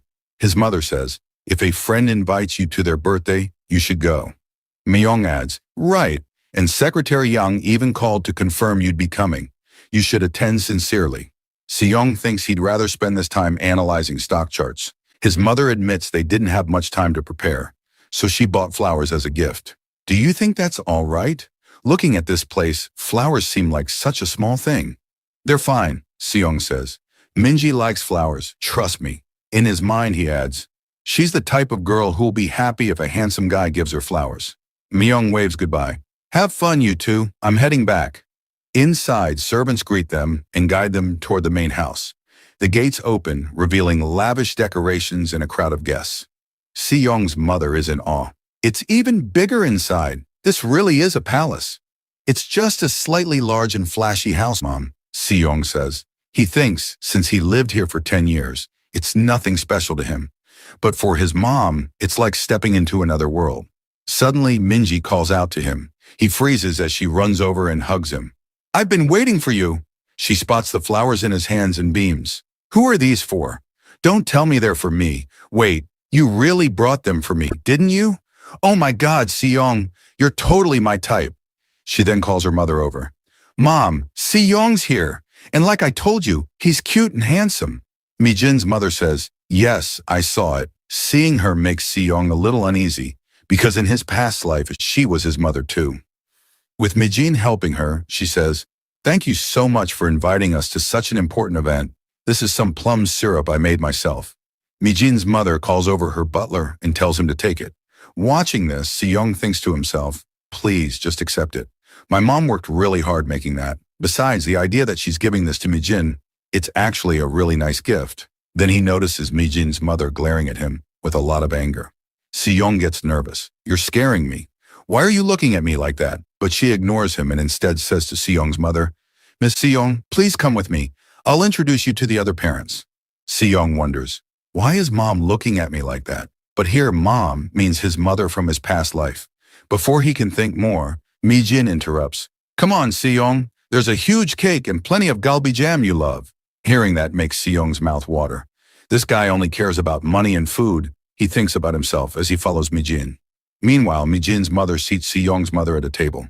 Everyone there stares at her, making her nervous. Mi-jin's mother begins introducing people. This is Ju Si-young's mother, and this is Yoram and Hyung-jung's. You can tell by their hair color whose mother is whose. Everyone, say hello. This is Jeon Si-young-guk's mother. He just joined Class A. Si-young's mother introduces herself, but Ju Si-young's mother doesn't even acknowledge it. Instead, she asks, so what does your family do? Si-young's mother hesitates, not quite sure how to answer. Ju Si-young's mother repeats, I mean, what does your husband do for work? Nervously, she replies, he runs a restaurant in our apartment building. Yoram's and Hyung-jung's mothers look shocked. Yoram's mother asks, oh my God, then what about your education? Which university did you attend? Feeling more uncomfortable, Si-young's mother admits, I never went to college. I graduated from Commercial Girls High School. The three women are even more surprised. Si-young's mother starts feeling bad, thinking just as I thought, I shouldn't have come here. I don't want to cause trouble for Si-young. Then Yoram's mother suddenly stands up and yells in French, what is going on here? This is way below our level. Since she's speaking French, Si-young's mother doesn't understand. Is that English or some other language? What does it even mean? She wonders. With a smug tone, Ju Si-young's mother adds, exactly. She's pretending to be something she's not, when she has nothing. A family making money just because their kid is good looking. Hearing this, Mi-jin's mother, the chairman's wife, smiles slightly. Yoram's mother says to her, ma'am, this isn't good. We can't associate with a family like this. We need to distance ourselves before their bad influence rubs off on us. Just then, someone yells in French, you should all be ashamed of yourselves. Everyone turns to see Si-young standing there, furious. You're looking down on my mom just because you know a few words in French, he says. I didn't expect this from you, Mom. And here Mom is directed at Mi-jin's mother. In French, he adds, they insulted my mother. And with this as chapter ends, this was the 40th chapter ongoing. The next chapter will come soon, so don't forget to like and subscribe. Bye-bye. Chapter 41 begins with Yoram's mother openly insulting Si-young's mom in French. Ju Si-young's mother joins in and takes it further, saying Jungkook's mother has no reputation of her own, that her family only makes money off their child's face. Si-young, who actually understands French, is listening to all of this. Just then, Mi-jin comes up and asks, what's wrong, Si-young? Oh, all the mothers are speaking in French? Sometimes they share secrets that way. Interesting, isn't it? Especially since my mom majored in French. She's the best at it. Hearing that, Si-young grows tense. In his mind, he says, I know exactly what you mean. Even in my past life, my mom spoke French as fluently as a native. I respected her for that. Unable to hold it in any longer, Si-young bursts out in French, shouting, you should be ashamed of yourselves.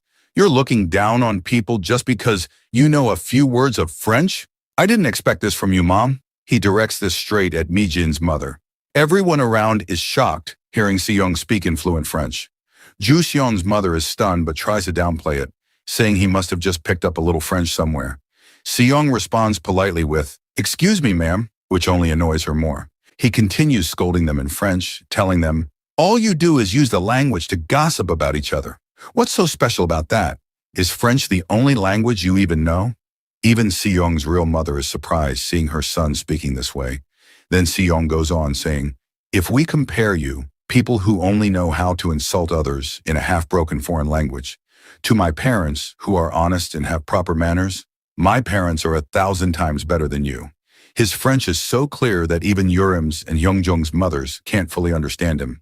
Mi-jin's mother, shaken, asks Si-young where he learned French. He calmly replies, "I watched some French lectures on TV. You could say I picked it up from there." Then she presses him further, asking why he called her mom. That catches Si-young off guard, and he stammers, saying it just slipped out by mistake. She studies him carefully and says, "Well, aside from that little slip, there wasn't a single mistake in your French, not even in the articles. And you're telling me you learned it on your own?" Si-young insists that he did. Mi-jin's mother finally turns to leave, saying, "All right then, I'll be going. Please enjoy the rest of the party." But Si-young stops her, asking, "What about an apology? Please apologize to my mom." His mother tries to calm him down, but Mi-jin's mother coldly replies, "Why should I apologize for words she couldn't even understand?" Si-young snaps back, "You're not even embarrassed playing this pathetic bullying game? I can't be more disappointed in you. Please apologize to my mother properly." In his thoughts, he adds, "At the very least, you could do that much." Though clearly irritated, Mi-jin's mother forces a smile and says to Si-young's mom, "Your son is quite clever. We mothers have a habit of gossiping in French without thinking. So please, just enjoy the rest of your evening." Si-young's mom forgives her easily, but Si-young thinks bitterly, "Being kind doesn't do any good, Mom."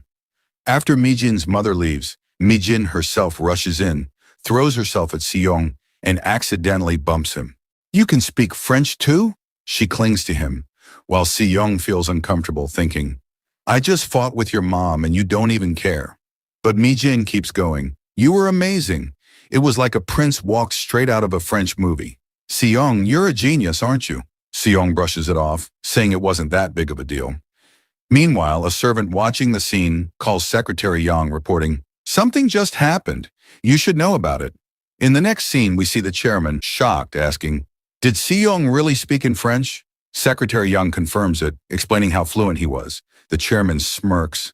Kim Myung-hee, she'll never give up her bad habit of gossiping in French, but now she's been caught by Si-young himself. He laughs, clearly amused. Secretary Yang, watching the chairman laugh so freely, thinks to himself, "She's still our madam. Is it really okay for him to laugh like this?"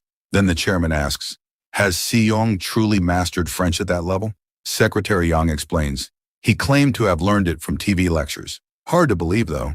The chairman responds, "English and French, and he's only 5 years old? He really is a genius." Secretary Yang adds, "In the kindergarten intelligence test, his IQ scored 121. That's a little low compared to his actual skills, but still within the gifted range." The chairman nods. "Exactly. Keep an eye on him and report everything to me." "And what about Taeguk and Minji's plans for studying abroad?" Secretary Yang says they're already in contact with private schools overseas. The chairman replies, "Good. See if we can secure another seat as well. And prepare a passport for Si-young." Surprised, Secretary Yang asks, "Sir, what do you mean by that?" The chairman answers, "Not yet. It's only for sponsorship right now. But if we're going to raise him, we'll raise him properly." The scene then shifts to Samjun Kindergarten. The principal greets a car pulling up outside. It's the chairman's wife, Madam Kim Mung-hee. "It's been a long time, Principal," she says. The principal warmly welcomes her inside, saying it's an honor. Madam Kim explains she just wants to check if Mi-jin is receiving the proper education, and she's also heard about a new student. The principal replies, "Ah, you must mean Si-young." Madam Kim says she simply wants to see if he's fit to be around her daughter. The principal reassures her and adds that today is Career Experience Day, with pianist Yoo Sung-won giving a special lecture. "Since Miss Mi-jin is also gifted in music, I'm sure you'll enjoy the performance too, madam." But as they look toward the classroom, both the principal and Madam Kim are stunned. On stage performing is not Mijin, but Seong. The principal is speechless, watching him play. She whispers, "Does Seong have talent for this as well?" Madam Kim, visibly irritated, mutters, "There's nothing this boy can't do. He's already caught Jeon Jae-young's attention." She thinks to herself, "I knew my husband was already disappointed in Taeguk. He's just an average child, with no special talent, unfit to lead Samjeon. Sooner or later, founder Jusun and chairman Jeon Jae-young will cast him aside." I told myself everything would still be fine because Jae-young only had one son, Taeguk, and eventually my boy would inherit Samjeon. But all of that future I imagined has been destroyed because of this child, Jeon Seong-guk. Watching Seong's performance, Mi-jin starts praising him, while Ju-seon just shrugs and says it was okay. The piano teacher steps forward and asks, "Have you ever taken piano lessons before?" In his mind, Seong thinks, "In my past life, yes, but in this one, no." Out loud he answers, "No, I've never taken any lessons." The teacher lights up with excitement and begins praising him. Just then, the principal calls the teacher aside and invites him into her office. Curious, the teacher asks, "Why did you suddenly call me here?" The principal smiles and says, "First, let me introduce you. This is Madam Kim Myung-hee, the chairman's wife." The piano teacher greets her respectfully and adds, "At my last concert, Samjeon Company sponsored me. I've been truly grateful for that." But Madam Kim cuts him off sharply and asks, "So what do you think of that child? About Seong? His performance was quite good, wasn't it?" The teacher nods and says, "Yes, you're right. And he told me he's never actually studied piano before. Seeing him play reminded me of my own childhood. He's not just talented, he's a genius. No, he's a true prodigy." Hearing such words, both the principal and Madam Kim are stunned. After all, the man speaking isn't just any ordinary artist, he's a world-class star. Madam Kim narrows her eyes and asks, "I see. And what about Mi-jin?" The teacher replies carefully, "You mean Miss Mi-jin? I think learning piano as a normal hobby would still be good for her." The room falls into an awkward silence. Both the principal and Madam Kim are taken aback. The principal quickly steps in and tells the teacher, "That was too harsh." Madam Kim feels flustered but thinks to herself, "Whether it's my son or my daughter, neither of them can compare to Seong. But maybe that's good for me. Jae-young is an old-fashioned, passionate man." The principal then quietly explains to the teacher, "You should know, Mi-jin is her daughter." Shocked, the teacher freezes for a moment. Meanwhile, Madam Kim continues her own thoughts. "My husband believes that someone too emotional, like an artist, could never be a strong businessman. Even if he favors that child now, if Seong really becomes an artist, he'll dismiss him immediately as an unfit successor and lose interest. Of course, having talent in the arts is impressive. We should all work together to refine that child's abilities." The teacher agrees politely. Madam Kim smiles and says, "All right, then I'll share something with you both." The scene shifts. We see Seong exhausted, finally back home.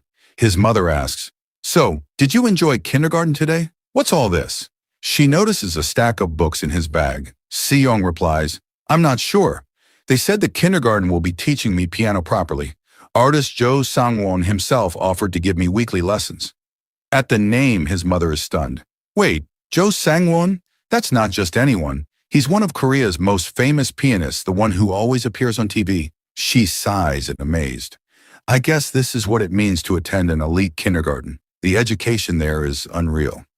In his thoughts, Seong mutters, "Still, I'm getting used to flexing this body's talents, but it feels strange. Suddenly they're giving me all this, trying to make me into a pianist. In my past life, I was already skilled at piano and received countless offers to become a professional. But it only ever stayed a hobby. I had a business empire to run. This time, since the lessons are free, I'll learn, but I have no intention of becoming a pianist. I already have a much bigger dream to chase. The problem is, I'm too good at everything, so people won't stop pushing me into careers. Being a genius isn't easy." Just then, Minguk runs over and asks, "Brother, what's a career?" Seong pushes him aside and says, "Your brother is busy right now. Go play by yourself." But Minguk's face crumples and he starts crying. "I only want to play with my brother." Hearing him, their mother steps in and says, "Seong, spend a little time with him. He's been waiting for you all day." Reluctantly, Seong agrees, and Minguk instantly cheers up. Seong turns to him and explains, "So Minguk, a career path means what you want to become in the future. You should start thinking about it now and work hard toward it." Minguk, eyes wide with excitement, shouts, I want to be just like my brother when I grow up. Seong blinks. Like me? Minguk nods eagerly. Yes, exactly like Big Brother. I see you working so hard, and I know I can do it too. Minguk can do it. For a moment, Seong pauses, looking at him. In his thoughts, he admits, now that I'm looking at him, he really is a good kid. Honestly, even cuter than me. He gets up to search for something, muttering, where's that commercial script the manager gave me?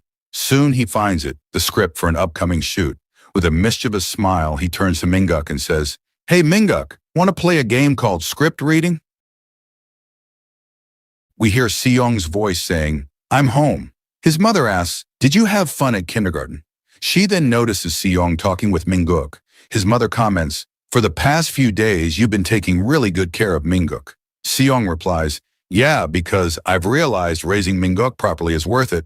His mom looks puzzled. Raising him? Meanwhile, Seong is thinking to himself, just wait, Mom, a little more training, and I'll make good money from Minguk, almost as if he's planning to sell his little brother. Then turning to Minguk, Seong suggests, how about we practice acting today? Minguk nods eagerly. Yeah, let's do it. Just then, Seong's mom heads to the gate saying, you're here? As Secretary Yang arrives at their home. Did I come too early? He asks. She smiles. Not at all. I'll just get the kids ready. She then tells Seong, today we'll be having dinner at Dad's restaurant with Secretary Yang. So let's get going. We shift to the car scene. Everyone is inside, Minguk happily watching the scenery outside. His mother warns him to be careful while Seong observes their little antics. Suddenly, Seong notices the music playing in the car. This is Chopin's Raindrop, isn't it? He asks. Secretary Yang replies, oh, so you recognized it. It's a nice piece.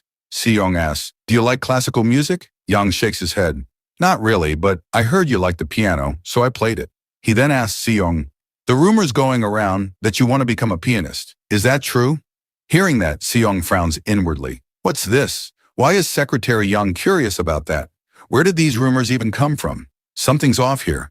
Out loud, he says, no, I don't want to be a pianist. For some reason, my teacher keeps suggesting it, but I want to be a businessman. Secretary Yang nods. Really? That'll be a relief to the chairman. Seong thinks, good. That should calm them down. The scene shifts to his father's restaurant. His dad brings out several dishes for the family. Seong thinks to himself, wow, Dad's cooking has gotten even better than before. He quickly digs in. Yang comments, this is really delicious. His father smiles. I'm glad to hear that. Yang adds, thank you for preparing all this on such short notice. Seong's father replies warmly, you're always welcome here, Secretary Yang. And I'm curious about what you mentioned. You said you had something important to discuss. Yang's expression turns serious. It's about Seong. Hearing that, Seong thinks, about me? Yang continues, we'd like Seong to continue his studies in America. Both parents are stunned. America, they ask in unison. Yang explains, the chairman's children will be going there soon. We thought it would be good for Seong to join them. A talented child like him deserves a bigger stage. Don't you agree? His father asks, and how long would this study abroad last? Yang replies, 1 year in the gifted education program, then entry into a private school in the US, so expect about 2 to 3 years. Both parents are even more shocked. His mother protests, but he's only 5 years old. Before she can continue, Minguk bursts out, where's my brother going? Yang answers gently, to a good place for studying.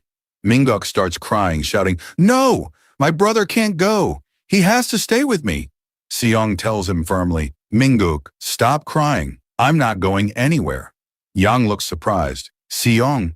But in his mind, Seong is resolute. What nonsense. Studying abroad? I've already studied enough in my past life. If I accept Samjeon's support, I'll never escape his shadow.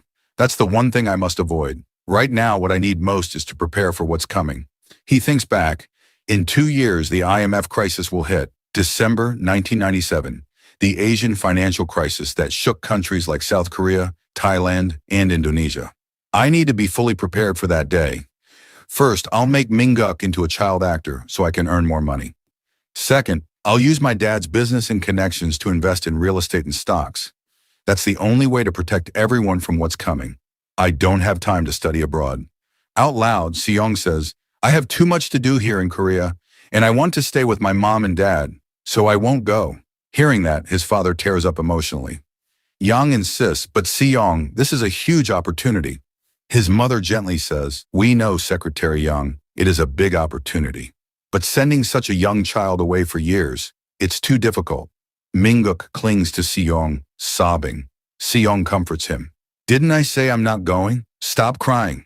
Yang nods slowly. I understand, but this isn't something that will happen immediately. Please think it over. Inside, Si-young smirks. I already told you, I'm not going anywhere. Yang adds, if you change your mind, please contact me, and then takes his leave. The scene shifts. The date shown is February 1996. Si-young, looking every bit like a future chairman, tells his younger brother, shall we head out? Minguk, now on his way to audition as a child actor, follows alongside. Then Si-young begins narrating.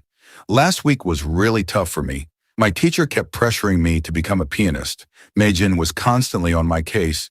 Dad was making money through stocks and real estate. And most importantly, I was busy taking care of Minguk. At that moment, Minguk is showing some impressive acting skills.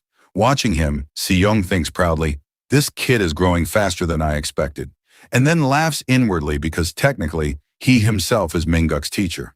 So in a way, he's complimenting himself. He continues, this child is growing up faster than I imagined. At his last birthday party, he even dropped a bomb. By bomb, he means that during his party, Minguk suddenly declared to his parents, I, Jean Mingo, want to become a cool actor like my big brother.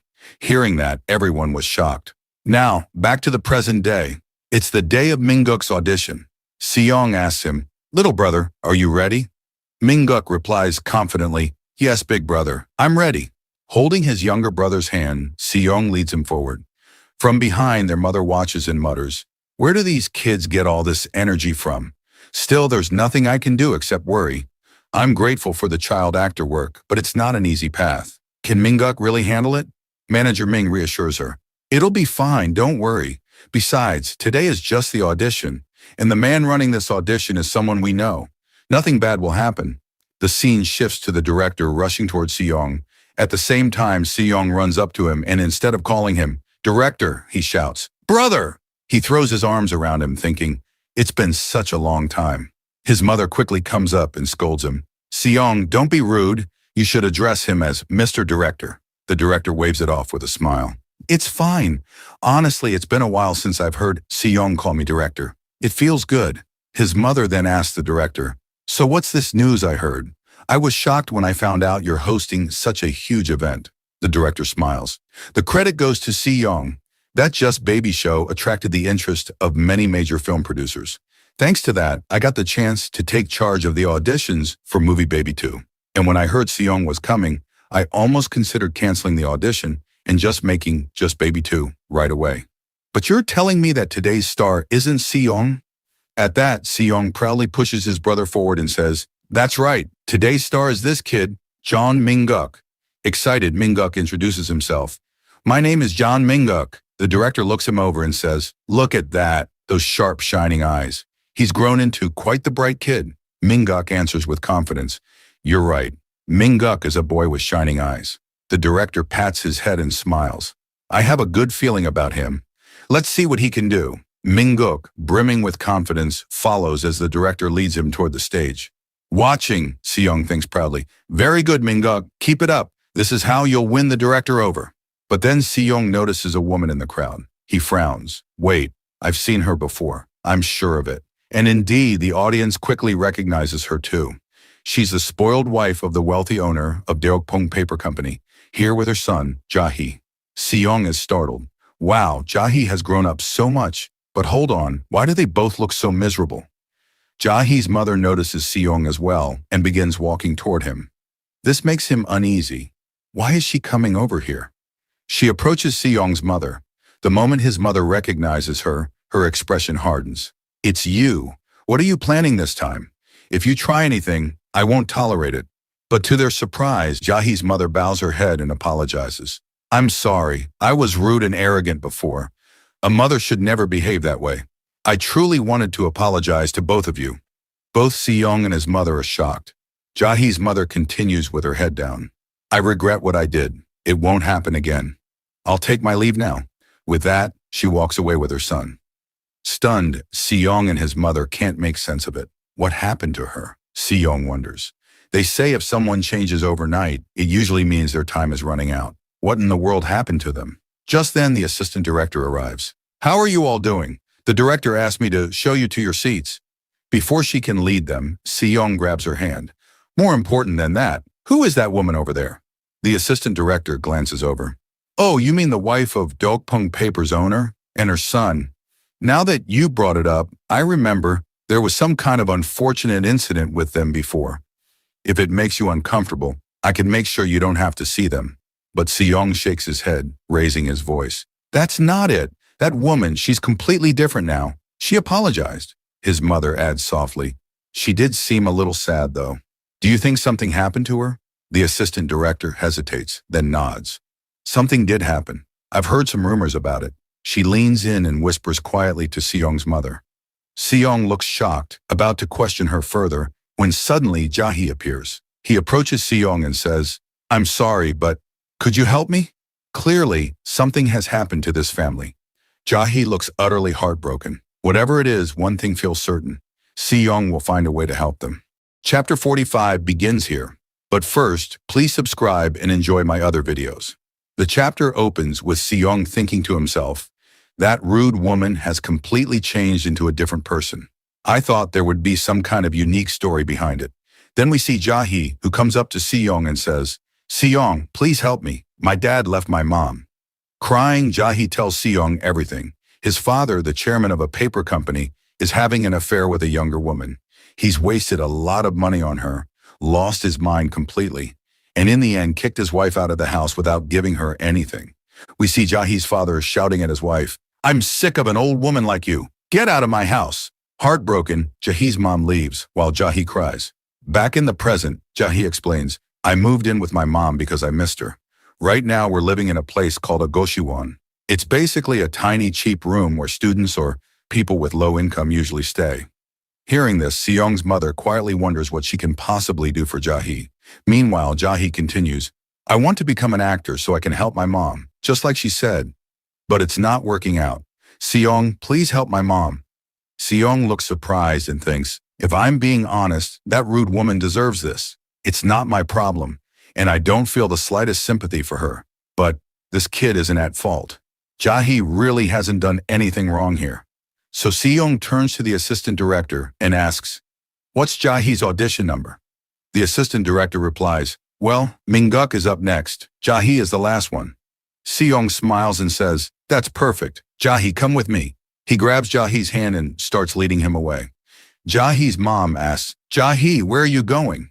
Jahe replies, Mom, I'll be back in a little while. Seong tells Jahe, look ahead. Don't look back at your mom right now. That's how you'll get the role and help her later. Seong brings Jahe to the audition room and points at another kid. See that boy? That's my little brother, John Minguk. Minguk looks excited as the cameraman says, we'll start the camera test soon, Minguk. Seong tells Jahe, I've trained him well. Just watch and try to copy him. Notice how his eyes follow the camera, how he moves, even his cute expressions. Minguk gives a great performance, and the cameraman gets excited, praising him. Excellent, Minguk. That was amazing. Seong turns to Jahe and says, see, if you act like that, you'll get praised too. Jahe looks nervous, admitting, actually, I'm scared of the camera. Seong reassures him. Then imagine you're not looking at the camera but into your mom's eyes. Perform as if you're doing it just for her. The director continues testing other kids until finally, it's Jahe's turn. Jahe, still nervous, says, I'll do my best, while Seong smiles from behind. Minguk runs to Seong asking, Big brother, how did I do? Seong pats his head. You did really well. Then Minguk notices Jahe and asks, who's that older boy? He's performing really well. Sure enough, Jahe is putting on a strong performance, surprising everyone. Seong smiles to himself thinking, that settles the score for your last audition, Jahe. Remember when I manipulated you and took your spot? This time I made it up to you. When the director announces the results, he says, the winner of the audition is John Minguk, and as a submodel, we'll also select Kim Jahe. Both Jahe and his mother are overjoyed. Seong's mother says, that worked out nicely, while Seong smirks, thinking, perfect. I evened out the past, got my little brother a job, and now I can focus on business. Minguk, go earn lots of money. A dangerous, greedy aura starts radiating from Seong, and even Minguk senses it this time. Seong thinks, the sooner I leave the kindergarten behind, the better. Just then, Secretary Yang shows up with another man whose identity isn't revealed yet. Congratulations, Seong and Minguk, Yang says. Just as we expected, Minguk is very talented. Seong's mother asks, Secretary Yang, what brings you here? Yang replies, I came to see Minguk's audition, but before that, this gentleman has something to say. The man introduces himself. Hello, I'm film director Kim Jong-yu. Hearing the name, Seong is stunned, thinking, the film through others? He's the famous director who made the drama Mozart Virus. What is someone like him doing here? Director Jong-yu explains, thanks to director Kwok, I got to watch today's auditions. To the point, I'd like to cast Minguk as the child villain in my next drama. Seong is shocked, while Secretary Yang adds, that's great news, isn't it? And I also have news for you, Seong. Yang hands Seong something. Seong looks at it and mutters, a boarding pass? A ticket from Korea to Los Angeles? That's where chapter 45 really begins. The chairman is speaking. Last love, a widow struggling to raise her child, meets a young man and they fall in love. Not bad. This would be the perfect role for Minguk. We see Seong sitting across from the chairman thinking, wait a second, how does he know all this? He explains to us, a week ago, Minguk received an offer from a famous director. After that, everything moved quickly. Script reading, meeting the actors, even acting lessons. We already signed the contract. We then see a flashback of the signing. Seong's mother congratulates Minguk on his first child actor role, proudly saying she's happy for both of her sons. Seong is pleased too, until Secretary Yang arrives. Congratulations to Minguk, Yang says.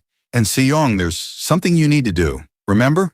Seong frowns as Yang continues. The chairman wants to meet you personally. It's about the tickets I gave you last time. Seong forces a smile and says, well, Mom and Dad are busy, so I don't think I'll be able to go. But Yang insists. The chairman specifically wants to see you. We can change the schedule. I'll come pick you up myself. Seong slips his hand into his pocket, pulls out the tickets and thinks, looks like I can't escape this. Next, we see him standing in front of the chairman, returning the tickets. I'm giving these back. You called me here because you want me to study abroad, right? That's why you gave me these tickets. But I can't go. There are things I need to do here. The chairman replies, I've heard this before. No other kid would refuse such a good offer. Why are you? Anger stirs inside Seong as he thinks, because in my past life, I already died. Because of you. Out loud, he simply says, anyway, thank you, but I can't do it. The chairman then leans in. What if it's not about studying abroad? Seong frowns. What? Yang hands him some documents. Seong looks at them, shocked. This is Samjeon Kindergarten's field trip? An overseas exploration program? Smiling, the chairman explains. Samjeon Kindergarten does this every year. This time we added extra support. So instead of just a few days, you'll be in the US for 3 weeks. Seong makes a sour face, thinking, this relentless old man. The chairman continues. You said you have unfinished business in Korea. I don't understand it, but fine. I'll postpone the study abroad plan. But you can't skip the kindergarten trip. Hearing this, Seong put on a serious face and asked, why are you so desperate to send me abroad? The chairman replied, who knows? Even my wife has been asking me the same thing. That caught Seong off guard. In his mind, he thought, Mom asked him that too? The chairman continued, she's even suspicious of me. She thinks you're actually my son. That's why she accused me of pushing Taeguk aside so I can hand over the entire Samjeon company to you. We cut back to the present, where the chairman explained, the real reason I want to send you abroad is because I want to see your potential. I'm curious how you'll do when you're thrown into a much bigger pond like America. Whichever path you take, seeing their society and economy will help you in the long run. Listening to him, Seong was taken aback. In his mind, he admitted, he's right. He's completely right. If I want to prepare for the IMF crisis, I need to study trends in the US. When the IMF crisis hit in 1997, it was the United States that pushed Korea into opening its markets and reforming its economy. The US even sent their deputy Treasury Secretary straight into Korea to participate in the bailout process. Under American leadership, Korea's economy was opened wide, foreign investors poured in, and companies and stocks were bought up for cheap. Countless businesses went bankrupt, and workers across the nation lost their jobs. That was the result of the IMF crisis, Seong thought. My plan is to gather capital and secure as much money as I can so I can protect the companies around me. But if I go to the US, maybe I'll be able to catch another opportunity there. Instead of just worrying about Korea's crisis, maybe the answers I'm looking for are in America itself. Out loud, Seong said, "All right, I'll go." The chairman smiled. "Suddenly you seem very excited. That's good. Just make sure you bring back plenty from America." A month later, we see the scene at the airport. Seong's father had come to send him off, while Minguk was crying, begging, "Brother, please don't go." But Seong didn't stop. He just walked ahead. The homeroom teacher clapped her hands and said, "Okay, class, let's get moving. Your seat numbers are printed on your tickets. Go slowly, one at a time." Seong pulled out his ticket and said to himself, "Let's see what my seat number is." Just then, the teacher told him, "Seong, your seat is separate from the others. The attendant will take you there." That surprised him. Jusong overheard and looked shocked too. He shouted, "Wait a second, why are you going alone? Where exactly are you going?" Meanwhile, Seong reached his seat and froze. In his head, he was saying, "Hold on, this is first class, isn't it? Excuse me, but why am I the only one sitting in first class?" Then a voice came from behind him. "So you finally showed up." Seong quickly turned his head, and there he saw the chairman himself. The old man's obsession with Seong was on a whole other level. Whoever hasn't seen the previous chapters, go check them out first, the link's in the description. And by the way, I also have another anime recap channel called Anicap, so make sure to subscribe to that too. Its link is in the description as well. The chapter begins with Seong, who's sitting on a flight thinking to himself, "So that's why I got the first class seat." The chairman says, "Now sit down already, Seong." Seong replies, Chairman, what are you doing here?" The chairman says, "Why not? I'm on a business trip to the US. And what a coincidence that we're on the same flight." Both of them know very well that this wasn't a coincidence at all. Seong sighs and says, "Please, stop joking around." The flight takes off. He looks at the chairman and thinks, "I have to spend the next 10 hours with this man. Just thinking about it makes me feel sick." He tells the chairman, "I'd like to move back to my original seat." The chairman replies, "Oh, is that so? Because I was going to show you something interesting since we happened to meet." Seong suddenly gets excited and wonders, is he going to show me something about money? Or maybe some kind of investment information? The chairman pulls out a book from his bag and says, "I actually brought this for Taeguk, but are you interested in it?" It turns out to be a children's book about American society and economy. Seeing it, Seong looks disappointed and annoyed, thinking, "Seriously? I wouldn't be interested in this even if you paid me. And you're giving me a kid's book?" He says, "All right, I'll just go back to my seat." But then his eyes catch a glimpse of some other books, and he's surprised. "Those books?" The chairman picks them up and says, "Oh, these? They're international business magazines." Seong immediately says, "Yes, if you show me those, I'll stay." The chairman replies, "Even if you're a genius, this is a professional business magazine meant for businessmen." Seong says, "I'll just look at the pictures inside."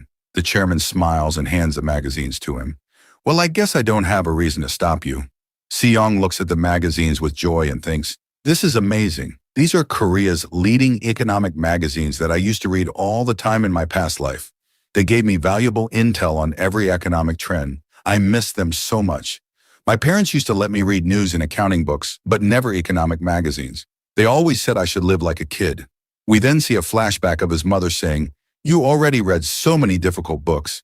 Now go outside and play. Want to go on a picnic with Mom?" Seong thinks, I know what her intentions are, but still. And we see him happily reading the magazines while the chairman smiles, thinking, a child who prefers economic magazines over storybooks. How interesting. The chairman calls out, "Seong, listen to me." Seong says, "Yes, sir." The chairman continues, "I'll let you have those magazines, but pay attention to this." Seong says, "Okay, show me what you mean." The chairman hands him a paper. It's his schedule. Seong says, "A schedule?" The chairman nods. "Yes, this is my schedule for the US. As you can see, two important events are happening at the same time. Do you know about the Large Corporation Expo and the Venture Expo?" Seong replies, "Yes, I know about them." The chairman says, "Good. Then tell me, which one should I attend?" Seong looks surprised. The chairman says, "Think carefully and tell me. I'm curious about your thoughts. Even if you're wrong, that's fine." He thinks to himself, "Let's see what kind of answer you give. I know it's a lot to ask from a 6-year-old, but you're no ordinary child. Will you surprise me or disappoint me?" Seong studies the schedule and finally says, "We should go to the Venture Expo." The chairman looks intrigued. "Choosing the smaller event? That's unusual. Why?" Seong replies, "Because at the large corporation expo, there's no place for Samjeon." The chairman is taken aback. Seong thinks, right now the US is in its golden age of IT companies. Giants like Michelin Soft and Actel are leading the market.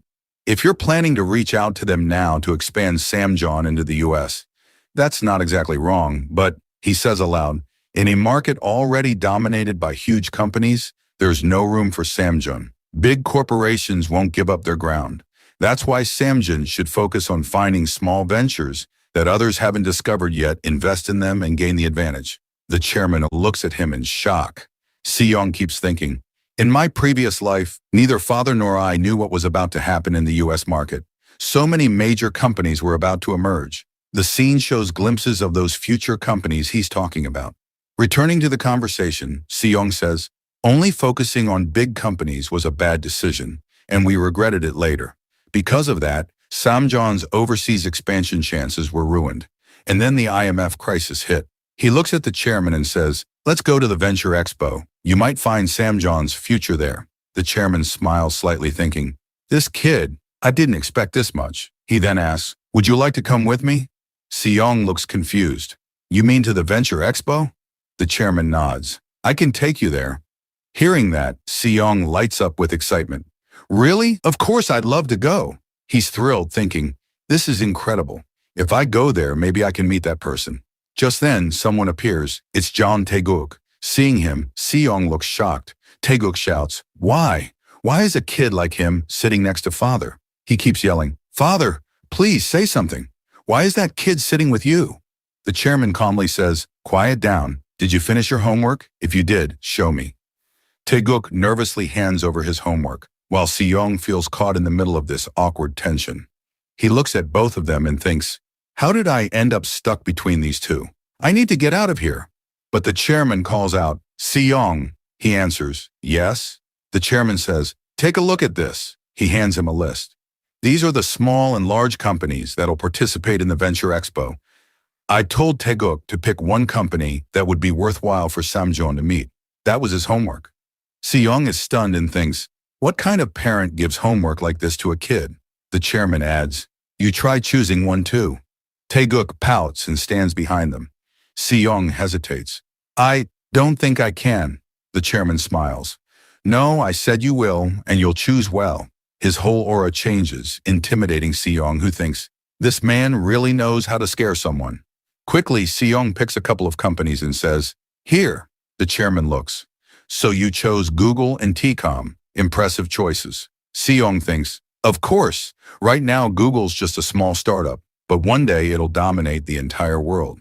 In T-Com, that guy works there. We're not shown who that guy is yet. The chairman says, Seong's choices are IT companies, and you, Taeguk, chose Lemon Soda Pop Company and Toto Toy Company. Taeguk replies, well, I just picked the ones I understood. I asked Secretary Yang for help, but honestly, most of those companies didn't make much sense to me. Seong thinks, yeah, that's fair. A little kid wouldn't know much at this age. The chairman asks Taeguk, do you even know what a venture is? Taeguk says, yeah, I think it's like a new company or something. The chairman sighs in disappointment and says, go back to your seat, Taeguk. Taeguk pleads, but father, the chairman cuts him off. Go study some more. You're a good businessman, chairman, but you're not a great father. Taeguk starts to leave, tears streaming down his face. Seong tries to stop him, but Taeguk walks away. Seong turns to the chairman and shouts, how can you talk to a kid like that? The chairman replies calmly, a kid? He's older than you. Seong snaps back. Taeguk gives it everything he's got. You can't just break him like that. The chairman says, he tried. He worked hard. But I don't need excuses. I only care about real results. In the end, results are all that matter. Seong is shocked to hear that. Then he thinks to himself, that's exactly how I used to think in my past life. Effort, results, performance. I thought those were the only things that mattered. That's why I pushed Taeguk away. But I was wrong. If I had just encouraged him with love, like a real family would, like an older brother should, just like I do with Minguk, maybe Taeguk could have become a truly talented person too. Seong looks at the chairman and says, Family isn't a corporation. You can't decide someone's worth based on their performance. The chairman is taken aback by those words. Seong thinks, that's the truth I learned after finally meeting my real family. I just hope father understands that someday too. The scene shifts. The group has arrived in Los Angeles. Their teacher says, all right, everyone, we've arrived in Los Angeles. For the next 3 days, we'll be heading to Disneyland. Seong laughs a little to himself. Disneyland, huh? Guess what? We're meeting Mr. and Mrs. Mouse. That means Mickey Mouse. Just then, Minji clings to Seong again and says, aren't you excited about Disneyland, Seong? I'll be your guide for today. I've been here so many times. Seong replies, sorry, Minji, but I'm going somewhere else, with them. Minji looks at the chairman and Seong's brother. Wait, when did you two get here? The chairman waves at her with a polite, hi. Seong thinks, so this man came here without even telling his own daughter. He gently pulls away from Minji and says, all right, I'm heading out. She frowns. What do you mean you're going somewhere else? What could be better than Disneyland? Seong smiles and says, I'm going somewhere even better. Minji calls out from behind, better? What could possibly be better than Disneyland? Seong keeps walking, smiling to himself. Yeah, that's right. A place where I can catch a glimpse of the future, for me, and for South Korea. The US Venture Expo, and I know he's going to be there. Guys, I have just one request. Please enjoy my other videos too so I can stay motivated to keep making more for you. The chapter begins in Los Angeles at the Venture Expo Hall in the US, where a huge crowd is gathered. Seong is thrilled as he looks around, thinking to himself, so this is the US Venture Expo. All the rising companies that will one day dominate the world are here. He turns to the chairman and asks if he can walk around freely. The chairman chuckles and says, you seem really excited. Sure, I'll send a few bodyguards with you. Go explore as much as you like. Seong thanks him and heads off, his eyes lighting up as he passes by several up-and-coming companies like Google, Yahoo, and Tcom Ventures. Eventually, Seong spots the man he came here to meet. His eyes widen as he thinks, so here he is, Elon Musk. He reflects, if you could travel back in time and meet just one person, who would it be? Most people would name dozens, but as someone who's run a business before, I'd say Elon Musk, the genius businessman of the 21st century, a true visionary who will lead the industries of the future. He walks up to Elon and says, Mr. Elon, it's an honor to meet you. Elon looks puzzled, glancing at the young boy in front of him. Hey kid, what's an Asian boy doing at a business expo? Are you lost? Need help finding your parents? Seong thinks to himself, well, I guess in his eyes, I really do look like a little kid. He replies, I'm actually here to talk business with you. I'd like to discuss an investment. Elon raises an eyebrow. Investment? What's this kid talking about? Just then, the man accompanying Seong steps in and says, excuse me, sir, he's a guest of our chairman. He hands Elon a card that reads, Samjeon Company. One of Elon's team members whispers, I've heard Samjeon is one of South Korea's top-tier companies. Elon nods slightly, saying, South Korea, huh? I don't know much about your company or the Samjeon, but you seem interesting. So what do you want to discuss? Seong smiles inwardly, thinking, I knew he'd be curious. After all, he was once a prodigy too, someone who stepped into the world of adults at a young age. He says, I'm very interested in your company. Elon replies, you mean Tcom? That's a tough business model. Even adults struggle to understand it. How could you possibly get it? Seong answers confidently, it's the world's first online bank, right? You saw the potential of the internet and decided to build a system where people can do their banking without going anywhere in person. I think it's a brilliant idea. Elon looks stunned. How do you know all that? What's your name, kid? Seong replies, my name is John Seong-guk, and I'd appreciate it if you stopped calling me Asian kid. Elon laughs. You don't even look 10 years old, and you've already figured out our entire business model. Seong thinks, of course I did. I have all the experience from my past life. But more importantly, I know one thing for sure. I need to invest in this man. He says, so let's talk investment. Elon nods, intrigued. All right, let's find a quiet place to talk. His assistant whispers, sir, are you really taking this kid seriously? Elon replies, he says he wants to invest in our company. Age doesn't matter. An investor deserves proper respect. Seong thinks, that's exactly the mindset of a true visionary. No wonder his future self became such a legend. They sit down together. Elon says, "So, about this investment, shall we talk while having some juice?" Seong says, "I know about your company's situation. You've got a great idea and you're ready to launch, but you don't have enough capital, right?" Elon looks surprised. How could he possibly know that? Seong continues, "If you can't secure funding soon, you'll lose control of your company again, just like last time." Elon stands up in shock. "What? How do you know about that?" Seong explains, "Before TCOM, you had a company called Zip2, but because you didn't have enough funding, you couldn't protect your ownership. In the end, you lost the very company you founded.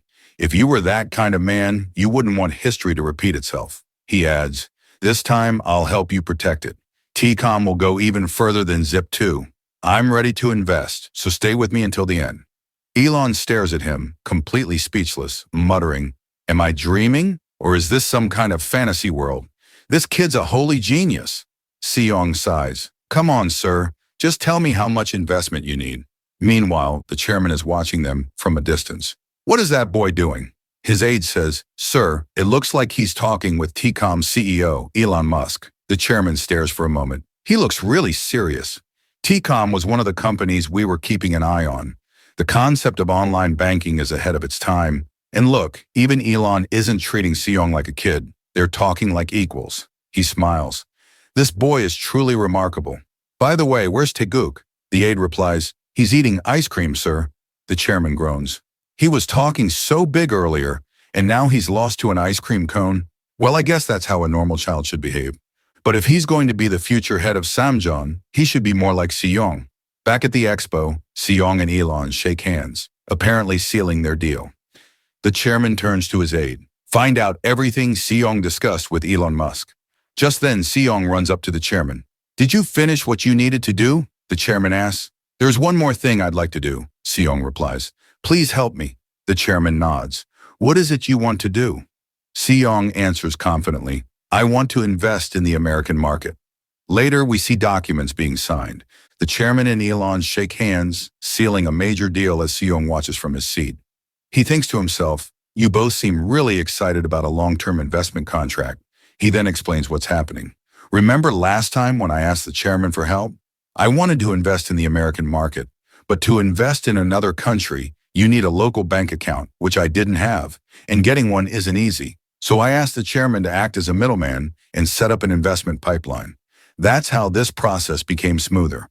But now the chairman himself decided to invest in Elon Musk's company." Seong pouts a little, thinking, "Great, now he's profiting off my idea." Elon says, "You made this huge investment decision pretty fast. Was it because of Seong?" The chairman smiles. "Absolutely. Mr. Elon, you saw it for yourself. This boy is beyond a normal prodigy. That's why I've decided to trust him." Elon nods. "And I'll make sure you never regret that decision." Seong smirks, thinking, "That's right. Elon's company will definitely succeed, and the chairman will earn a fortune, all thanks to me." Elon chuckles and lightly pats Seong's cheek. "You're such a cute, brilliant kid." Meanwhile, one of the chairman's men whispers, "Sir, is this really the right move?" The chairman replies, "What do you mean?" The man says, "That investment fund, you prepared it so you could strike deals with major U.S. corporations." The chairman nods. "That's true, but those established companies are already successful. Our investment doesn't mean much to them. From their perspective, that money isn't significant. So why not use this opportunity to open doors to a new future, to new possibilities?" Elon then turns to Seong. "So where else are you planning to invest?" Seong smiles mischievously. "Should I really tell you that?" The scene shifts to the airport. "Ladies and gentlemen," the announcement says, "this plane will be taking off shortly. Please fasten your seatbelts." Seong sits quietly, thinking to himself, 3 weeks went by so fast. While the other kids were having fun at amusement parks, I was with the chairman from start to finish. "Here," Seong says, "come on, let's check out the expo too." But if you remember, Taeguk had also come along with them, though he disappeared somewhere along the way. Anyway, back to Seong. He's saying that the past 3 weeks have been really productive. Just then, the chairman sits down next to him and says, "You got here early." Seong looks surprised and says, "Chairman, you're here," and thinks to himself, "You're sitting with me again." The chairman is reading a newspaper. Seong asks, "Is that a Korean newspaper?" The chairman nods. "Yeah, We're heading back to Korea in 3 weeks, so I need to catch up on what's been happening there. Seong says, let me see it too. The chairman hands him the paper, and Seong reads it with a smile. The plane takes off, and while reading, he notices a headline that says, The Korean Success Story, a Golden Era Built by Miracle on the Han River. Seeing that, Seong thinks to himself, yeah, that's true. It's just like me. Right now, nobody expects that in 1997, the IMF crisis will hit. Everyone's too busy celebrating Korea's success, not realizing what kind of tragedy is coming. But it'll be fine. I've already prepared for everything, right? I've even opened up doors in the US. All that's left is to follow my plan. Then the scene shifts. Seong's back home telling his parents, I'm not going to kindergarten anymore. His parents look shocked. His dad asks, are you tired from the US trip? Is that why you don't want to go? Seong shakes his head. No, it's because I have other things to do. I already talked to the chairman about it. His dad says, what kind of work do you want to do? I'll help you. Seong smiles. What I want to do is go on a trip to Jeju Island with my family, and we're leaving tomorrow. His dad looks stunned. What? Tomorrow? Why are we suddenly going to Jeju Island? Seong reminds him, Dad, you said when you'd saved up enough money, you'd give Mom a proper wedding ceremony and take her on a honeymoon you never had. Hearing that, both his parents get emotional. Seong continues, we've saved up quite a bit already, and I found a nice place to stay in Jeju, thanks to Secretary Young's help. We have to go now. If not now, then when? His dad murmurs, what do you mean by that? And Seong thinks to himself, because next year, everyone's going to be too busy dealing with the IMF crisis. Then we see a list of things Seong plans to do. Manage SKG, keep an eye on Jeon Min-guk, and defend against the IMF crisis. He tells his parents, anyway, we're leaving tomorrow, so start packing. They rush off to pack, and Seong smiles to himself thinking, yeah, that's right. Before disaster strikes, I need to fulfill my parents' wish. Being a good son isn't easy. Min-guk overhears and says, a good son? Seong, full of energy, thinks, let's make lots of good memories on this family trip. Then the scene shifts again. Someone's running. It's Secretary Yang. He rushes to the chairman and says, Chairman, the stock prices, and the foreign investors. He's sweating nervously. The chairman, drinking water calmly, says, so it's begun. On the TV, the Korean president appears, saying, due to the major national crisis and economic hardship, we have no other choice but to seek financial support from the International Monetary Fund. I want to inform everyone that our country is now facing a national default.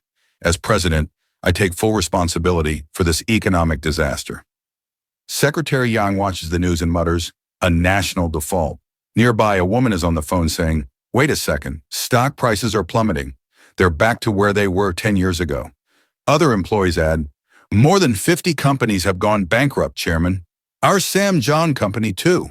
The chairman looks down, silent and heavy with worry. At the same time, Seong is also watching the news. He quietly says, it's begun. The IMF crisis has started. But unlike everyone else, he's ready for it. Anyway, that's where this chapter ends. But the next ones are going to get even more interesting. So fellas, stay tuned, subscribe, and drop a like to keep up the hype.